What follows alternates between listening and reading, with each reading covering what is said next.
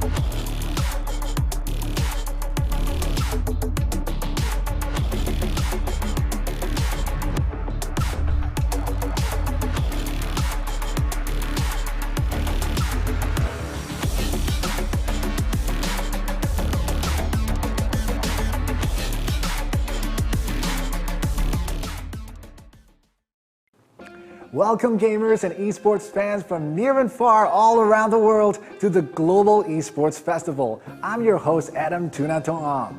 We're into week 2 of our 3-week celebration where we will be capping it all off with an incredible finale at Zouk, Singapore.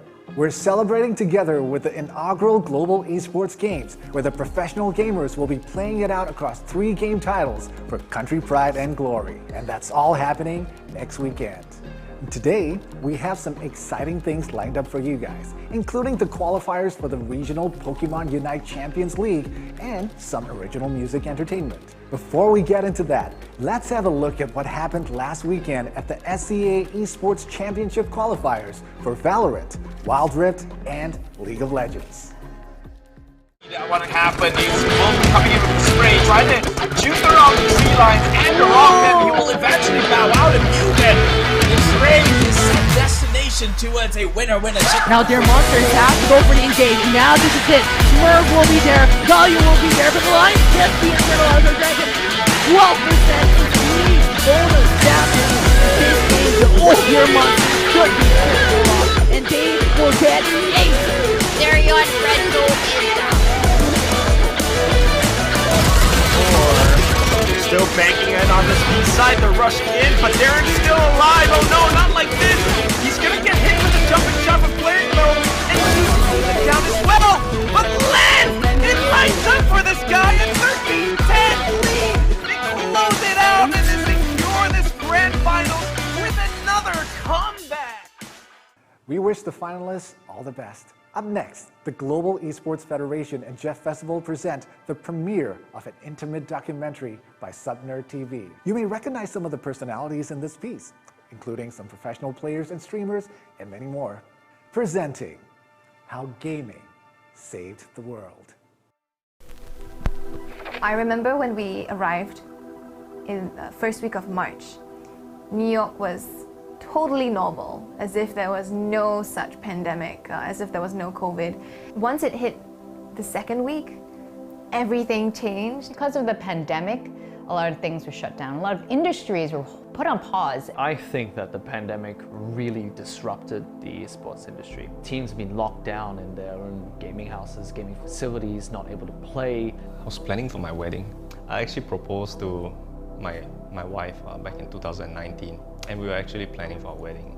I think Manila or the Philippines had it pretty bad. I think we were in like the top 10 list of people who had COVID cases daily.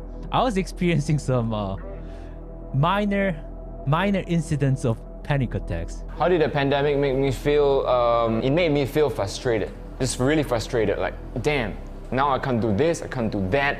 So what COVID did is send us all to our rooms, figuratively and literally. It's been almost a full 2 years since life was put on hold. And yeah, it's been rough. Borders closed down, streets became empty. We lost our ability to physically connect. As social creatures, we craved a way to stay together. So when the physical world started closing in around us, it was our virtual worlds that came to the rescue.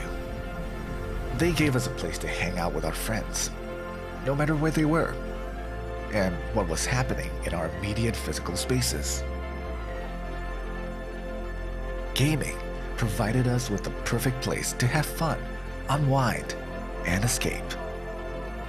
They kept us sane, and most importantly, kept us connected.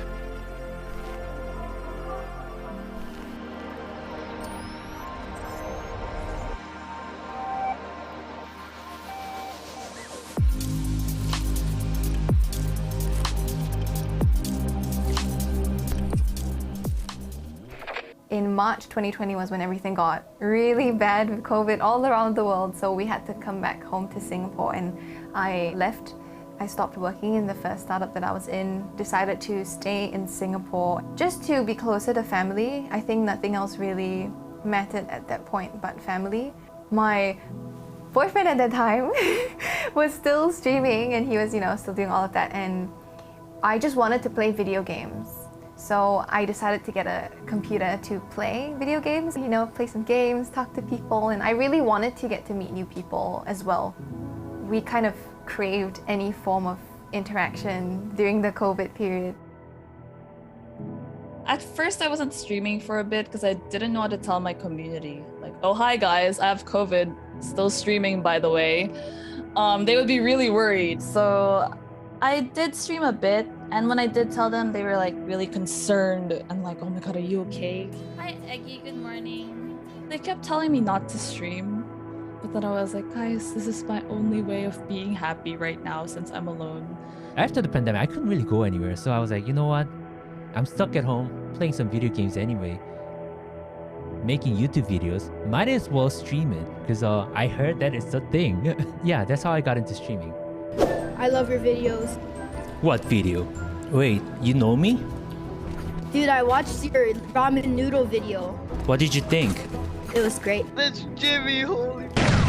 You sound like a teenage girl who just met Justin Bieber. I had some existing viewers from YouTube, so I had some viewers, you know, in the very beginning of my Twitch career too. But yeah, that's how I really started streaming. Pre-COVID, we used to have tournaments very often, you know, all over the world. But for players like me and most of the local players, we usually only travel to Asia. But unfortunately, you know, due to you know, the pandemic times, most of the tournaments all around the world has transitioned or transformed into a regional online tournament. So we kind of went from competing against others to competing within ourselves. The pandemic created a perfect storm that helped streaming, which was already huge, explode. You know, Twitch has existed for a while now, and it was very predominantly focused on the gaming community. Again, the pandemic has accelerated that, and now you've got all these other categories that have really flourished because of it. I think it unlocked this incredible thing which we call the passion economy, and folks might call the creative economy, but enabled us to be comfortable in our own skin to some degree, because we were able to see some new and rising celebrities and streamers that have become very, you know, famous in their own rights with tremendous following. The lockdowns even pushed some people into full-time streaming careers. I became a partnered streamer in October, and then in November was when I started giving myself that time to, you know, to think like, okay, maybe I can do this full time. And then by the end of December, it did really well to my expectations, and I was like, okay, all I have to do now is to actually be a full-time streamer, which is a lot scarier than I thought it was gonna be. I used to work as a concept designer for entertainment industries, like you know, doing character designs for video games or movies, stuff like that. I ended up realizing that I like video games, but I don't like to work. I don't necessarily want to become like a designer for video games. I was just kind of looking for exploring different options to like somehow reroute that love that I have for video games. So I moved back from the US in 2020 in September, and that is because I thought to myself, hey, I could actually start making money from streaming and being a content creator. Me being in the US on a work visa, I'm not allowed to make money. So instead of taking paychecks from the company that I was working for, I gave that up completely. So the bi-weekly paycheck is completely gone. And then I moved back to Korea, started actually monetizing my channel. And yeah, am I making a fortune? Not really, but yeah, I'm pretty content. I like doing this. I don't know if it's just in our country or in other countries, but gaming is so big here. I don't think you guys understand. It's like huge. I even was on a billboard. That was like my lifelong dream. I didn't know video games could put me on a billboard in the future. I was like, oh my god, that's me! My poster was right above BTS. The pandemic also changed the way we view communities and how to stay connected. Chatting with strangers came back in a big way. Well, I think it's really good to have like a good community and friend group to grow with in this pandemic, or in streaming as well. Like, it's good to be surrounded by good people just to keep yourself positive, because we all know how this pandemic can affect us mentally and bring us down a bit, make us feel a little lonely. or alone? I think whether it's Twitch or YouTube, I think people are looking for something that's more than just a person who can really play games. I think it has to be like a personality that they can relate to. I think that's the beauty of live streaming, because live streaming, unlike TV shows where they have like perfect makeup and perfectly prepared professional performers, these are like everyday people. I mean, most of those people are hyper authentic. So when they speak to camera or they speak to their communities, which are very, very loyal, they're doing it in a very, very authentic voice. It's not heavily scripted. Some of the biggest streamers and some of the biggest, most powerful streamers are actually just camera on living their lives, right? They're just camera on living their lives, and how fascinating is that? That's what I was wondering. I got into streaming, I think it was at the start of 2019. So the idea just crossed my head, like it's just something that I want to try. Not that I had any intentions to make money or living out of streaming, but it's kind of a way to interact with people, you know, through chat, through the stream chat and stuff while playing. So it's more of, yeah, just solely for that rather than for any kind of practice purposes. Whoever it is that I watch on Twitch, it's like somebody that I can relate to, somebody who's not very far off from me. They don't necessarily look the most beautiful a lot of the times, like myself included. And I think that's the real beauty of it. Like it's a platform of on everyday people, like platform where you see like a partial reflection of yourself. Like you don't get that experience from watching Hollywood movies. It's so nice to see how viewers can be really connected to their streamer, or just really care a lot about a person they don't really know, you know, like they just met them online, they just watched them, but they still have this connection to them. Happy birthday from Philippines. What's up? Mahal kita, man. Hi, Eggy. Good morning. Oh, he's almost dead. He's almost dead. Oh, let's go.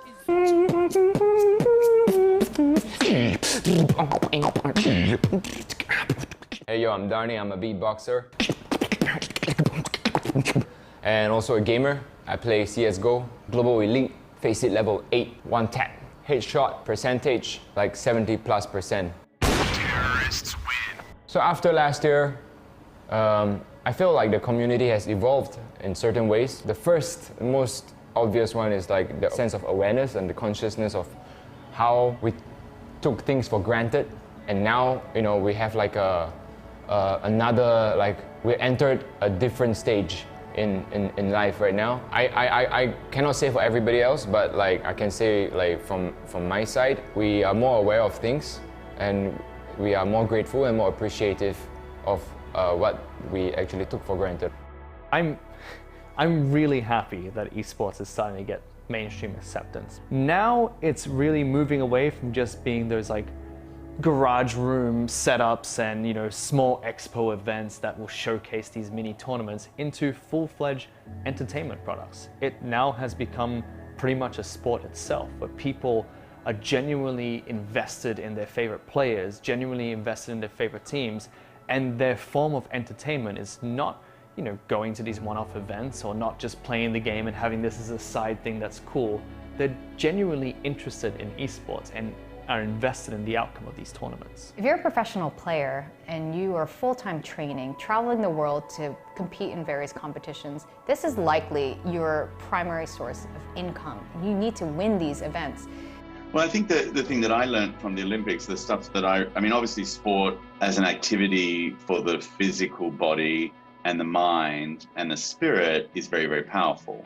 An athlete, what I've learned from many gamers actually is they approach, especially at the elite level, they approach competition exactly as I observed Olympic athletes or elite level athletes. They literally put blood, sweat and tears into their craft to be the absolute best they can be, not just to prove a point or not just because they really want to, but to put on a great show for millions of people who enjoy watching them perform at their very best. And it's, you know, incredibly uplifting to celebrate and to tell the stories of these incredible gamers and athletes as they have the same struggle as elite sport athletes and the same human struggles, the same storytelling to enable them to be incredible role models and powerful role models, not only from a skill perspective, but also from a human perspective. Incredibly rich and diverse talent and stories to be told. I can understand why anyone's really excited to get into this space. Even prior to the pandemic, the growth of gaming was already on a trajectory. But because of the pandemic, it has exploded. I can only see it growing from here. I think the big thing that we like to talk about at the Global Esports Federation is this notion of a convening platform where we're able to bring people together in a cadence that they feel comfortable with, right? In a level of participation that they feel comfortable with. In a very interesting way, gaming has connected everyone and kind of put everyone in a very similar playing field. So that's also about creating incredibly powerful events around the world that can showcase the skills and diversity of esports. It's only going to get bigger, but how the industry really evolves over time is it's going to be led by the organizations, the companies that focus on the gamers first. Gaming is so important to me. It's definitely my priority. Even if I wasn't streaming, which I don't necessarily consider a priority, I would still be working in the gaming industry. A lot of things connect people, culture, food, entertainment, but gaming is the one where people can really actually connect with each other in real time. Once the pandemic hit the world, all we did was just stay at home, and even most of 2020. So it was just play a lot of games. I'm sure everybody did. So having that support network to fall back on, knowing that you have people you can talk to who are going through that same experience and be able to do that virtually while doing something you enjoy, which is a passion of yours, that is very relieving. And I love that now we're seeing more and more people understand that it is completely okay to not be okay. It hasn't been an easy 2 years. But video games helped the world stay connected when we were all cut off from each other. That's worth celebrating.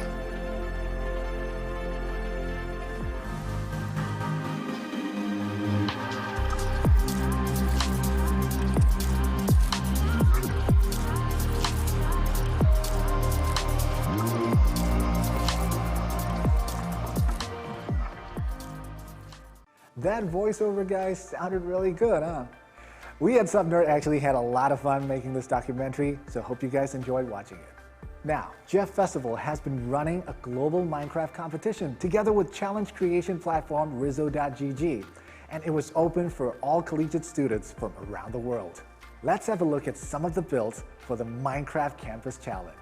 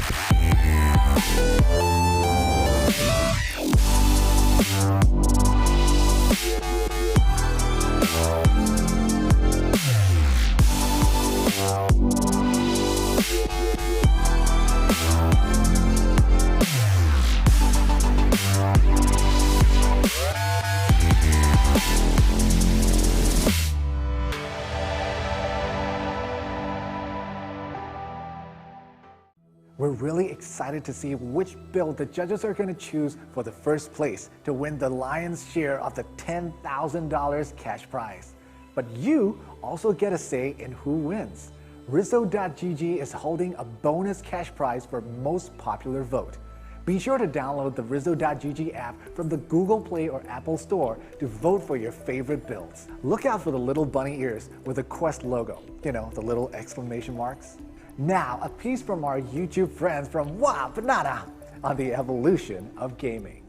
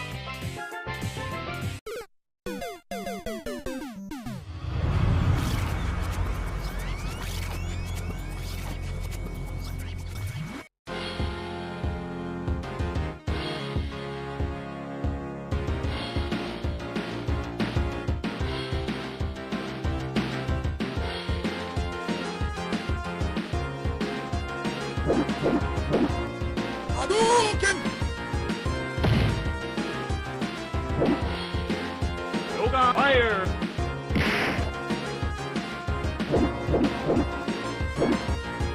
Shoryuken!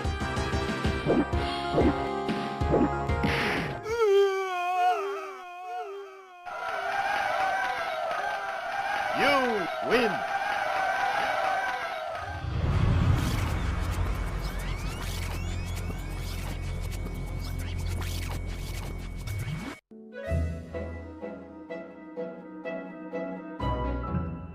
Punta para la have. Me yao. Me la la ho. Hey.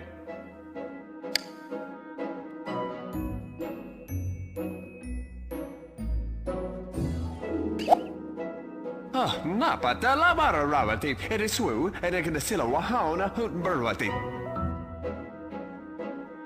Parfum way. Rick ra lao.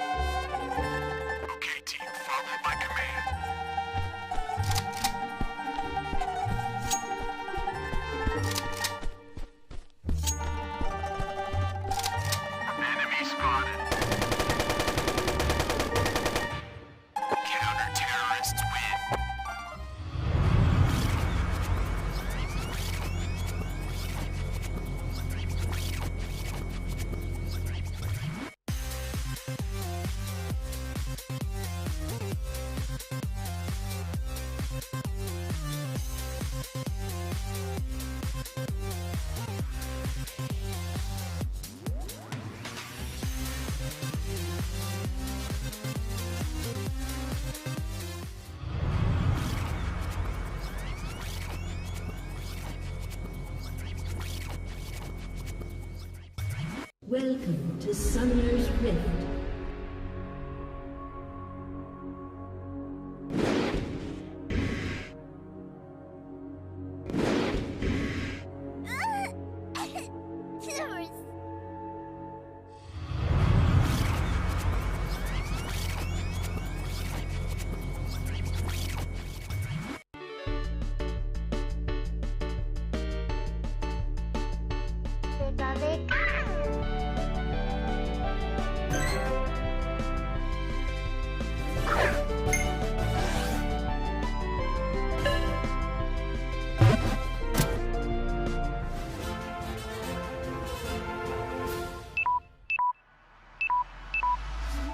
Wow, banana.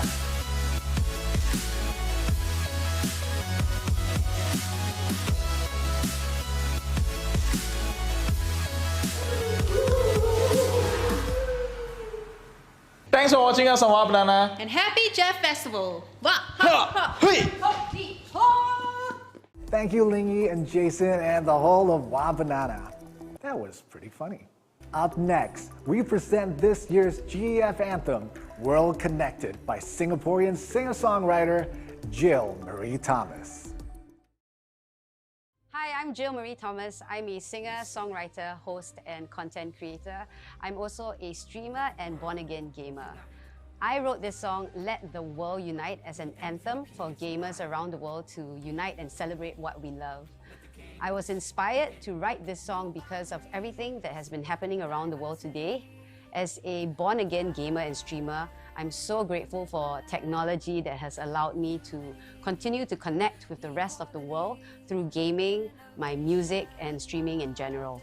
So the driving force in this song, the beat that keeps going on throughout, signifies the power of this camaraderie and unity that all of us gamers feel when we come together and play games and connect through Discord.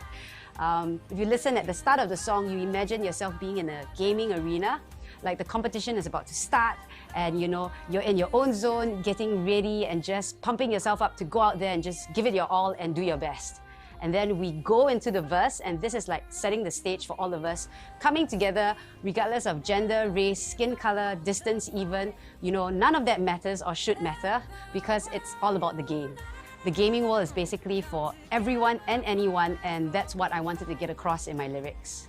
This then all culminates into the chorus, which is like a chorus for all of us to sing together with a united front, with all the passion that we have, an anthem for us gamers to all stand tall and proud that despite all that's happening around the world today, we have this platform and space, to come together and fight for what we believe in. And then in the bridge, every time I sing it, I feel so much emotion with the words, standing on the edge of the world, we fight for the right to be us, we never give up on the fight, let the world unite.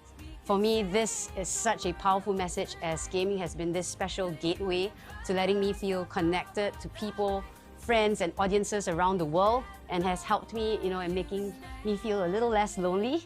I think a lot of times not everyone gives gaming, gamers and esports the due respect and credit, but there's so much pride, passion, love and hard work behind what this whole arena is about. So let the world unite encompasses all of this, the coming together, the equality, the diversity, the inclusion of everybody and the fighting spirit behind esports.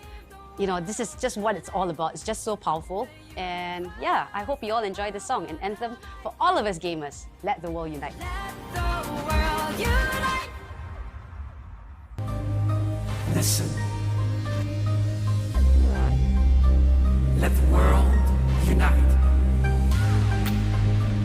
The MVP is mine. Let the games begin. No boundaries, diversity, pride, commitment, unity, equality, innovation, not division. Let the world unite. Come together forever we fight. We can save the world tonight. The universe, the power, the might. Let the world unite. Standing on the edge of the world, we fight for the right to be us. We never give up on the fight. Let the world unite. Come together forever we fight. We can save the world tonight. The universe, the power, the might. Let the world unite.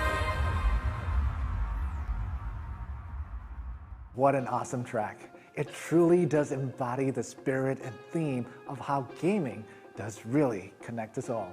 And there's so much more of the festival to go. Next week, we'll be announcing the winners of the Minecraft tournament and the finals of the Pokemon Unite Champions League. And we'll also be featuring a sick original track by globally known beatboxer Donnie and the FKBN dancers, along with an insane animation by JJ Lowe at the brand new Razer SEA HQ. In a dynamic celebration of esports culture, the Global Esports Games will also be bringing the action to the heart of the city.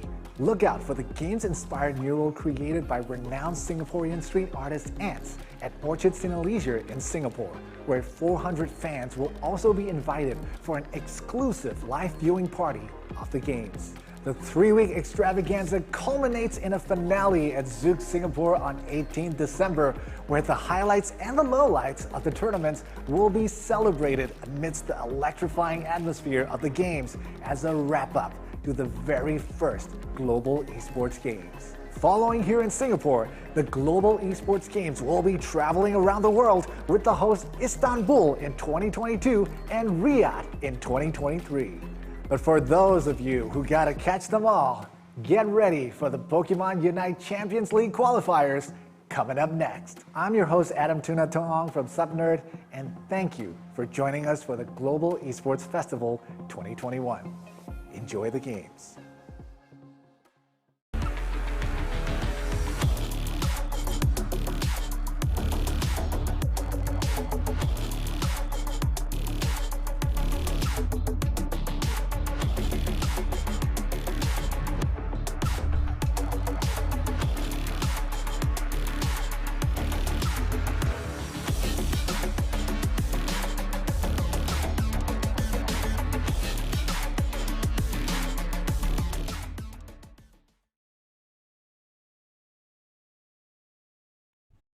Well, hello everyone, and welcome to Champions League qualifier rounds for today. As you know, brought to you guys by Global Esports Federations, Global Esports Games, and Rizzo. And the production today is just also brought to you guys by Select Start. My name is Moonboy. I'm joined by Perma Sneeze today. How are you sneezing going, my friend? Hello. I'm sneezing quite a bit because yesterday, of course, we had to do ARTs to come down here and bring the production live to you.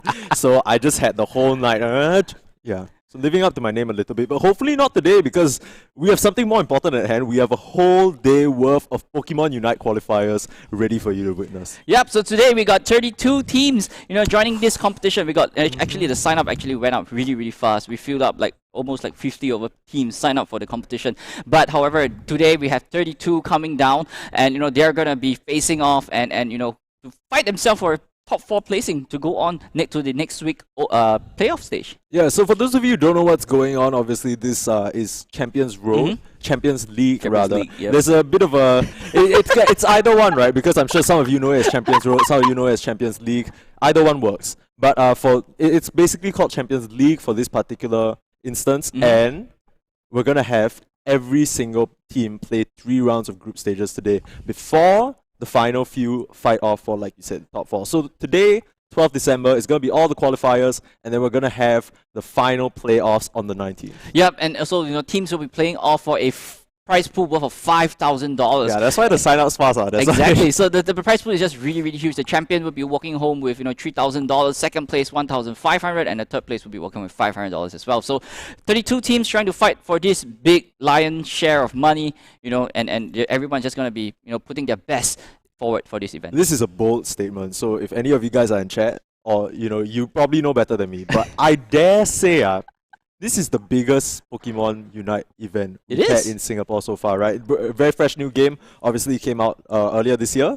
And, there's a lot of grassroots organizations trying to come up and elevate this game to the esports level, right? We recently got word that there's going to be a Pokemon Worlds. Worlds as well. So that's obviously something to look forward to. But a lot of these players, even though they kind of, this game has only existed for such a short while, have already elevated the level of their play to such a high degree. I think through a lot of these community tournaments, we see that a very high level of play already has been achieved, and I'm excited to see that again today. Definitely, we've already seen really strong teams coming together just in the Southeast Asia kind of context, right? Southeast Asia power. So we got players from all over Southeast Asia. We got a team from Singapore, Malaysia, Philippines, Thailand, and so on and so forth. So there's a lot of different groups of players coming in all the way from Southeast Asia. So we get to see high-level players coming in from these players because we know we've seen a few names, familiar names right over here from the region. Yeah, so I think key thing to know for you guys who don't know, obviously this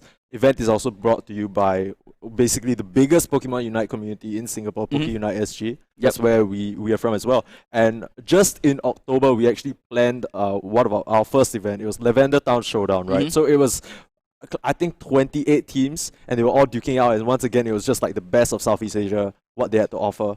And that already was kind of a spectacle. We saw My Cutie Boo. Obviously, they're playing under a different name. We'll get to that later when we look through the teams and the brackets, of course. But the same names reappearing over and over again, right? That's a good sign because it means these players are dedicated to stay at the top and keep their game up. Yep. So we got the champion of the Lavender Town, as you said, Spooky Main. They're back here, trying to fight for that title as well. We got a few grassroots names from the community as well. We got teams like Pokeballers. We got teams like I think Shadowverse. I think they're here as well. I think okay. So for example, some of these teams obviously had a lot of ideas about what their name should be, right? We had a lot of people last minute renaming, and so on one hand, it's it's still kind of up in the air, right? Because some of these teams, they're coming in with a stack of their friends, they just want to have some fun. But there's also people who are potentially considering this as some sort of semi-professional scene they could get into. Definitely. Which is something, obviously, that we need to touch on because it's still a very young game, once again. But once again, level of play already at a very high level, and with the Worlds announced, with events like GEF, right, bringing this game more attention and more support, infrastructure as well, there really is this opportunity to perhaps even be signed to an organization in the future, right? We already saw a lot of other mobile games as well take off, and now it's on the Switch as well as the mobile. That's just more accessible. Accessibility for more people to hop on. Yeah, definitely. And that being said, everyone is just training every day, right? We have seen, like, we got a Discord server full of like Poke Unite Discord server. Every night players are just practicing and just gathering together, enjoying together as a community, as a competitive at the same time as well. So there's lots of back and forth coming in for this particular game. So there's still a long way ahead for this game, and more content and things like that is definitely coming in as well. Not forgetting Dragon Knight. So before we get, of course, to a bit more information about the tournament, a few things about the game at hand, right? One thing to note about this tournament is that the new Pokemon Serena is banned, right? Because when she came out, a bit too little time for teams to kind of, we didn't want to just kind of throw them a curveball, right? Because we were sure, like Moonboy over here said, a lot of these teams already practicing so many days and nights. We don't want to just throw them a curveball like that, I think. So that Pokemon is banned. I believe Cramorant, as of present moment, is banned as well because of a bug. But apart from that, it's free for all. It's free for all. Yeah, it's free for all. Yeah, so I mean, speaking of, such Pokemon, like, recently there is also a big patch notes that came in. Literally 4 days ago. So speaking of curveball, that one not far. That one not far already. Curveball coming in from the Pokemon the Pokemon side. So we got really big changes. We got Gardevoir, Mamoswine, and Garchomp having one of the biggest buff in this whole patch. Bringing down their leveling, the evolution level down by 1 level, and that could really make a difference, especially in a meta like that today. Yeah, I always thought it was cool because there's like obviously there are other 3-stage Pokemon as well, right? Like the starters, Charizard, Blastoise, Venusaur, but they were always at kind of a level lower. So I thought the scalability would be different, but since we talk about Venusaur, that Toad is a menace right now. I don't know how. It's my bold prediction time.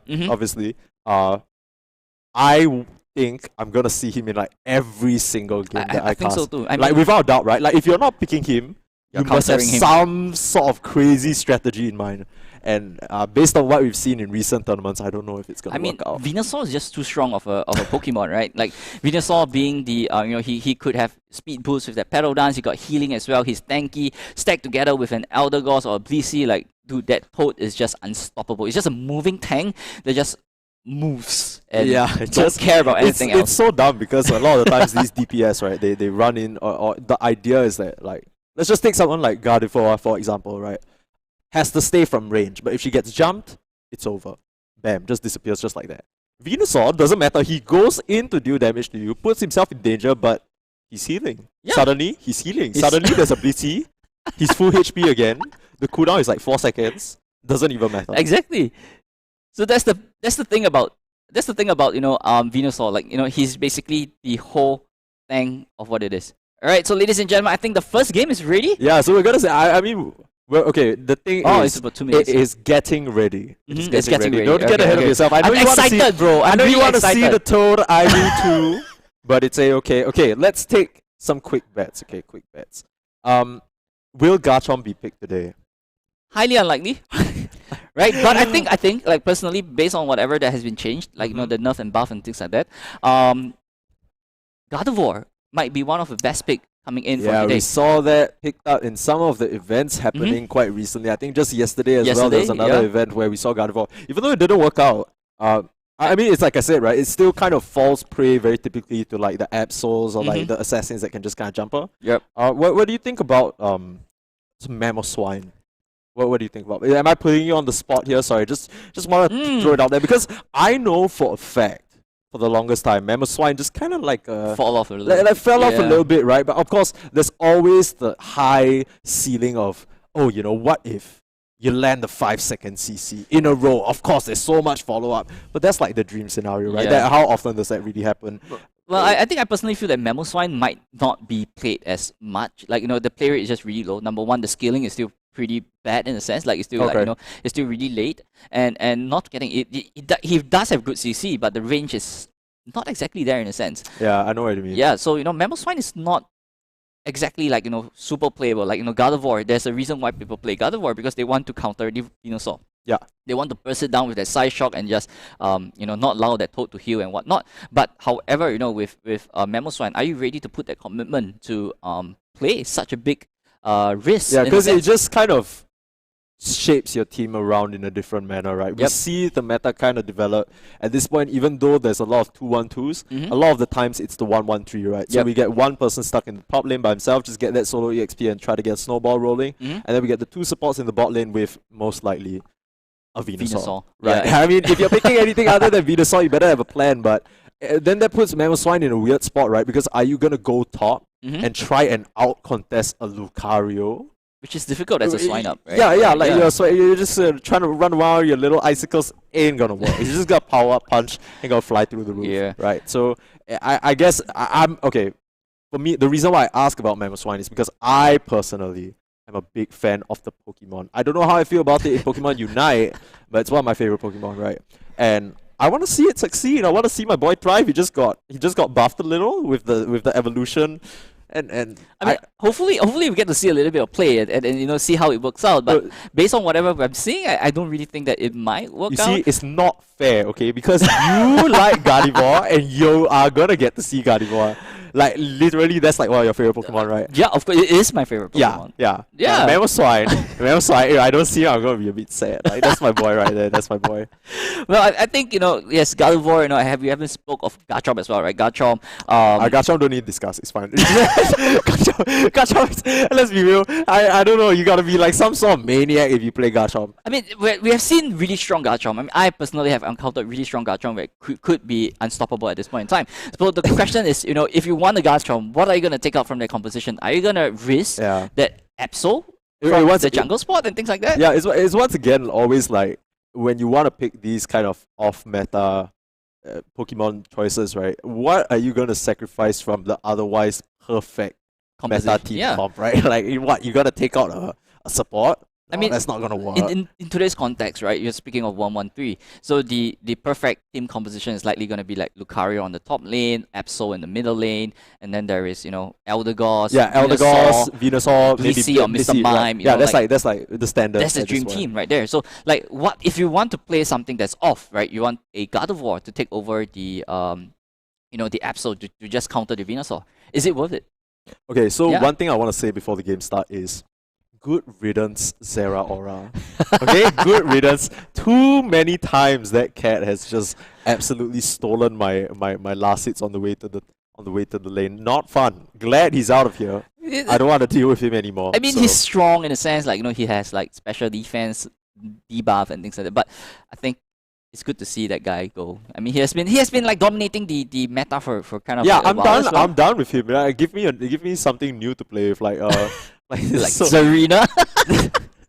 Yeah, actually a really strong Pokemon. You were saying you like her a lot. I think just now we were talking to some of the other casters as well. Obviously, myself and Moonboy, we're not going to be your only casters for today. We have 2 more very excited young gentlemen waiting on the sidelines to bring you the action. I don't know if you guys saw the caster announcement, or maybe if you're here because you're looking out to watch somebody, but obviously we won't be the only ones bringing you the game. But yeah, we were talking to some of the other casters just now, and Serena, it's pretty strong. Yeah, but okay, once again, it's once again about the release brokenness, right? It's gonna take a while to not only just ease into it and get used to her skills, but for the Pokemon company to be like, yeah, maybe we gave her a bit too much of everything. That's usually how it is with these new release characters. I think it's just consistent across all games, right? Every time you just got a shiny new toy, you want to make it.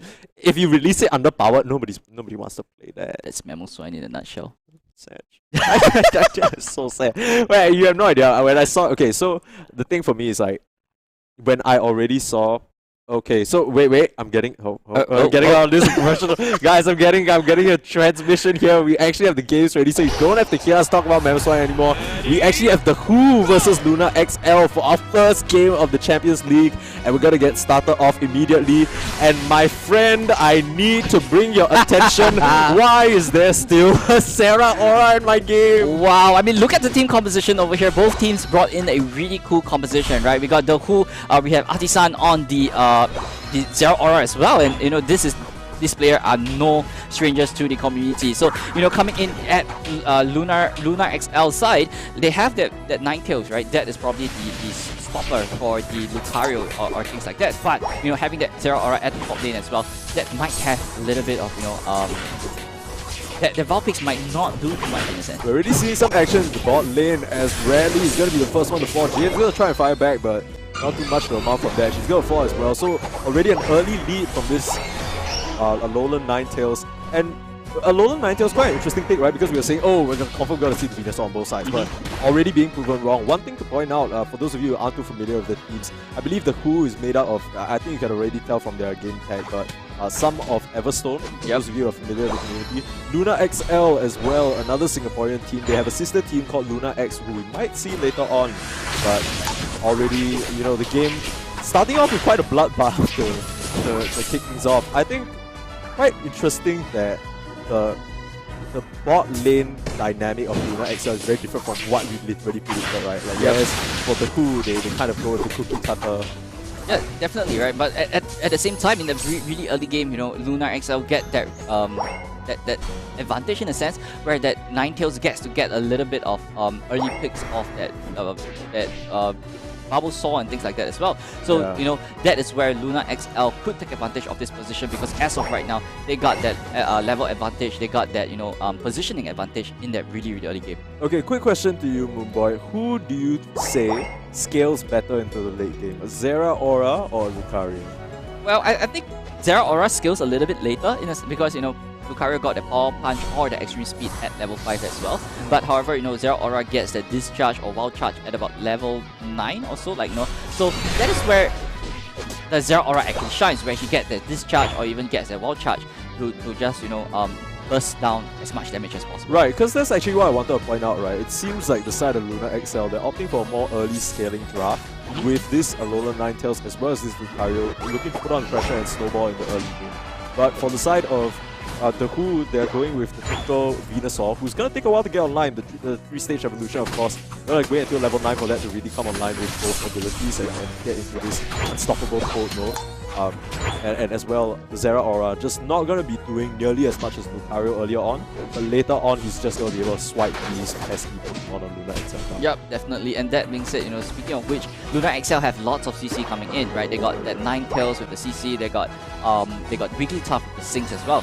But however, you know, the Who have that Blissey, which is like, you know, if he went with the Safeguard route, right, Blissey could cleanse every single Pokemon in the radius with any CC being down. So, like, you know, that is where the Blissey is just going to shut down that Wigglytuff. That Wigglytuff is probably not going to be doing too much in this matchup, especially when the Who has that Blissey. Okay, so Luna XL actually just managed to get all their Pokemon in the bot side, or at least 4 of them here and in position. They managed to secure the Dreadnought without much contest, but in comes the fight from the Who. They want to punish. They're going to take out the Ninetales straight away and Laughin. He won't be laughing so much. He has to run away and get home. Get out of here. It's going to be the dance coming in hot and heavy. And you know, it's still a pretty even trade overall. Like, I think maybe 1 or 2 months ago, right? Once you get Dreadnought, that's such a huge lead for your team, right? But now it's kind of a bit more even out. The Rotom is a bit more substantial. Speaking of the Rotom though, it's gonna be Luna XL who managed to secure it again. Artisan not able to get that for her team, and it's gonna fall quite low, but the backup is there. They've rotated back to top now. They know where that's the money is. And Laughin, once again, a bit under threat. They're still trying to chase forward, but Artisan actually gonna go a bit too far forward, and the Unite move from the Greninja. The swipes come out, and they're starting to fall very quickly. I don't know whether they can fight this 2v4. YTF gonna overextend quite a bit. Demachi manages to clean that up. And it's just gonna be trades all around, just action non-stop for these two sides. Yep, so this is the thing about, you know, you guys can take a, like, I would like to bring your attention to the leveling coming in from the Who, right? And, you know, like, they are pretty other level compared to what Luna XL have. And that being said, Zeraora is still at level 8, while, you know, the Lucario on Luna XL side is already at level 11 at this point in time. So, you know, that Lucario will be able to bully Artisan as much as possible, because, you know, that's the amount of damage coming in and the advantage with so much level above your opponent. You know, Luna really take like this Riven, really took advantage of that, and you know, he's just going to capitalize and not allow Artisan to get any more farms at this point. I will say though that the one shining light of the Who is definitely going to be Benvachi on this Greninja. Even though this Pokemon got the nerf hammer quite a bit, still ahead of YTF on the opposing Greninja. So I'm going to be looking at him to try and make the moves. And speaking of moves, already down on the Laughing once again. This poor Wigglytuff always taking the damage. I mean, that's what you got to do kind of as the tank, right? And they commit 5 people to bot side, and it's pretty interesting that they do because they want the Dreadnought obviously, but like you said, River just having the freest game of his life right now. Artisan forced to come on board and try and make something happen. They're going to take the Dreadnought easily. YTF can't get in for the steal in time, but Unite moves are coming out. In comes the Unite move from Benvachi. Is that enough? They're just popping ultimates right now. They want to take this fight, and the huge burst from Artisan more than makes up for the kind of rough early game she has. And actually, now it looks like it's in the Who's favor. It just turned around in a nutshell, just like kind of flash of lightning, just like that.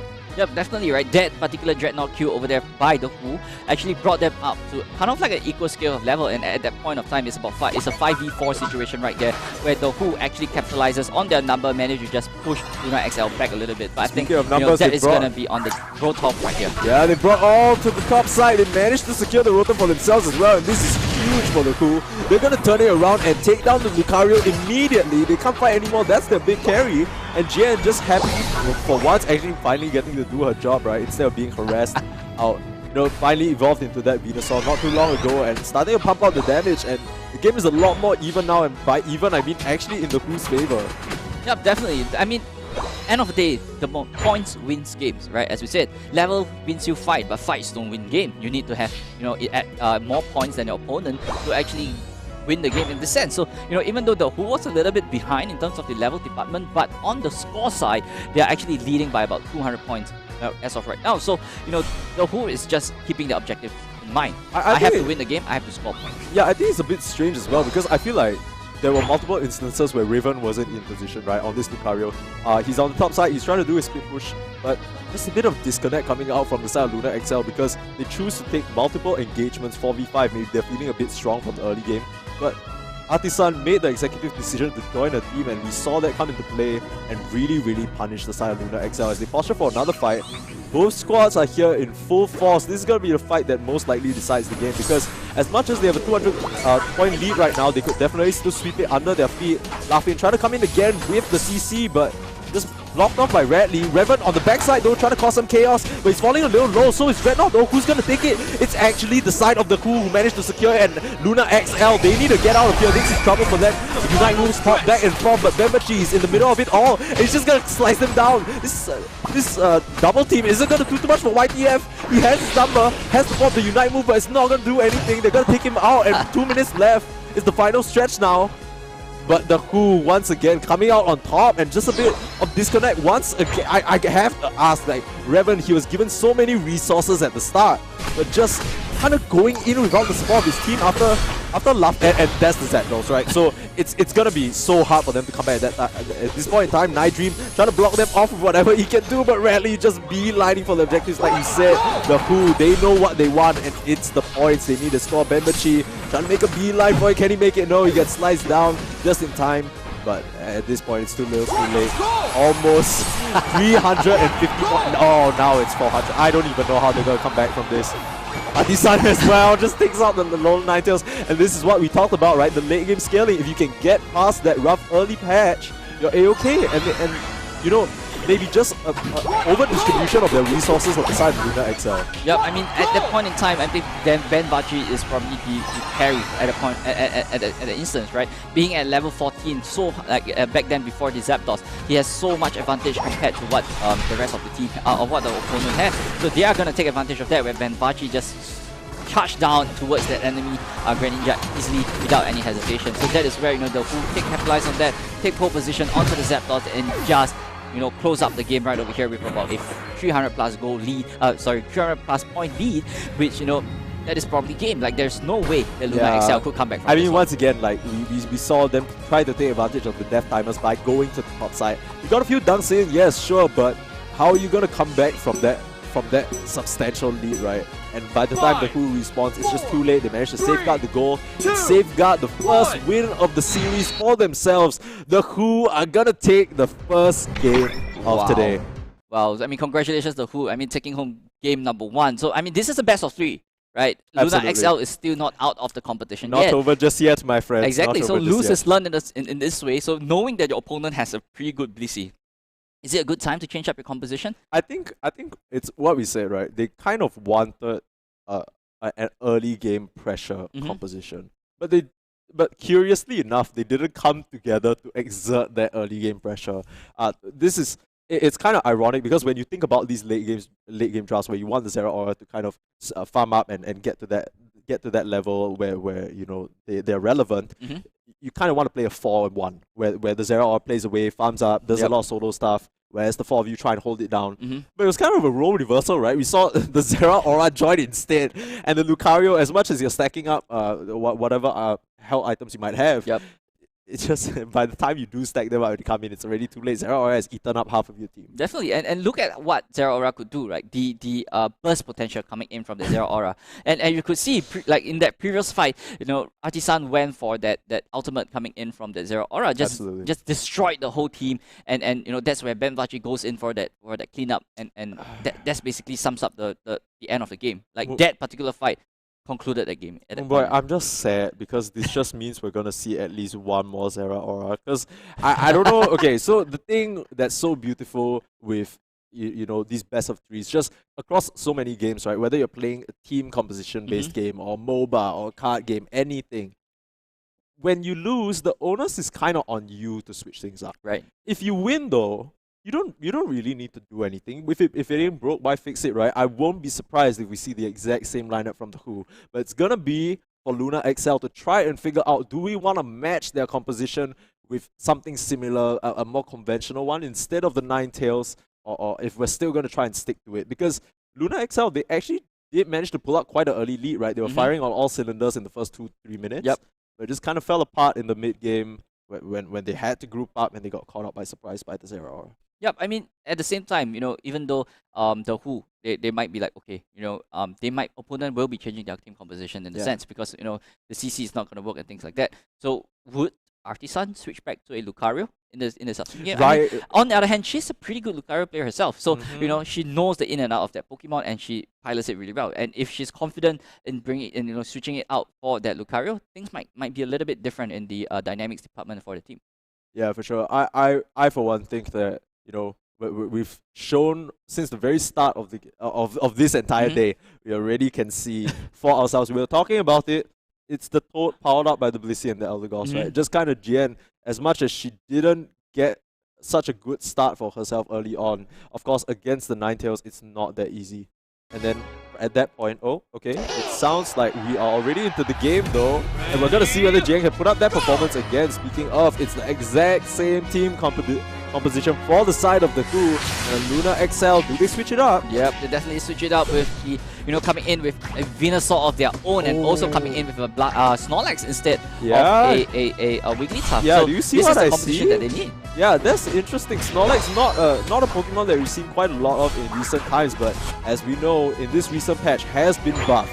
So we're going to see whether Laughing can do a better job in terms of CCing. Of course, not really Laughing's fault. It's just kind of, he had to be the front line, right? And it wasn't out. And speaking of front line, he's right up in their face right now. Once again, putting on the pressure. And Jian is going to fall to Nightdream this time round and gets the dunk off. This is the power of the Snorlax. Just such an immovable object early on and can keep the chase going non-stop, and they put that to their advantage, already taking the early lead. Yeah, so this game is probably going to be looking a little bit different coming in from Luna XL. Having that Snorlax in that forefront, you know, having block and having slam, those are the CC that requires, that you know, could enable Venusaur to go for a really cool Paradance or really big, you know, Giga Drain and things like that. So that Snorlax is going to be making a difference. It's tanky, it has lots of CC, so it's all down to how, you know, the Who's DC is gonna react to this. Like, you know, is that safeguard gonna be have to be used at a really perfect spot before the Snorlax goes in for the heavy slam? Yeah, I do want to say though, one thing to point out about the heavy slam that makes it a bit different from Wigglytuff's Sing, right? It's with Wigglytuff, you kind of have to run in, so it's very telegraphed where you're gonna go. In that sense, Blissey can kind of keep herself in a safe position where she can safeguard, you know, without being caught by herself, right? So she's gonna stay away from that range. It's very obvious. The thing about Snorlax is, the heavy slam is a lot faster and covers such a large area, right? You can kind of just jump into them without them knowing. Yep, and that being said, you know, speaking of the top side, you look at the Zera Aura is only at level 4, while, you know, the Raven on you know, the on the other side is at level 7 already. So, you know, they really have to try to catch up for Artisan. If not, you know, the Grand Ninja from Benvachi really have to come over to just help him out so that she could farm a little bit more and you know, be on par so that she could be a little bit more impactful in this match. I mean, the Who, they're no strangers to this, right? They already kind of... This is a situation they were put in previously. I'm pretty sure they can try and come back from this, but they're gonna have to really capitalize on the mistakes because, as we see, like you said, level 8 on the Lucario and level 7 on the opposing Greninja. Of course, they're even at that point, but I don't know how this Zera Aurora is gonna come back into it because without that power spike, speaking of a fight though, like they're breaking out, laughing once again, trying to go in. They want to fight over the bees.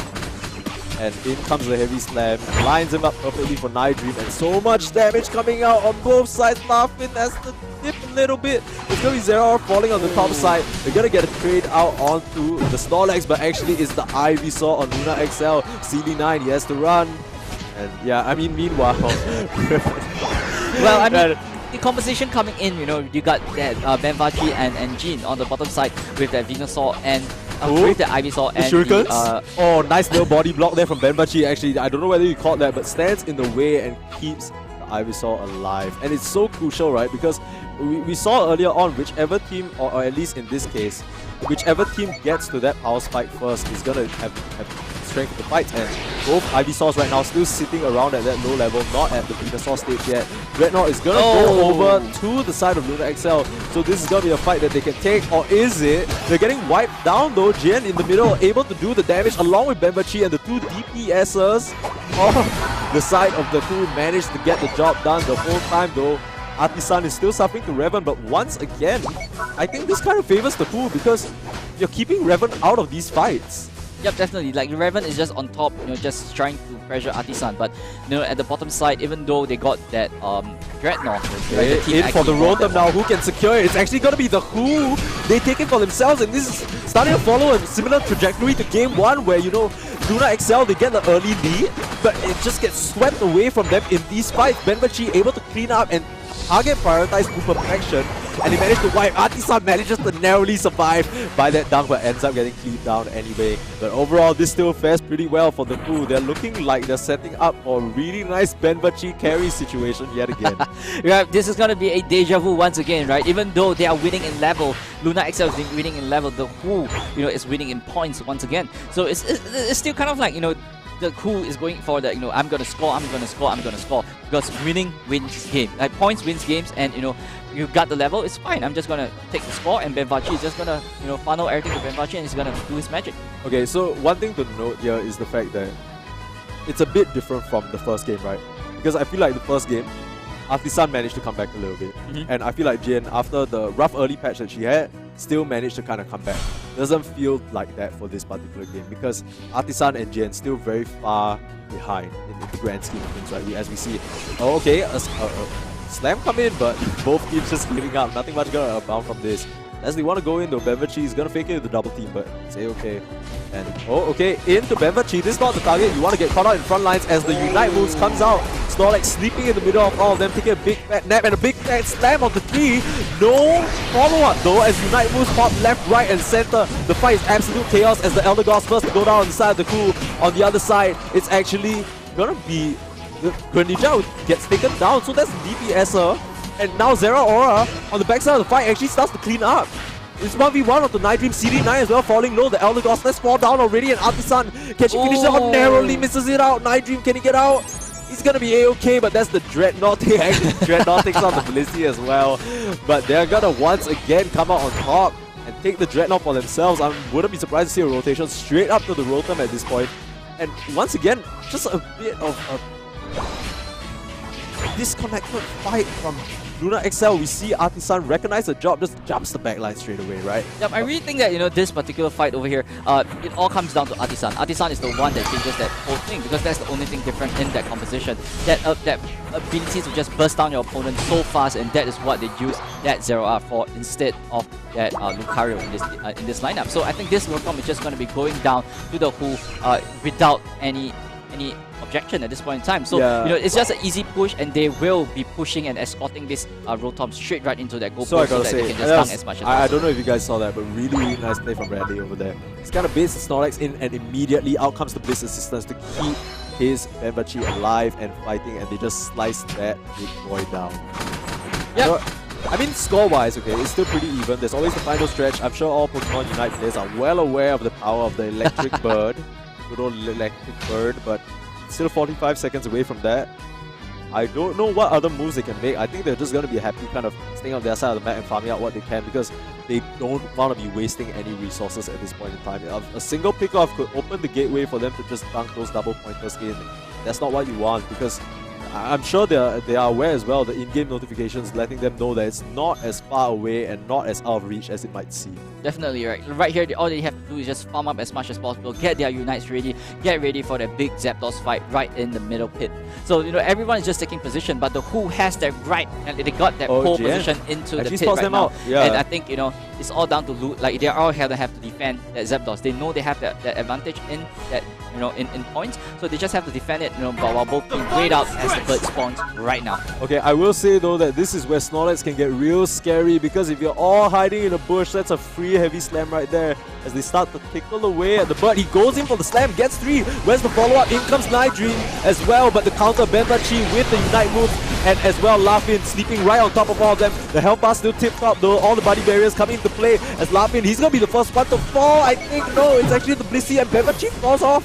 As well, Revan, he's gonna start to get taken down, but Nightdream still sitting pretty healthy and takes out GN as well. The last but not least, I'm 153 CM, not so much anymore. You are now 6 feet under, and the bird is gonna be stolen right from under your nose, my friend. Wow, I mean, that is such a big engagement, and that is where the Snorlax actually shine. As long as you know where your opponent position is, goes in for the slam, and the rest of the team just goes in for the follow-up, and that is exactly what Luna XL did, and they just executed to perfection, and taking out Benbachi as early as possible. This way, they have no carry, they have no way to secure any heavy damage coming in as well. So that is where Luna XL took advantage of that and just steamrolled the whole team in that particular fight. Okay, so it's not exactly over just yet, right? Because the point difference is super high, but as we already see, the entire side of Luna XL, they're positioned very nicely. 2 players on the jump pads waiting to strike, and 2 already on each goal. 1 top, 1 bot, ready to defend it from prospective attackers. And here they come, GN, Radley C, and I'm 153 CM trying to come in, but the health pass is gonna get wiped away by the pedal dance.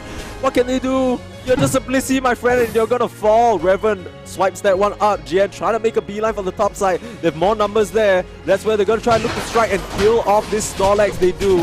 Revan though, in with the moves and cuts them all down. That is good night to the side of the Who, and it looks like we're going to a game 3. Yep, so I mean, take a look at the Luna XL. They gain an advantage in the early game, and then they took the advantage all the way down to that final stretch and winning that Zapdos fight right over there as well. So I think it all comes down to the Who. How are they going to counter this one? The early game is kind of weak compared to their opponent. Like Jean usually 2 out of 2 he dies really early into the farming phase. So that is not exactly where you want to be. Maybe they have to pull the strategy back a little bit, be a little bit more conservative, and not be so aggressive to risk yourself in that position. I will say though that it's still pretty up in the air in terms of what works and what doesn't, right? Because this time Luna XL threw them a curveball in the form of the Snorlax. Like we mentioned earlier on, this Snorlax, such a unique kind of pick to round out their draft, just because of the fact that it puts Blissey in this tough spot. I think especially in that last fight, once you slam into 3 like that, especially the back line, the Blissey has to make a decision. Do I want to stand in this Snorlax's Unite move? Right. Or do I want to kind of back up? But then once you're trying to back up, you can't turn around and cast your safeguard. And that's what led Benbachi to fall so early on, right? Very nicely placed from Larfin over there. Didn't have the best time early on, but manages to make it work for his team in the end. And even though he ends up falling, you're fine with that. You take up so much attention and you soak so many resources. And we saw as soon as we're like, oh, the Snorlax is dead though, and then suddenly Nightdream and Revan just come in and swipe them all apart. It's just like that easy. I mean, the Snorlax is already at the forefront, right? He goes in for the slam and then he pops his Unite immediately. So like that sustainability and yet doing damage in the area of effect, like that is just gonna do so much, and that literally tears the Who apart. And also the rest of the team going in, aiming Benbachi first, and this way the Who has no way to deal any heavy damage other than Artisan being on that Zero Aura, which is really easy to go down because it's just a glass cannon at the point. The thing is, I don't even think it's Benbachi who's playing bad, right? It's just really nice target prioritization from Luna XL. I don't know if you noticed this particularly, and I'm just gonna talk about this over and over because I feel like Larfin, even though he had a bit of a shaky performance in the mid game with that Snorlax, he sees Benvachi at the front, Right. right? But he walks past the Greninja and CCs the backline instead because he knows this Greninja is only showing because his supporting cast is sitting right behind him in that bush. So he just walks past it, slams right down on all of them, and from there, once again, it's that decision. Do I run or do I stay in all this AoE damage to try and keep my Greninja alive? They make the decision on the back, and that's where they strike onto the Greninja. Yep, and basically that's it. They just wipe up the whole team. They got the Zapdos, and basically, you know, there's no way that the Who could just turn over that one. They're below. They're really low in level compared to their opponent. They're I mean, yes, they're holding points, but their HP, they are not as tanky as like a Snorlax or things like that. Absolutely. So they wouldn't be able to get any post Zapdos dunk or like reverse dunk in this counter dunk in that sense. So that is where they fell out in that part a bit. With this composition, they really have to be ahead the whole game, or else it's just really tough for them.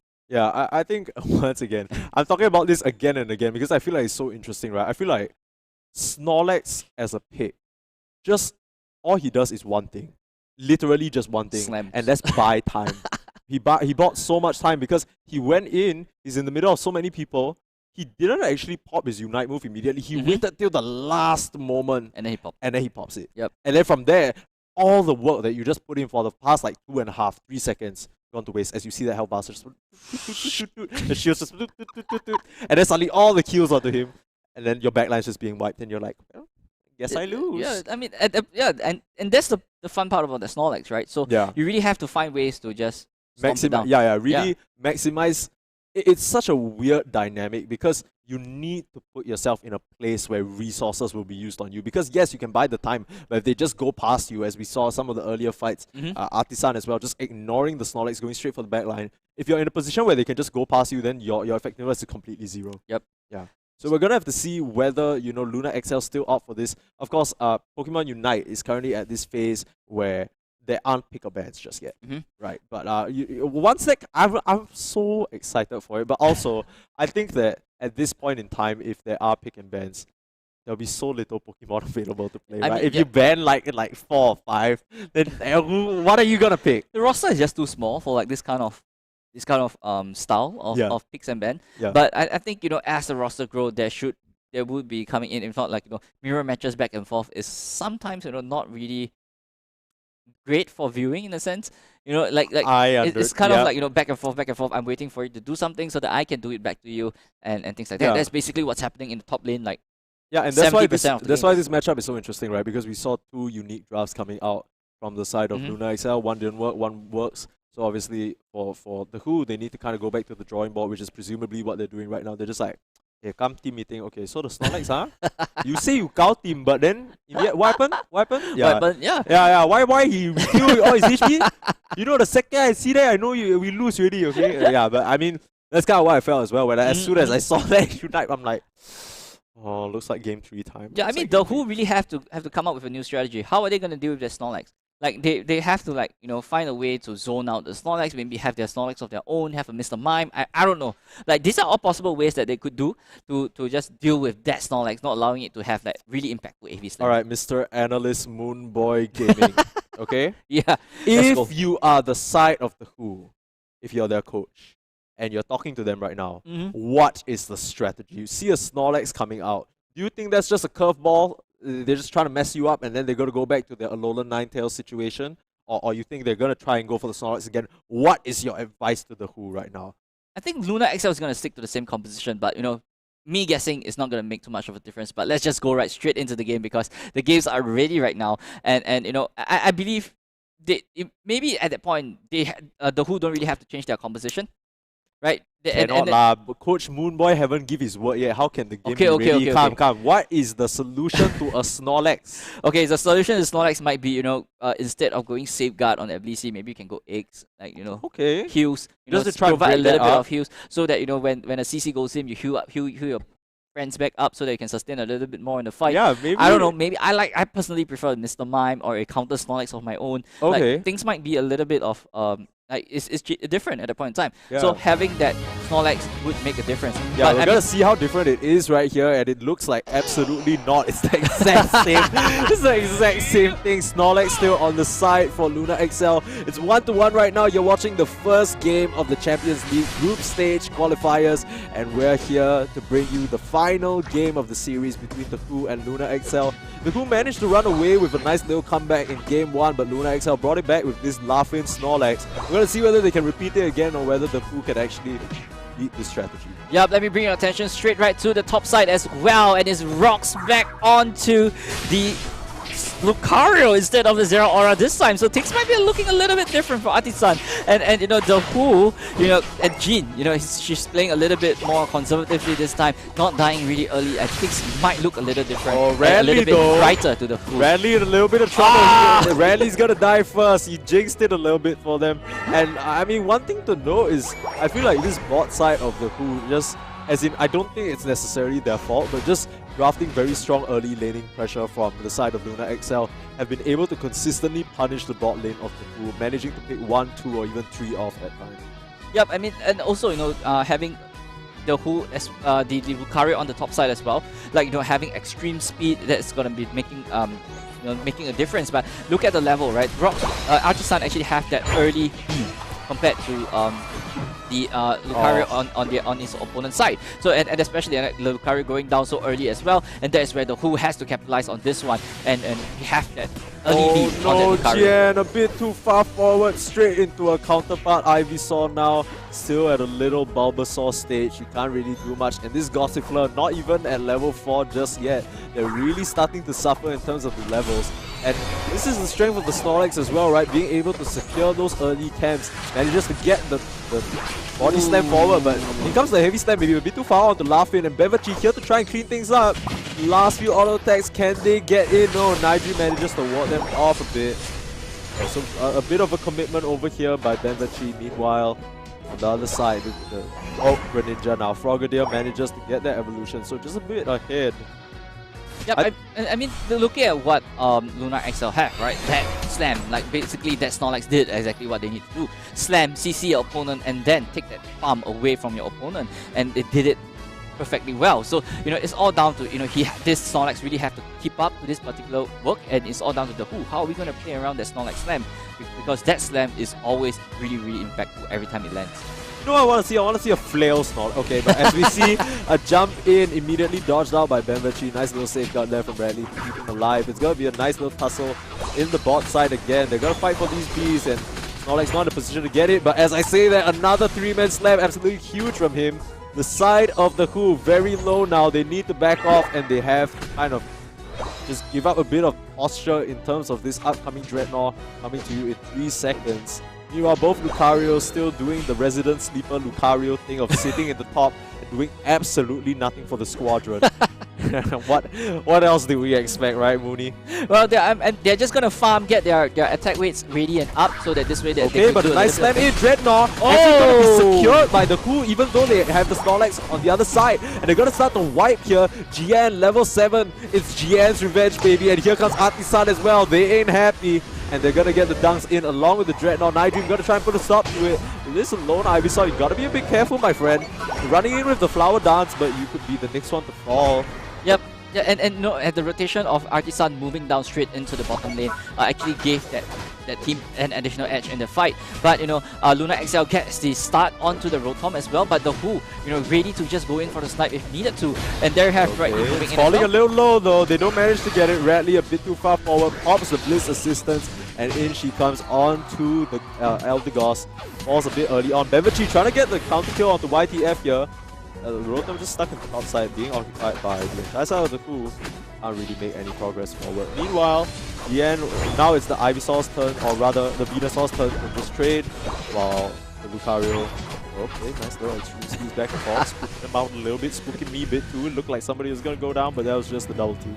Yep, so, you know, even though, you know, Luna XL got that Rotom, they got the EXP and the additional points coming in from the Rotom, but, you know, if the Rotom didn't reach a goal, that rotom basically translates to nothing. So that is where the Who actually knew, no, we are not going to allow that rotom to fall into our goalpost. We are going to stop it there and then. Even though they got it, we are going to win the fight, chase them away, take down the rotom, and just reset and get ready for the next fight as Dreadnought is going live in about 25 seconds time. I mean, the rotom obviously really good in terms of EXP, but doesn't manage to do anything quite very effective, right? Because the top side goal still, you know, not managing. They just keep it right there. It doesn't manage to make any progress. As you see a fight going on actually, but okay, it looks like absolutely nothing's happening. They're just trading a little bit, poking a little bit as they gear up for the next Dreadnought coming in 5 seconds. This could be the fight that decides the game here, or at least this portion of the game, as it spawns and both teams posturing. This is the position you want to be. He's gonna get a slam off on the Artisan, manages to get the dash away, being chased down though, but they actually managed to take the Dreadnought right from under their nose, and in comes the fight. They get slammed up, but now the side of the Who have a better position here. Artisan has to back off, and it seems like Lucario's preoccupied something on the backside. I'm not really sure what. Revan a bit late to the fight, and that's going to cost them their Greninja early on, and now it's a 4v5. They can't fight. Laughing to fall. Nigel getting knocked up as well. They're getting absolutely shredded, and it's 4 down on the side of Luna XL. And once again, I have to ask, where is Revan? I mean, Revan did try to do a little bit of something, but you know, however, I think that fight fell down when that Snorlax decided to slam on Artisan, and they are unable to capitalize on that. Not taking the kill there and then. Actually, allowed the team to get goals for a snowball. The Who took down the Dreadnought. They got the additional shield as well, and Bliss assistance, Buddy Barrier as well, keeping her alive for now. She's gonna fall though. Rally C could be next. In comes the Elder Goss with her own Unite move, and Unite moves just being popped back and forth for this Rotom. It's actually gonna be a steal from the Who, so they managed to take that right from under their nose yet again. Benbachi trying to doing a little bit of the sneak in. But he's in between 4 now. I don't know how sneaky you can be when you're in this position. Shuriken's coming out, the health pool dropping down, and he's gonna fall. But overall, still pretty good. 230 to 82. The Who definitely in quite a commanding position here. Yeah, definitely, right? Like having that Rotom going in, like even though it didn't, you know, they didn't go for any follow-up dunk as well. They actually these supports do not care. They're trying to go for the dunk, but that's where the Snorlax comes into play, right? The blocks, Radley, can he get it? I'm 153, doesn't manage to land it. The Blissey manages to drop her 40 into the tank though, so 3-2-2. Wow, I mean that they're just rushing in to try to take advantage of that Rotom, and that actually translates to it. Like even though you know that the support fell there and then, but they did manage to just score the points. Like with this team composition, they really want to just score points again and again and again, and that's what the Who is trying to do the whole time.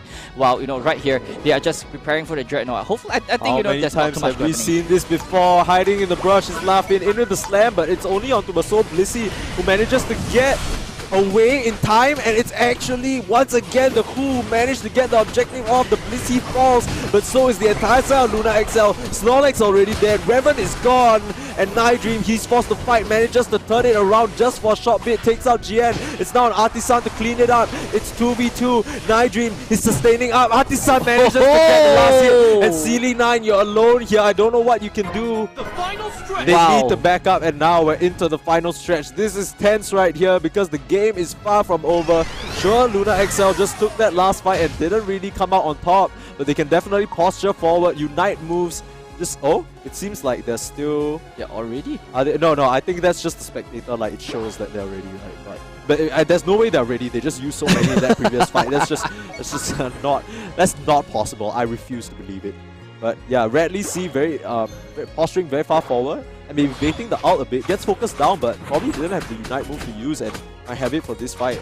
Now Benvachi still farming, trying to get that level 15, but the fight's already kicked off. Artisan in the middle, supported by Radley, but in comes the Unite move from the Greninja, and they take out Artisan almost immediately. The ultimate from Eldegoss, too little, too late. Jian in the thick of it all, trying to steal the life, but she's gonna get knocked down, hiding away in the brush for now, but gets taken down. Benbachi, what can he do? He's alone here, but the rest of Luna X falling a little low. Revan doesn't have the cooldowns to work with, and Benbachi's hot on his heels, gonna snipe down his Lucario, just surviving for a bit longer. Takes him down along with the Snorlax, and that's a 5-man team wipe. Started out so nicely for Luna XL, but they managed to claw it back once again. It's Benbachi who is on cleanup duty. He went to the he wasn't at the fight. He went to his pantry, took the mop, got the bucket, and cleaned all of them up. Wow, I mean that is the pure micro skills coming in from Benvachi. Like he is just so strong on the Greninja. You know, like as you showing say it that, us he just once and once misses again. Like he's dishing off Shuriken, like making it rain. And, Yeah, boy. and there you have, rocks coming in just in time as well. I think this is gonna be it, and that is over. 636 against 82, and there's nowhere that Nula XL couldn't come back up from this Points one. are still going up, baby, as 10 seconds left to the countdown, but the end of the game already written ever since Benvachi came to play. And yeah, it's more than over. The Who starting us off with a 2-1 win. It looked a bit dicey for them in game number 2, but they came out with another strategy to deal with this Snorlax. And yeah, it's all thanks to you, Coach Mooney. They were listening to the stream and they're like, yo, I think this guy's saying something. We gotta... The Who actually went for a different kind of approach, right? They always did. I think from what we have seen, they are trying to bait that heavy slam coming in from the Snorlax. Yeah. Like bait, use Artisan to go for the bait, making them think that everyone is in the brush, but instead there's only one people, and with that Lucario, you're so slippery, you could just get out of that position, and that's where your opponent's heavy slam is on cooldown, and the rest of team just follow up and just clear it off, and that really executed really well by the Who. Of course, the entire side of the Who playing phenomenally there to bring out that win for themselves, but have to give a special shout out to Radley, because one thing that I noticed, it's like you said, they learned from their mistakes, right? Previously, the entire game, Radley being caught out in the heavy slams, not really his fault though, because it's kind of like a curveball, right? The Snorlax just coming onto the back line. But then in that game, we saw the only time he kind of got caught out and killed first was when he threw himself forward because he knew he didn't have his Unite move. So he just decided to be that tank for the team and let the rest of them clean up. But every single time is there with the safeguard. They have the Blitz assistance to keep the rest of the team propped up. Whoever gets heavy slammed immediately gets it cleansed off. Right. And from there, the fight is a go. Exactly. So that's just really good teamwork and really good, coming together, right? They're really good macro play coming in as well. So congratulations to the Who. They scored themselves the first victory of the group stages. As you know, there are there are 3 other teams in a singular group. So it basically is 8 groups of 4 member. So and only the top place would be able to move forward to the top 8, and then play off for the playoff stage next week. So it's got to be really tight coming in, as a single loss could even cost you the game for the whole group stage. Yeah, so we're probably going to end up, I'm not sure whether it's now or whether it's going to be later, but we're probably going to look at the brackets at some point in time. But I imagine all the other games across the bracket are probably finishing up at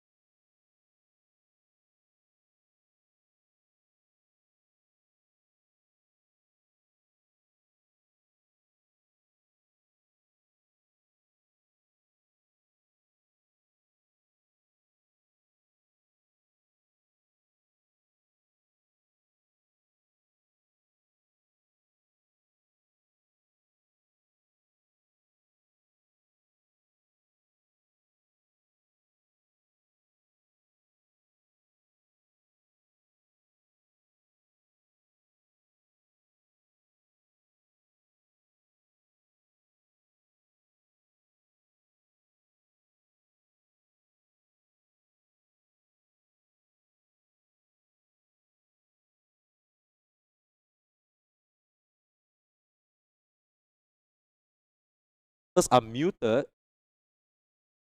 I'm not hello. Can everybody hear me? Chat. Mic check. Please let me know if you can hear me, my friends. If you can hear me, please type 1. Okay, beautiful. We literally just went through the entire bracket and nobody heard it, but it's fine. Okay, it's fine. Y'all You guys can can see the bracket. You didn't miss anything. We just made a few banger jokes, probably the best of the entire broadcast. But it's a shame.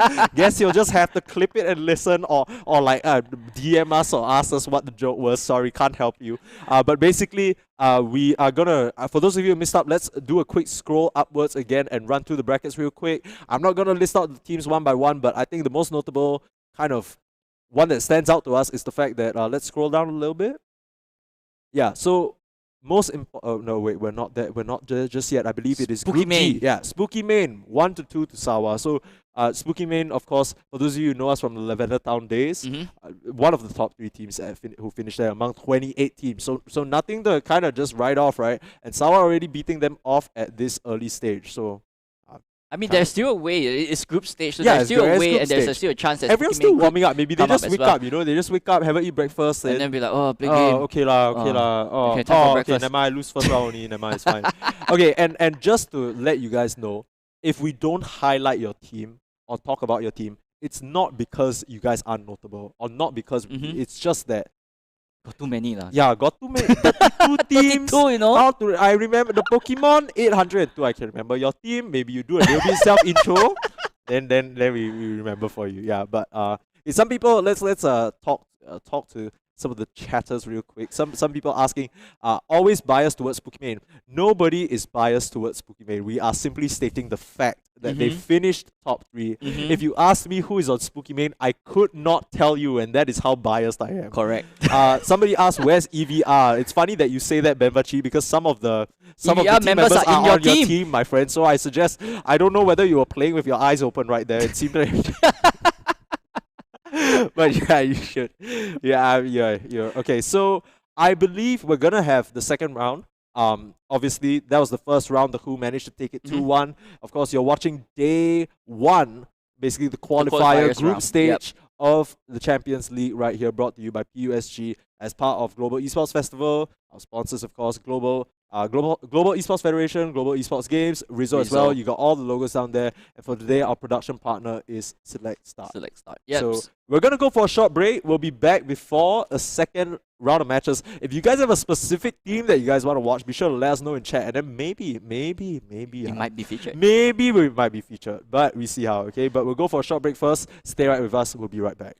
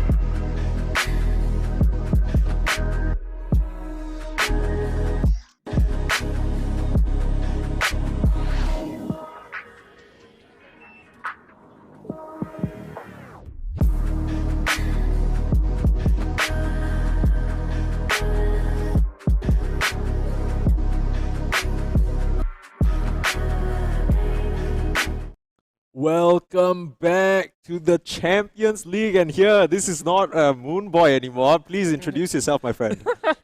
Hi people, Thank you. I am Harsono, yes, and I am not Moon Boy because clearly I'm more handsome than Moon Boy. I can't So, believe if I you just say- said that. I can't believe you just said that to over 100 people on the Hey, I'm internet. just kidding, okay? I'm just kidding. Nobody can be more handsome than Moon Boy. But yes, so Excellent. I will be replacing Moon Boy as the caster for this entire series coming up in round 2, which I'm really looking forward to. Okay. So right now, obviously, we're finishing up some of the matches for round 1. For those of you who are just joining us, man, my words. For those of you just joining us, of course, you're watching the Pokemon Unite Champions League, an event brought to you by the Global Esports Federation, Global Esports Games, as part of the Global Esports Festival, and of course sponsored by Rizzo. Today our production partner is Select Start, so of course big shout out to all our sponsors and our partners for making this happen. Of course, this event is organized and brought to you as well by the Pokemon Unite or Poke Unite SG community, and this is, I dare say, the biggest Pokemon Unite event in Singapore we have had so far. Yeah, honestly, this is the biggest. Are you going to repeat exactly what I just said? No. This I would even dare say, right, that this is like Okay. the biggest like community organized tourney that I've ever seen ever. What, a $5,000 prize pool? I have never seen that. All right, let's bring up the numbers, okay? Because this is no joke, my friends.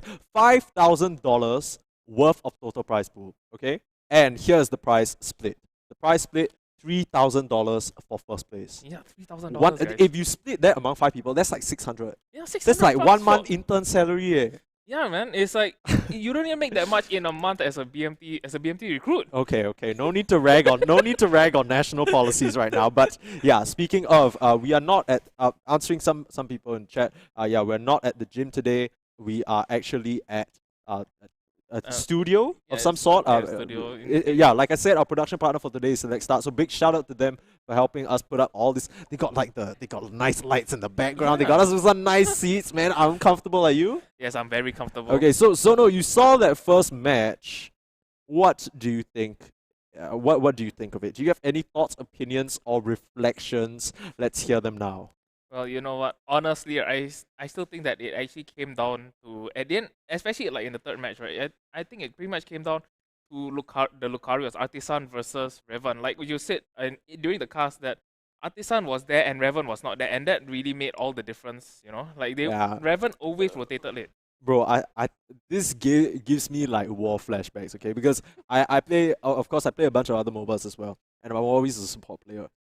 And I just see my pesky top laner. We give you so much farm, brother. Where are you? Yeah, you see, at the end of the day, right, even if you have a lead at the top side, as long as you don't translate the lead over into a different lane, then the lead is not going to be realized. Yeah, and at the end of the the day, thing it's is- just going to be an island. Yeah, the thing is, you have a lead, yes, but then your lead literally does not go anywhere. It just sits in the top lane. Yeah, So there's really. so much resources just there as well. But thank you so much to all of you for joining us. Of course, we're back and we're going to get into round 2 shortly. For those of you who aren't aware, of course, today is going to be the group stage qualifiers. What that means is all 32 teams who entered, they're going to play against each other in different groups. And then from there, the teams with the top scores move on to the top 4 knockouts. And we're going to have the playoffs on a separate day. It's going to be 19th December, so mark your calendars for that. That one will be at Yeah, that's the where gym. that's where all the stakes are going to be at, guys. You see, now in the group stages, it's still pipe dream for every team to win that $3,000. But next week, when everything becomes real, you see there's only 4 teams remaining. That's where all the stakes will be. And you know what? At the end of the day, only one will not walk away with any prizes in day number 2. I want to also point out, and this is something that Moonboy and myself mentioned just now, right? This is a very young game, of course, and with the way esports has been growing, not only in Singapore but globally, there is so much now recognition towards how important esports can be for a game, right? The infrastructure that you need, the support as well, and the relevant events to kind of elevate the players to a professional level. And as much as, you know, this might be the first like major event that we have in Singapore, there's a lot more to come. We recently saw the Pokemon Worlds for Pokemon Unite already announced, so that's something for a lot of these players probably to look forward to. And you know, there's always this question, right, when you're top ranked and stuff like that, you're like, yeah, I'm pretty good at this game, I could make it pro. And with more events like this one brought to you by Global Esports Federation, and of course the subsequent ones that might come up and pop up in Singapore, the path is very real for some of these players to actually make it semi-pro or professional. Yeah, I guess it is very real as of now because like you see all of these high stakes events, right? But the thing is, they have to have consistently high paying events. You see, for that's it true. to actually be Yeah, for it to because actually be who's gonna give a salary, right? Because for those of you who, or at least from my own understanding, Twitch chat, you can correct me if I'm wrong, but it's either you play as an independent player, you go to these tournaments or as an independent team, and then you go to these tournaments, you get the prize money, you split it among yourselves. That's your earnings. But then that, once again, depends on whether they are high enough paying tournaments and whether you have the consistency to place that highly to get an actual prize, right? And then the other alternative is being signed to an organization or getting a salary, but we're still a bit at the infancy stage. So it's going to be maybe a few more months or maybe leading up to the Worlds where orgs maybe take a closer look. But obviously, while it's not sustainable at the moment, it's still something that these players can strive towards, right? Because once the Worlds comes around, that's gonna be when all the organizations suddenly open, like take off their specs. They're like, hey, maybe we should get a Pokemon Unite lineup. Maybe we should sign someone, and then they're gonna start looking. And when they start looking, you want to be ready. Yeah, that is correct. But also, you have to be careful, right? Just because they announce Worlds, there has to be a proper supporting. Poor little Sono over here, the victim of many not ventures, I should say, but rather pursuits into going pro. That just kind of. Well, okay. Just to play the devil's advocate, okay. Just because Worlds has been announced, you have to have the supporting tournaments that leads up to Worlds. You see, absolutely. So that they have the skill to actually lead up to Worlds, getting in all of that competitive mileage, that all of the stuff on your CV, so that teams will actually want. To put it crudely, you know, like your pro player CV, just like I won first in community tournaments. Yeah, big deal, you know. But if I win, like let's say a $10,000 prize pool kind of tourney, you see, then this is where companies will start to take you more seriously and maybe invest in a Pokemon Unite tourney. Okay, I'm not too sure whether this is possible, but I think all of the matches, like we're basically waiting to go into round 2, right? So I just want to double check whether it's possible for us to go and take a look at the brackets real quick. I think there is an exclamation mark brackets if you guys want to go check that out for yourself. But I think some of the game 2s have already started, but the one that we are going to stream has not just yet. So I'm going to keep it a little teaser for you. Y'all can just wait for that at the moment as we're loading up the brackets for you, real. Just for those of you who missed it out earlier on, of course, you can go to exclamation mark bracket and find that for yourself. If the command doesn't work, one of our handy chat admins or moderators will link that for you. But already, so round 2, hasn't started, but let's take a look at round 1 real quick, if that's possible. Yep. So once again, I'm going to go through them real quick. Meme Marker over Horizon Alpha 2-0, Quirky Gamers 2-0, Carlo Familia. Pokeballers lose out to MSG Team number 7, Zapdos win 1-2, Trust Your Bro. Odds Dicers take it over Tofu, Chronomatrix lose to Horizon Dawn. Orochi 2-0 Team Crack, which is a great name. Aeos Regis Fortis Soul take it over Lavender. It's a very fun name to say. Yeah, say it 3 times fast. Aegis Regis Fortis Soul. You literally got it wrong on the first try. Very fun to say, it says it wrongly. Very beautiful. Okay, let me try again, okay? Aeos Regis Fortis Soul. Okay. Aeos Regis Fortis Soul. Okay, let's scroll down real quick. Scroll down. Farm Until Kill You over Skyverse 2-0. Highs X losing out to Luna X. SVC defeat 4G 2-0. Pokemon defeat Olympus Squad. I just like saying I feel like it's Pokemat.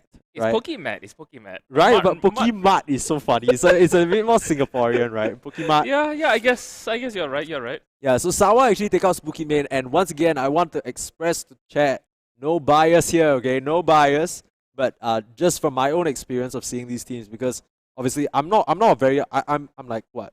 I almost hit Masters a few times, but I wouldn't consider myself in the same league as some of these guys, right? I'm not too familiar with who are the top ranked players in Singapore and all that, but I do know Spooky Main, top 3 finisher at our previous event, Lavender Town Showdown, for those of you who know, and obviously a very formidable team and already defeated by Sawa, which is something that we mentioned earlier on, but I'm going to talk about it again. I have not heard about this team before, so I'll be very excited to see them if we do get the chance. 7 Litton take down Big Boys Club 2-0. The Who, of course, the game that we watched, 2-1 Luna XL, so expect more great things from them. Last but not least, Pigsty defeated by Brick 0-2.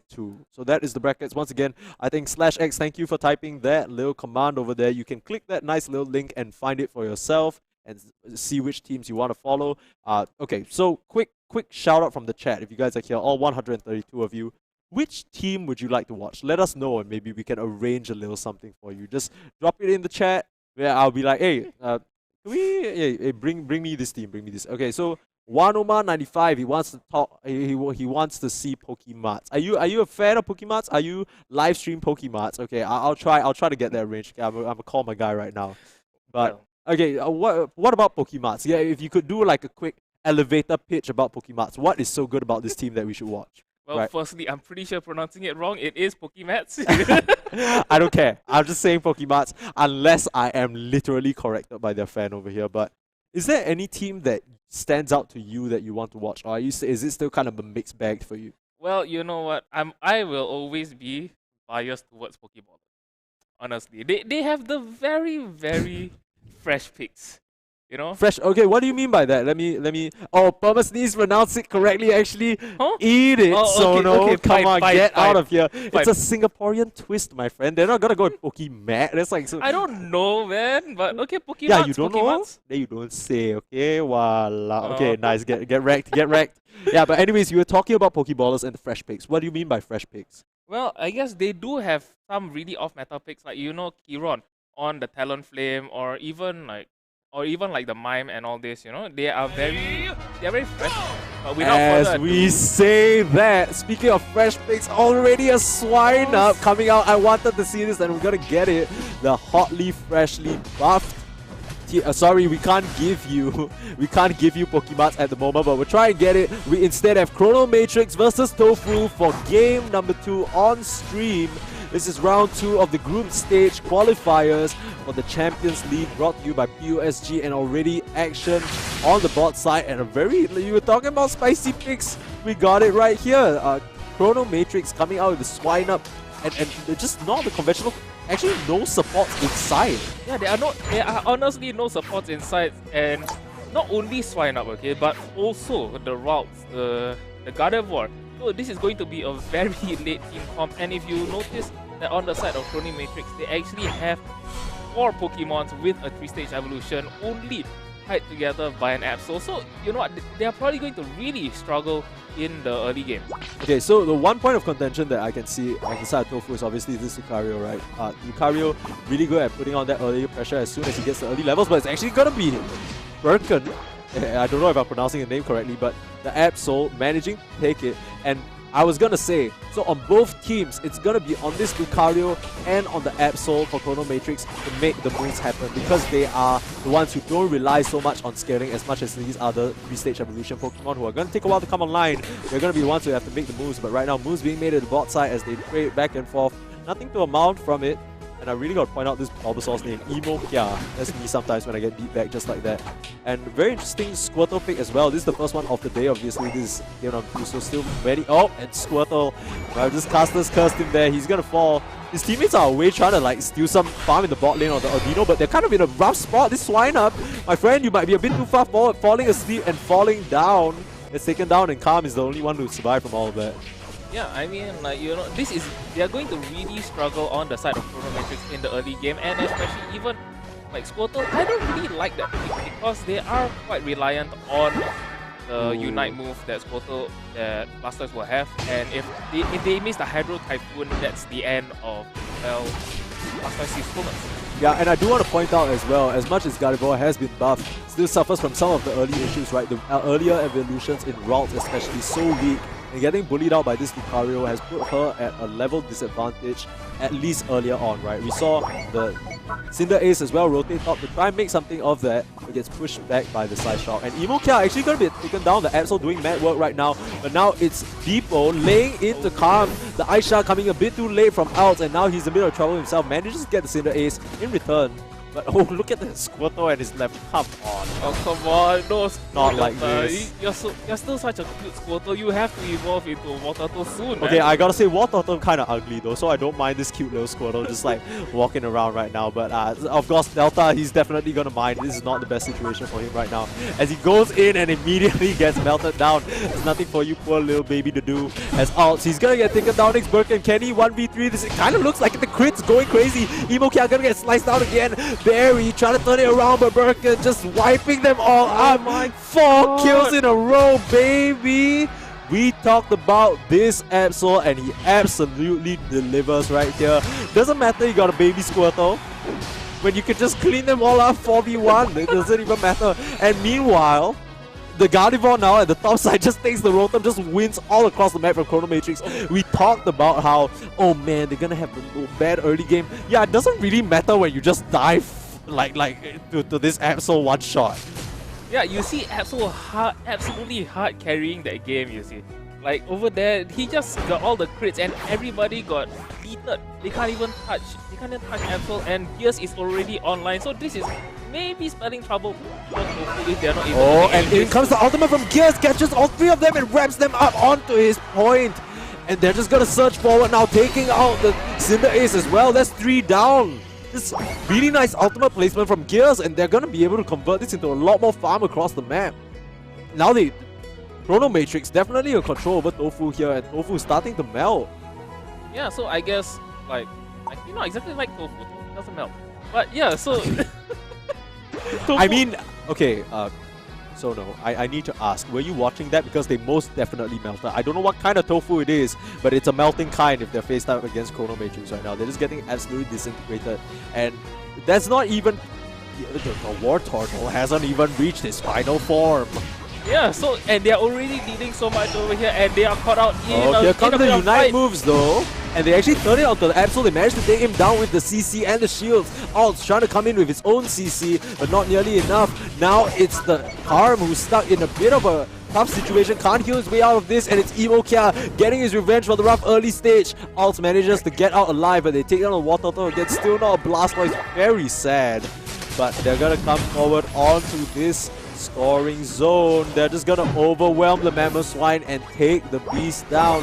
I'm trying to come in, but I don't know whether that's the play here. You're gonna get melted. Or are you? Absolutely you are. You can't really stand up to them alone. And Chrono Matrix is starting bleed kills here, one to one, and they're just coming in one by one, and that's not what you want. Now not the gold lead rather, but the points just completely even. And just when we thought Chrono Matrix managed to circumvent the early lead that Tofu might have, they swing it right back. Yeah, so you see, this is what happens. Okay, but the Dreadnought though, Dreadnought gonna be stolen away from a nice little spell usage from this Eldegoss. They take out the Cinder Ace in response though, so what else can they take from it? It's actually gonna be the Wigglytuff who falls next Bobanite. He's gonna get taken down, and this is where Absol likes to party, just absolutely slicing them apart. We really have to stop saying Absol absolutely. I hate it so much. But man, okay, this guy is still not... okay, everybody, I think this is a massacre. Everyone close your eyes. Nobody wants to watch this. This guy, it's literally 7 minutes and he's still not Blastoise. This is so sad for Delta right here. Oh man, this is so sad. Like he's in the awkward teen phase, you know? Yeah, he's in the awkward teen phase. He's trying to transition out of it, but some people never do grow up. We're gonna have to see whether he manages to make it there though. He's reaching that almost level 9. But Rotom falling a little low. Now it's the... Oh, okay, it's actually Chrono Matrix who managed to secure it. And now Birkin in the middle of all of them, but here comes the Unite moves.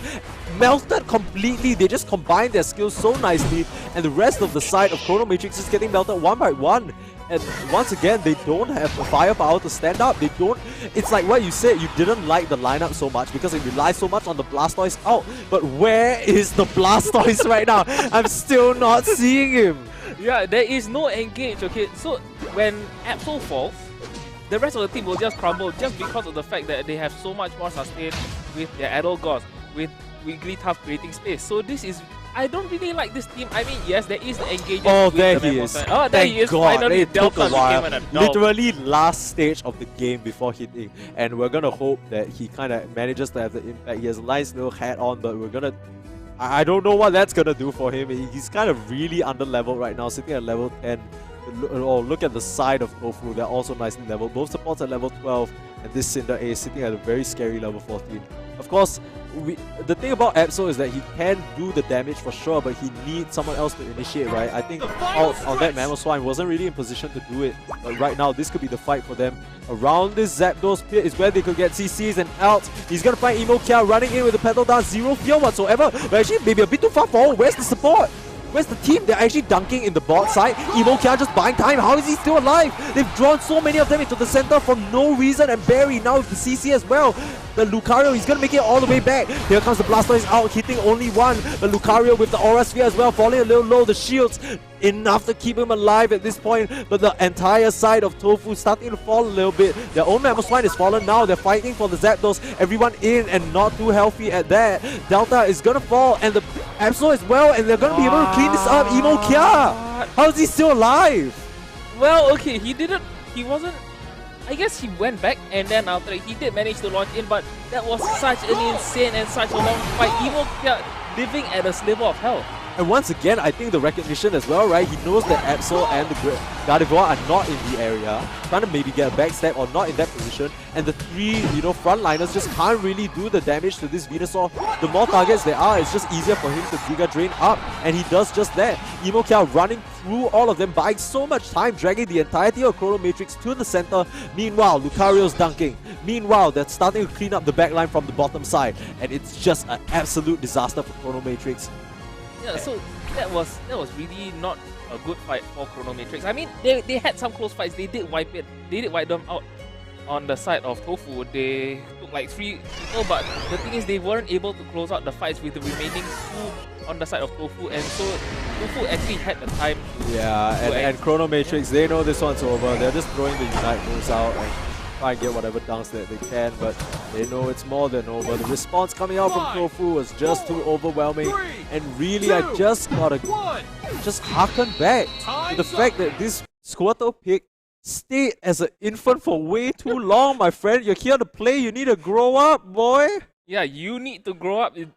Squirtle being at 4 was disastrous for the side of Chrono Matrix. That was way too much. Every single time, even our observer was like, yo, is this guy a Blastoise yet? We just looking at him like, you gonna do something, homie? You gonna cast the Unite move? And even in the last moments, even when he landed the Unite move, it was already on one single opponent who was already as good as that. So he swirled around with water, had a nice little water park, but that's about it. It's like a water cooler, more like everyone has a nice little refreshing sip, and then they just wipe your entire team. Yeah, that is pretty much what happens. And you see, the damage was all done by the Absol. Like from start to finish, as soon as Absol was not there, it just the side of Chrono Matrix, everybody just crumbled. It may take a bit more time because Mammal Swine is a bit more beefy, Venusaur is also a bit more beefy, but eventually the side of Tofu actually did get there. Okay, so the one thing I will say is the fact that I thought that Gears was off to a pretty good start on that Gardevoir at the top side, right? Like when we saw even though early on kind of got pressured by the Lucario, but still was keeping up in terms of levels, still was keeping up in terms of farm as well, and could really dish out the damage, but I just didn't feel the impact in that fight. Like, I don't know where the side shots were, apart from that one really nice Fairy Singularity in the top side, catching out 3 to defend their point. From there, it just kind of felt like a quiet game, and I don't really know what's happening. Maybe the Lucario has a number, maybe someone's on her and forcing her out of the fights, but it just felt like the Gardevoir was never really in a position to make the moves happen and do the damage for a team, right? So many times we saw the Mammal Swine with the CC trying to get Emo Kia, nail him down, and then there's just no damage follow-up. There's no damage. Like, I mean, Gardevoir feels very non-impactful, like you said. Like, I guess she stood a bit too close to the team, and then it was rather easy to pick her off with somebody as mobile as Lucario, So over that, so after Gardevoir dies, Absol dies, then the rest of the team is just going to absolutely crumble. Yeah, and really got to give big props to Tofu, right? Because I feel like they came back in such a big way. Even though the early game didn't look too good for them, they still managed to pull it back with superior team fights. And Emo Kia, I know the Toad is unstoppable.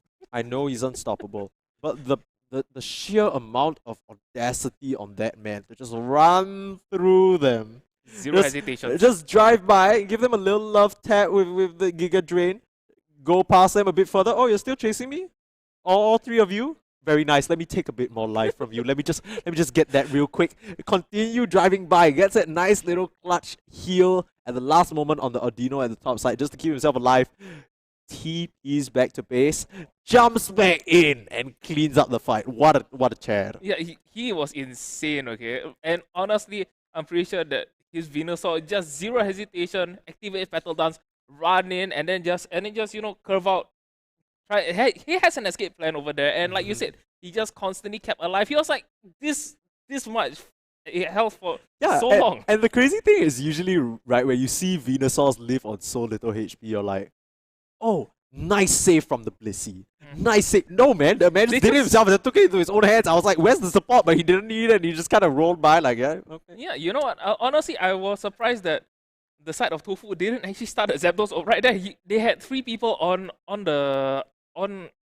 Venusaur's tail, and over there it was just a free Zapdos right there. Yeah, I don't really know. No, but I don't know if you noticed, but the Lucario was dunking a fat 40 points on the bot side as well. Yeah. So as if things couldn't get any worse, right? You can't even get 1 kill, and that's kind of why we don't see Mamoswine as painful as this is for me to say. Hurts my heart. Yeah. But Mamoswine just a bit hard to execute, right? Because if you land the CC but your teammates aren't there, he doesn't really do much organically by himself. He can keep you locked down, but he doesn't really provide as much as, like, for example, Snorlax, right? Because the Snorlax, as we saw in the first game, the Who, they managed to counter it, but Larfin just managed to sit in the middle and reset completely. Mamoswine, kind of not like that. Yes, he's kind of tanky, but his power comes in his CC, right? But when he starts to get focused down, he actually melt pretty fast, especially when you have so much overwhelming damage on the side of, all the Pokemon between the Venusaur, the Lucario. There's so much damage, so I guess he just got melted because he's an ice type. Yeah. Very, very nice. Yeah, but as we wait for the second game to come online here, of course, I think, okay, so just now earlier on, we were talking about the buffs in the recent patch, right? And Gardevoir, buff. See, who else is buffed? There's a little pop quiz for you.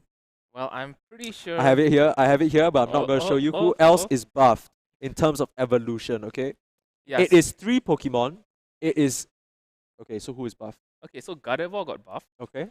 Garchomp got buffed. And Mamoswine got buffed. Yeah, so pretty interesting that the 3 casters so far, my favorite is Mamoswine.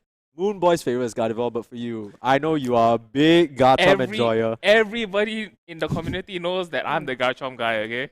Okay, wait. Do you just say everybody in the community? Who are you again, my friend? Wait, okay. Let me correct myself. Everybody who have seen me cast, who knows and interacts with me in the community, knows that I am a big Garchomp guy. Okay, yeah, you are in fact quite a bit. I know for a fact that you are a Garchomp guy. How has that been going for you so far, my friend? Well, I haven't actually managed to play in the patch. Okay, but no.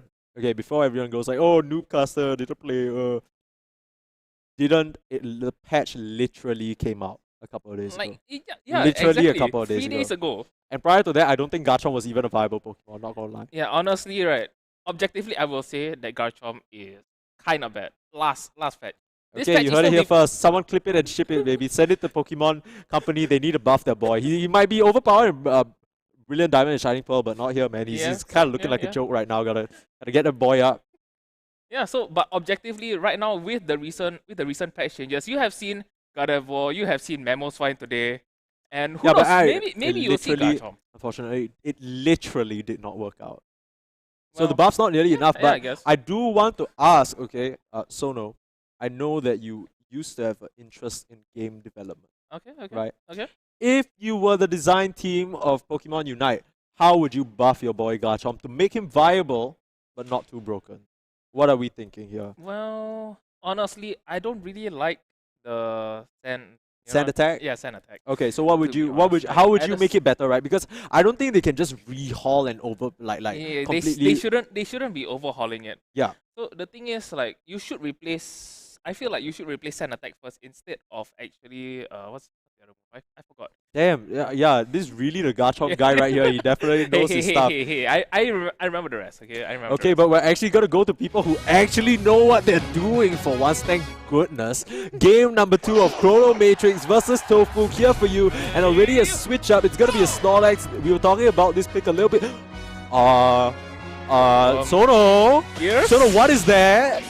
That's a baby So now owl. somebody tell me what that Pokemon is. Is that a new Pokemon, guys? Smile. I've never seen that before.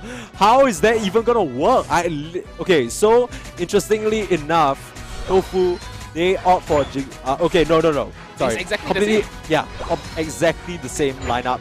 But Gears, tell me a bit about this Pokemon, man. It's making me a little bit nervous. I don't know. Gears kind of seems like he likes to lose to Lucario in lane, so I think he's going by that line of thought. But as I say that, actually doing a bit of damage in return. Ooh, the lead's coming. Yeah, beat him up, boy. Beat him up. Yeah, so I guess Rowlet should in theory lose to Lucario because first thing, it's a 3-stage Pokemon. Second thing, it's very squishy. And third thing, Lucario likes to come in and kill people. Okay, but what I will say, wow, he really damn cute, yeah. He really damn cute. Look at him. Just flopping around doing absolutely nothing. I like his for dirt the squad. face, honestly. Yeah, he looks, I don't want him to evolve because people already getting fire beats grass, right? And already we're seeing that Gears falling a little low. Once again being bullied, maybe a bit of targeted pressure here from the side of Tofu because we saw this as well early on. Delta opted to go for the bot lane pressure. You got the bot lane though, already a tussle for the bees as usual. At this point in time, the Swinub not very strong and the Snorlax looking to circumvent a bit of that, and interestingly enough, we actually see a bit of a role change because BRKN, I don't know if you remember, but he was piloting the Absol, but now it's gonna be, I'm not really sure, I don't remember the name of the Greninja player. We could switch over to him real quick, farming away in the jungle. Yeah, okay, I mean, I guess the observer knows best, right? Jungle, not fun to watch. This is a lot more interesting as Barry's gonna get gone on out as the eject button out, but gets slammed and narrowly survives. Oh, the last hit! Oh, he gets the shield off and a nice little block away from BRKN. He's gonna fall for it. He's gonna evolve just to see the score come in, and there's not much he's gonna be able to do for that. Alt still very low on the level, not gonna be able to respond. They just have to walk away as they are a bit under level. It's Dartrix now. What is happening? How is Gears still how is bullying? Gears actually doing this? Is this a new meta, guys?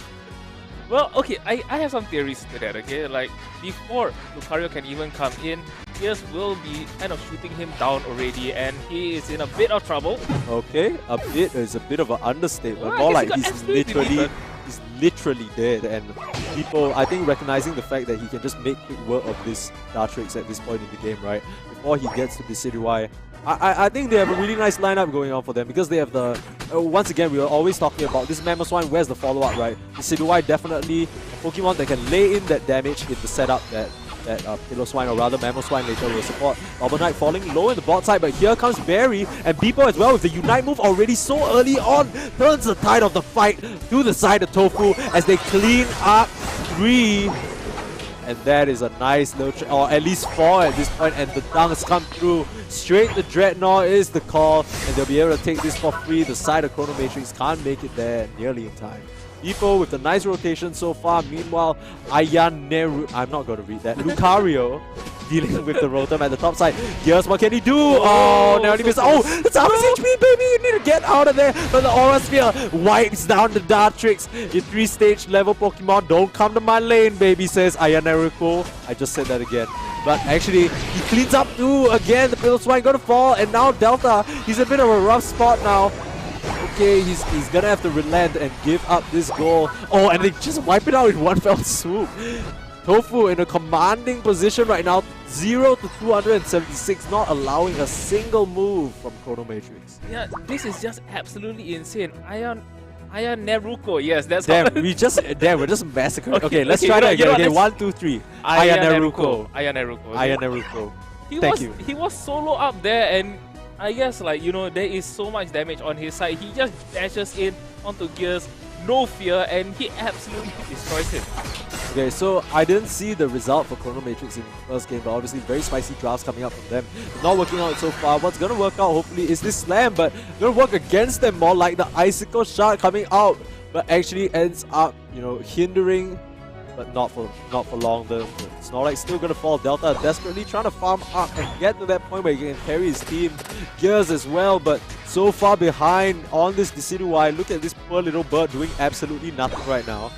And I mean, alts as well, they're really struggling in terms of, you know, they pick so many 3-stage evolution Pokemon, but oh, okay, was that the Shadow Tag that I saw? Gears trying to lay out the damage, but Beepo with the little swift legs dodges away from the bird, and once again, Fire beats grass, my friends. Is this? I don't know. Do I need to teach you English? Like this should be pretty evident to you. And they have a Cinder Ace on their team versus two grass types. It's not gonna spell too well for them. And the Unite moves coming on the bot side. Khan's just gonna get popped wide apart. Delta trying to make the move away, but Emokia running forward yet again. This man completely fearless, and he has no reason to fear at all. DRKN on this Snorlax, not nearly as scary as his app, so pushes them away for now. Emokia gonna be A-okay though. What is that? Pillow Swine does absolutely nothing. Calm trying to go in with the Verdant Frenzy though. Emokia has a defense of his own. It's the Wigglytuff with the Buddy Barrier, keeps him alive, and BRKN to fall. They end up keeping the Venusaur alive, and they're gonna continue this pressure. 276 out of 83, and the pressure doesn't stop. Calm is trying to heal up with all his might, but he can't make it work. Alt as well. This is starting to get a bit dicey as they start to come in one by one and bleed out kills. Tofu is going to end up backing off for now, but the entire meanwhile, this Lucario and Cinder Ace nowhere to be seen, just farming up. Well, they don't even need Lucario and Cinder Ace. You see, they are doing just fine on their own, absolutely destroying, and finally, Pillow Swine evolves into a Mammal Swine, and I guess finally they're able to make some plays happen. Okay, so the dream is Heavy Slam into Venusaur run in, into the Decidueye ulti, into Greninja just wiping back like into Mamoswine entire CC. Unless that happens, I really don't know how they can start a fight here. And even with that, Emokia, look at how fearless he is. Wait, BRKN? My friend, were you sleeping? BRKN, did you drop your keyboard or something? My friend, he's just dead and calm. He's gonna fall too. Trying to save his friend, but Chronomatrix not in time to do anything right now. And they're just gonna have to relent this position in the mid. Yeah, so that was highly sus on the side of BRKN, honestly. Like, just standing there, no reactions whatsoever. Maybe he was trying to bait for his team, but his team was so far away. It's our bad. Snorlax taking a break. That's true. He's taking a nap. He's taking a nap. No disrespect, okay? I'm still interested to see what this Decidueye can do because honestly, not gonna lie, I didn't think this was a Pokemon that you picked in 2021, but yeah, here we are. Just trying to prove me wrong a little bit. We saw actually the damage coming out hot and heavy onto the... almost getting a trick here on the Cinder Ace, but Cinder Ace is just a bit too far ahead. But this Decidueye actually almost up to level 14 now, so actually gonna be the highest level Pokemon in the game. So we're gonna see what you can do with it, but Rotom already being started. They're not gonna try for Dreadnought, they're actually posturing around... yeah, posturing around the pit, but they're not even going for Dreadnought for themselves, they're just sitting around, which is quite interesting. Someone is gonna have to answer this Rotom because if not, they're just gonna deposit the points in the top. Are they all taking a group meditation session, or are they trying to get the jump? Balbanite trying to go, but I don't know what the move is. Did they already give up? What's going on here? They popped the trap on the Beery, and here comes Alt as well with the CC, but they are the ones who are gonna get gone on. Alt manages to get the Alt off in time, but the Decidueye is just gonna melt instantly, and that's so much of their damage already, and I'm scratching my head. Chronomatrix. What was that? What is happening? You know what, I'm half convinced that they actually have given up because they didn't stop the Rotom, they didn't do the Dreadnought. All they were doing is just, oh, let's wait and see for the Zapdos to appear. But you see, at the end of the day, you can take the Zapdos and it doesn't matter if the Rotom actually hits your home goalpost because at that point, the game is still over and that is just going to be it. Okay, I think that was a surrender. I don't think they threw, but I think at that point in time, they just kind of realized that, oh, okay, we're a bit too far behind. Right, we're a bit too far behind. Yeah. I don't know whether that was something... Okay, so once again, we can't tell whether they surrendered or whether that was kind of just like the end of the match. But very unfortunate there for Chronomatrix, of course. They didn't get the start that they wanted, and it all really just kind of crumbled to pieces for them from there. And that was so... I'm not gonna lie, when I saw the drafts from Chronomatrix, I was so excited. Yeah, I mean... I was so excited. And then now I'm just feeling a bit disappointed. Well, okay, I guess the draft was a bit dicey. Like, Decidueye did win on the top side for... Honestly, I can't figure out reasons why. No, okay, but the thing is, we're saying he won, right? Yeah, but won in the sense that he didn't feed the Lucario. No, it's not even that he was like getting kills or really pressuring. He kind of had to keep his distance. It was just Lucario trying to stack that attack weight again and stack those, items and just managed to push him off. But I wouldn't consider that a win, right? Because in the end, it was still the Cinder Ace that came, got the kill, rotated the bot, got that triple with the Unite move at minute 3, by the way. and just turn the tides of the game from there. I don't really. I guess. This kind of looks a bit lost from the side of Chronomatrix. I mean, I know for a fact, like I kind of sometimes I wander into the Poke Unite SG server and late at night, right? Because I'm like working or like I'm watching something, and then I see these guys training. So obviously they have something up their sleeve, but not able to pull it out this time around. Okay, honestly, the big difference, right, is the fact that they don't have a healer. They don't have the Blissey. They don't have the Elder God. So their sustain is really the only person with sustain was really just Venusaur. Yeah, and that's just his own sustain. Yeah. And we saw time and time again, once the Unite moves come out, the shields can only keep you alive for so long. These heals are so pivotal when it comes to the fights, and we saw how that all played out. They just, after they die, there's really, I mean, that's how dying works, but after they get taken down, there's just no coming back, and they get taken down so fast because zero sustain. No. Yeah, they have zero sustain over here. So every team, I guess, need the sustain, because even if, let's say, that you heal up maybe about 5%, and that is as long as you're above 1 HP, you're not zero, you're not dead, you can still fight. Absolutely. Yeah. And that might just be all these heals and all these spells just keeping you up might just be the key to you turning the fight, right? We think about every single time that these players on the side of Chronomatrix get taken down. If they survive just a bit longer, they might have been around to get the EXP for another kill, maybe get closer to those evolutions that just weren't there. I'm just like, game 1, it was where is the Blastoise? Game 2, it's just, wait. I mean, there's a Decidueye, but where's what is the Pokemon that we're talking about? Because I'm pretty sure there was one, right? I could have sworn that there was one that remained.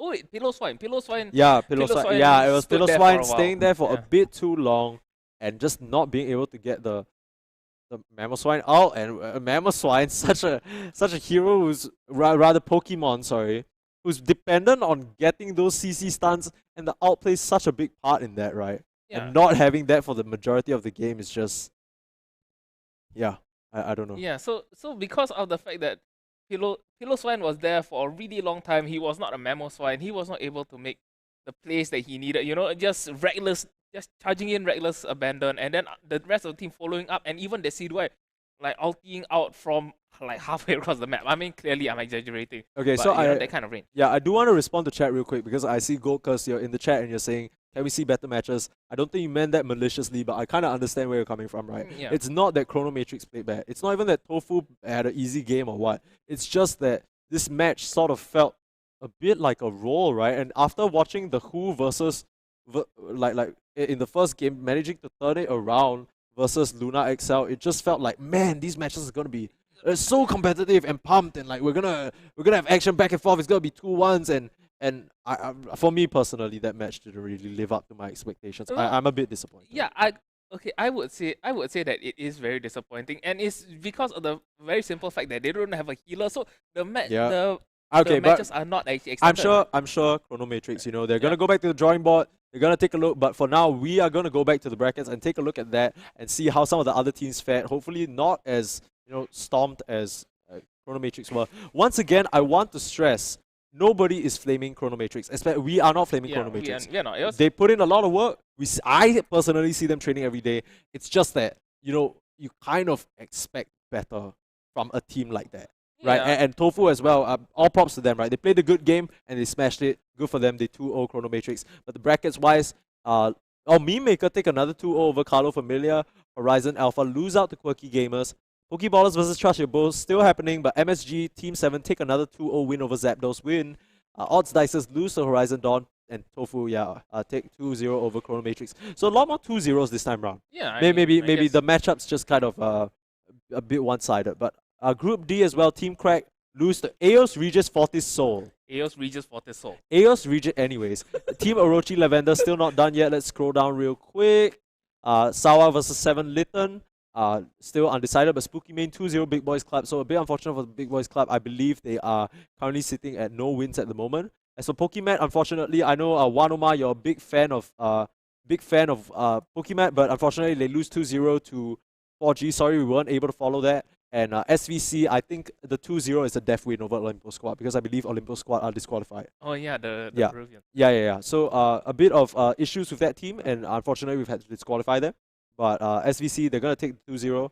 And of course, Group H, the Who, able to take another 2-0. So good work for the Who. And Luna XL as well, taking it 2-0 over Pigsty. So it seems like the strong teams from each group starting to emerge, right? So for Group H, obviously the Who and Luna XL, just, very close match between both of them, and they managed to take it over their counterparts.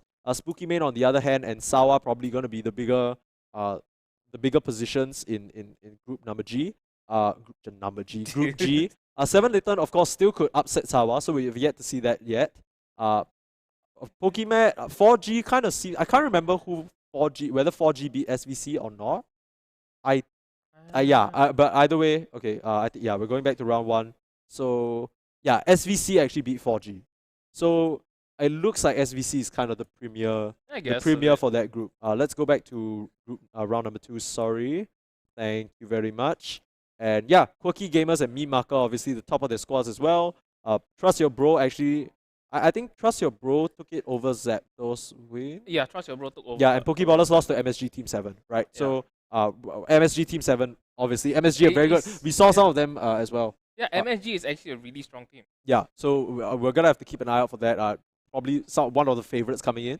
And AOS Regis Fortis Soul as well. Now 2 wins, 2 wins on the board. And Team Orochi Lavender still finishing up. But Farm Until Kill You is another one that we wanted to mention because this is the team that recently has won quite a few events. Yeah, under different names. They won the event that I was casting last week. Yeah, there was an event literally yesterday that they won as well. Yeah, so Farm Until Kill You is actually a really strong team. They have a few wins under their belt. Yeah, so wouldn't be surprised to see them move on here. But that is it for the brackets. We hope, once again, if you would like to see for yourself and kind of check out where your favorite team is in terms of standings and all that, ! Bracket in the chat, and a nice little command will pop up for you. You can click the link and find out. We will try and get you the games that you guys are suggesting. Obviously, it's not fully in our control, but we see what you're asking for, and we want to obviously give you the best games possible.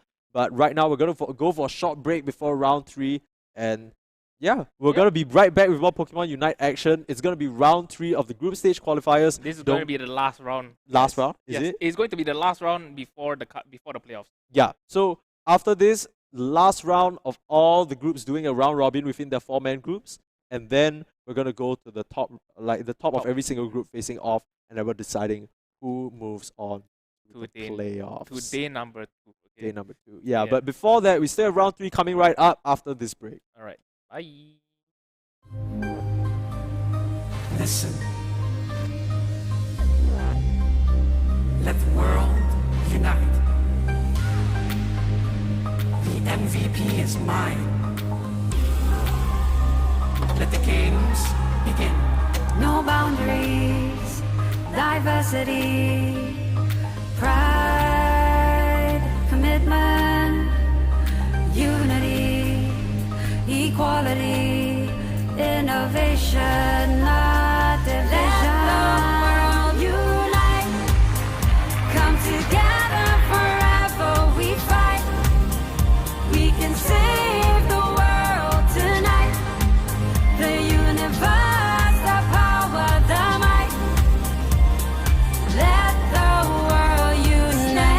Standing on the edge of the world, we fight for the right to be us. We never give up on the fight. Let the world unite. Come together forever we fight.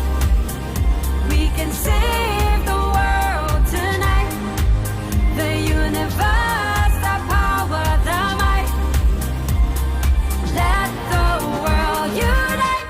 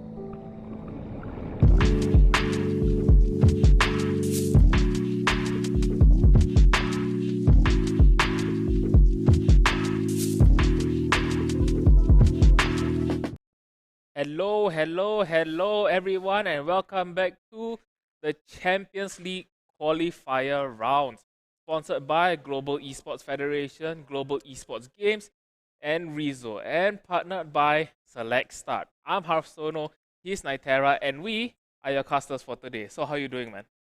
Man, do you need to say any more? We had 3 amazing games, and if that wasn't amazing enough for you, I'm ready for the next one. So, high levels, high levels. Yeah, of course. That was an insane amount of games, and coming in, guys, is going to be our last qualifying round for the round robin. Stay tuned. We're almost going to top 8. I think, most of us here are very excited to see who is going to make into that, that very nice little top 8 spot. Almost like an Elite 4, so to speak. But I guess an Elite 8. Elite 8! That sounds better, right? E and E? Yeah, and for those of you who do not know how much they are fighting for a $5,000 prize pool, with the first prize being $3,000, second prize $1,500, and the third prize at $500. So honestly, okay guys, this is the largest tournament that I have ever You're seen right. in Singapore. Like as a comp tournament, I may be wrong about this, but at least to me, this is the largest I've seen. So far, it is one of the largest prize pools we have seen, I think, also throughout the world, actually. Arguably one of the biggest.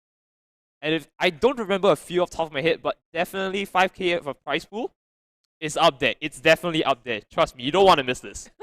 Yeah, so I guess that is why all the sign-up spots were taken up just like that at a snap of a finger. Did we mention that? Because, yeah, this is a very, packed tournament, right? We couldn't get as many teams as we want in, so we had to limit it as well. And that's kind of a shame, but, the best of the best are in here. I'll be very honest with you. Yeah, so the best of the best. And speaking of the best, last game, Chrono Matrix versus Tofu. Thoughts? Man, those were, I don't want to say it's a complete landslide, but, the result says otherwise, right? Chrono really did try to put up a great showing, but unfortunately, it looks like Tofu just went all out at the end there, and, gotta cut your losses there, right? Yeah, I guess so. So like, I guess really it was the fact that that Chrono Matrix didn't have a healer, they didn't have the Edelgos, they didn't have the Blissey to try and even stay alive. So That's very true. they had no sustain there, which resulted in them getting absolutely melted. While on the side of Tofu, they had the Edelgos, and that made all the difference.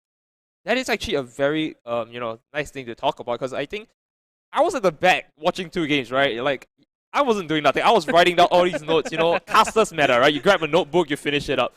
I realized that Eldegoss was actually one of the most picked characters today, and throughout those games, I've seen it being picked 4 times total by 4 different players, and coming in very close is a few other mons that were picked 3 times in total. If I'm not wrong, that is actually going to be Greninja, Lucario, and of course, Eldegoss actually. So sorry, the top pick was Venusaur with 4 picks. Eldegoss was 3 picks. Venusaur is meta? Question mark? Yeah, Venusaur is meta. Didn't you see the amount of work that they put in? They just run in with the petal dance and then draw in the rest of the opposing team, while the rest of your own team, they try to do a pincer movement. That's and true. then they turn, and Venusaur cannot die. He is such a thick frog. It is. Well, it's not the blue blur. I think that one goes to Lucario, but we can definitely say the green blender, right? Yeah. Runs around, leave blender, and then So Venusaur is such a good pick right now. The petal dance plus the Giga Drain Yeah. straight up makes him unkillable. But top picks aside, no, everyone knows what the top picks are at this point, right? Yeah, that's true. What about the missing picks? Missing picks? I mean, we have seen God of War coming in today. We have. Mamoswine coming in once today. We have seen it. But the thing is, even post buff, they do not seem to be doing enough damage, or they don't seem to be doing enough on the field. Now, what if I suggested to you other Pokemon that could, realistically hit that expectation of doing more damage? Okay. We have Charizard, right? Flamethrower, Okay. goes to Fire Blast, slows them down, deals damage, extra crit hits. We also have Pokemon like Sylveon. Very fast evolution, right? Level 4 hits, go to your Hyper Voice, go to your Mythical Fire, chase you around the map. That's another pick you can think of. There are so many other mons I have not seen, and I'm very excited. Okay, yeah, but you see, the thing about these picks, right, is that if you go off meta, you have to give up a Metamon. So what are you going to give up? Are you going to give up the Absol in the jungle so that you are able to actually get the Charizard off? Or like, are you going to give up Venusaur for the sake of your Sylveon just so that you have that level spike advantage? So these things come into mind in the team comp, and Very honestly, true. I really want to see all of these happening. You see, and Gotcha. okay, but it's also down to the team. What is their strategy? Are they going? Honestly, the meta right now feels very much like it's either your Lucario or you try and beat Lucario. There is no other way around it. Nice shot you got there. Lucario, yeah. Yeah. So Don't give it up. Don't give it up. well, so that is how the meta still feels right now, especially in the 1-1-3 meta. So if you try to go for a 2-1-2 just to counter Lucario, right, you are losing out on the bot side, which you should be winning on the top side. But even then, it's not a guarantee because Lucario can be so oppressive. But there's where I gotta say, Lucario might be a fan favorite and maybe my personal favorite, no doubts why, but with the current nerfs to Lucario, I mean, it's very interesting to see how it plays out, because there's a lot of, I would say, a higher skill ceiling on Lucario. You don't have that passive being that strong anymore, right? Yep. Your shield's basically cut in half. You basically don't take as much damage, and not take as much damage. You can't take as much damage. You are also not healing as much on scoring. You are in a back foot, so to speak. So if we were to play a 2-1-2, right, Lucario might not be as viable, right? It's a lot harder for him to win. Yeah, so you know what? In this new meta, who knows? The meta is still very fresh, guys. It's only been 3 days. So Shaky would be a good word to use. yeah, no, it's fresh. It's a fresh meta. Fresh meta. Okay, fresh. I can go with that. So yeah, you have all of these mons to look up to, forward like, to. to look forward to. Like you said, there's the Sylveon, there is the Zard, and I've even seen a Pikachu once before, and it doesn't even sound that insane because Pikachu does have the CC, and yeah. he can dart around and do quite a decent amount of damage. But it all comes down to what are the players' comfort picks. And I mean, like, on Pikachu, right? I mean, I don't think it's exaggerating to say that, every one of us has dealt with an Electro Web into an electro ball and then just sat there thinking, why did I go in? I was like, what was I doing? It's like, I didn't need to be there. Yeah, exactly. It's like getting caught in electro web. This was so telegraphed. Why? What is happening here? You know? I saw that move 4 seconds ago. That guy has not leveled up, and I'm a level behind him anyways. Why did I go in? Yeah. So that is, I guess, you know, all of these off-meta picks, and I'm honestly very excited. You know what, guys? We have seen Gardevoir, we have seen Memo Swine, and there's only one more of the trio that we're missing today, which I hope, you know what, there's still another... There's hope. There's still another 4 to 6 games that we'll get to see it, and guess what, guys? It's going to be Garchomp. You know, actually, now that you're talking about one of those 3, I heard you guys talking. You know, we have 4 casters if you guys didn't know, and, you know, I feel left out. All 3 of you were like, oh, we are so sick with one of those 3. Where do I stand in this? Well, I guess you stand with the meta Pokemon right now. See, Lucario right there. So am I not with the band with you guys? I'm like, you know, level 9 brothers? Where are you guys at? Well, technically Lucario does have a level 9 Unite move too. Isn't all the ones have a level 9 Unite move except for a few level 8s and 10s? Yeah, I guess that is true. Well, you know, I won't put you on the spot anymore. I think our games are coming into it. Let's get right to it. I think you know who they are. Do you want to introduce them though? Yeah. So we are going to face what are we facing again? Sorry. Oh, come on. Ice you know X this. versus Farm Until Kill You. I'm just kidding, guys. And on the side of Ice X, we have the Kenzie, the Absol, the Edelgos, the Lucario, and the Bulbasaur. While on the side of Farm Until Kill You, we have the Edelgos, Absol, Lucario, Blissey, and Bulbasaur. This is the same thing. This is exactly the mirror match. I like how you repeat everything. You're like, wait a minute. That's the same thing. Hold on. Wait. Yeah, so this is exactly a mirror match, and I guess it will come down to skill. Basically, right, you know, you have no excuses. You have the same mons here. Look at that. Already trying to go in for a very high pressure situation. Like, skill. Yeah, so all of this, you know, Farm Until Kill You is getting a bit pushed back. Seer is brought down a bit low, but they're not. But Heist is still not able to finish it off and wrap it up. Now, I'm not sure about Farm Until Kill You strategy, but it looks like they're the ones getting like killed here. They're like really low. But look at that! Speaking of Farm Until Kill You, just as you said that, you casted Curse Ice X, they proceeded to actually absolutely destroy the Lucario on the top side. It's happening. I just started. Yeah, see, that's exactly how it goes, but there is a slight lead on the side of Ice X with his Lucario dunking with 13 and getting that sweet attack weight stats. And that's a very good point to add, because that at least means that, you know, there might be a chance that you can flip over the other side. But of course, bottom is being completely oppressed and Bs are being like, you know, taken off by Farm Until Kill You. But Isaacs, no worries. They're coming in hot here. They're getting to push them back within their tower as well. And of course, the Eldegoss is going to evolve here. They might have a chance to push it back. But no, Ivysaur comes up right now. Ivysaur comes in right now. So everything is turning up Farm Until Kill You. Or now, like you say, they were getting oppressed, but apparently they are oppressing back. You know, it's like a weighing scale thing, right? Like if you take something, I want something back. How are we trading EXP back and forth? Yeah, so that is how the state of this game is. They're very much relatively even. There is a slight lead in terms of Lucario on the top side, but actually, you know what? Never mind. Sana is one level ahead, and this is everything is turning out Farm Until Kill You. Is one level ahead really a big difference? Because like, okay, remember attack weight, right? If I can up one stack of attack weight, that could be about the same as getting one level worth of stats, right? In terms of damage. Yeah, I would say so, but you don't only have to consider damage, you see. Every other aspect in one level actually goes up, and Skyfly Reborn's coming in, absolutely obliterating Skyfly high. Sidetrack is brought down solo, and this is going to be a skirmish in favor of Farm Until Kill You, but Nicky Van is actually not done yet. And on the top side, you see Sana versus Biri, and he is brought down so low. Sana is still not done. Chasing Biri as much as possible. Sliver of health, and he gets absolutely obliterated. That level 7 was major because it allowed him to chase down and of course get the KO on Biri. You know what? Bone Rush really going it down. Rush B, right? Yeah, so when in doubt, just go in. You see, and it worked out for the side of Sana, and this is going to actually be in favor of him right now. Like whatever attack weight stat that Biri actually has been matched with Sana.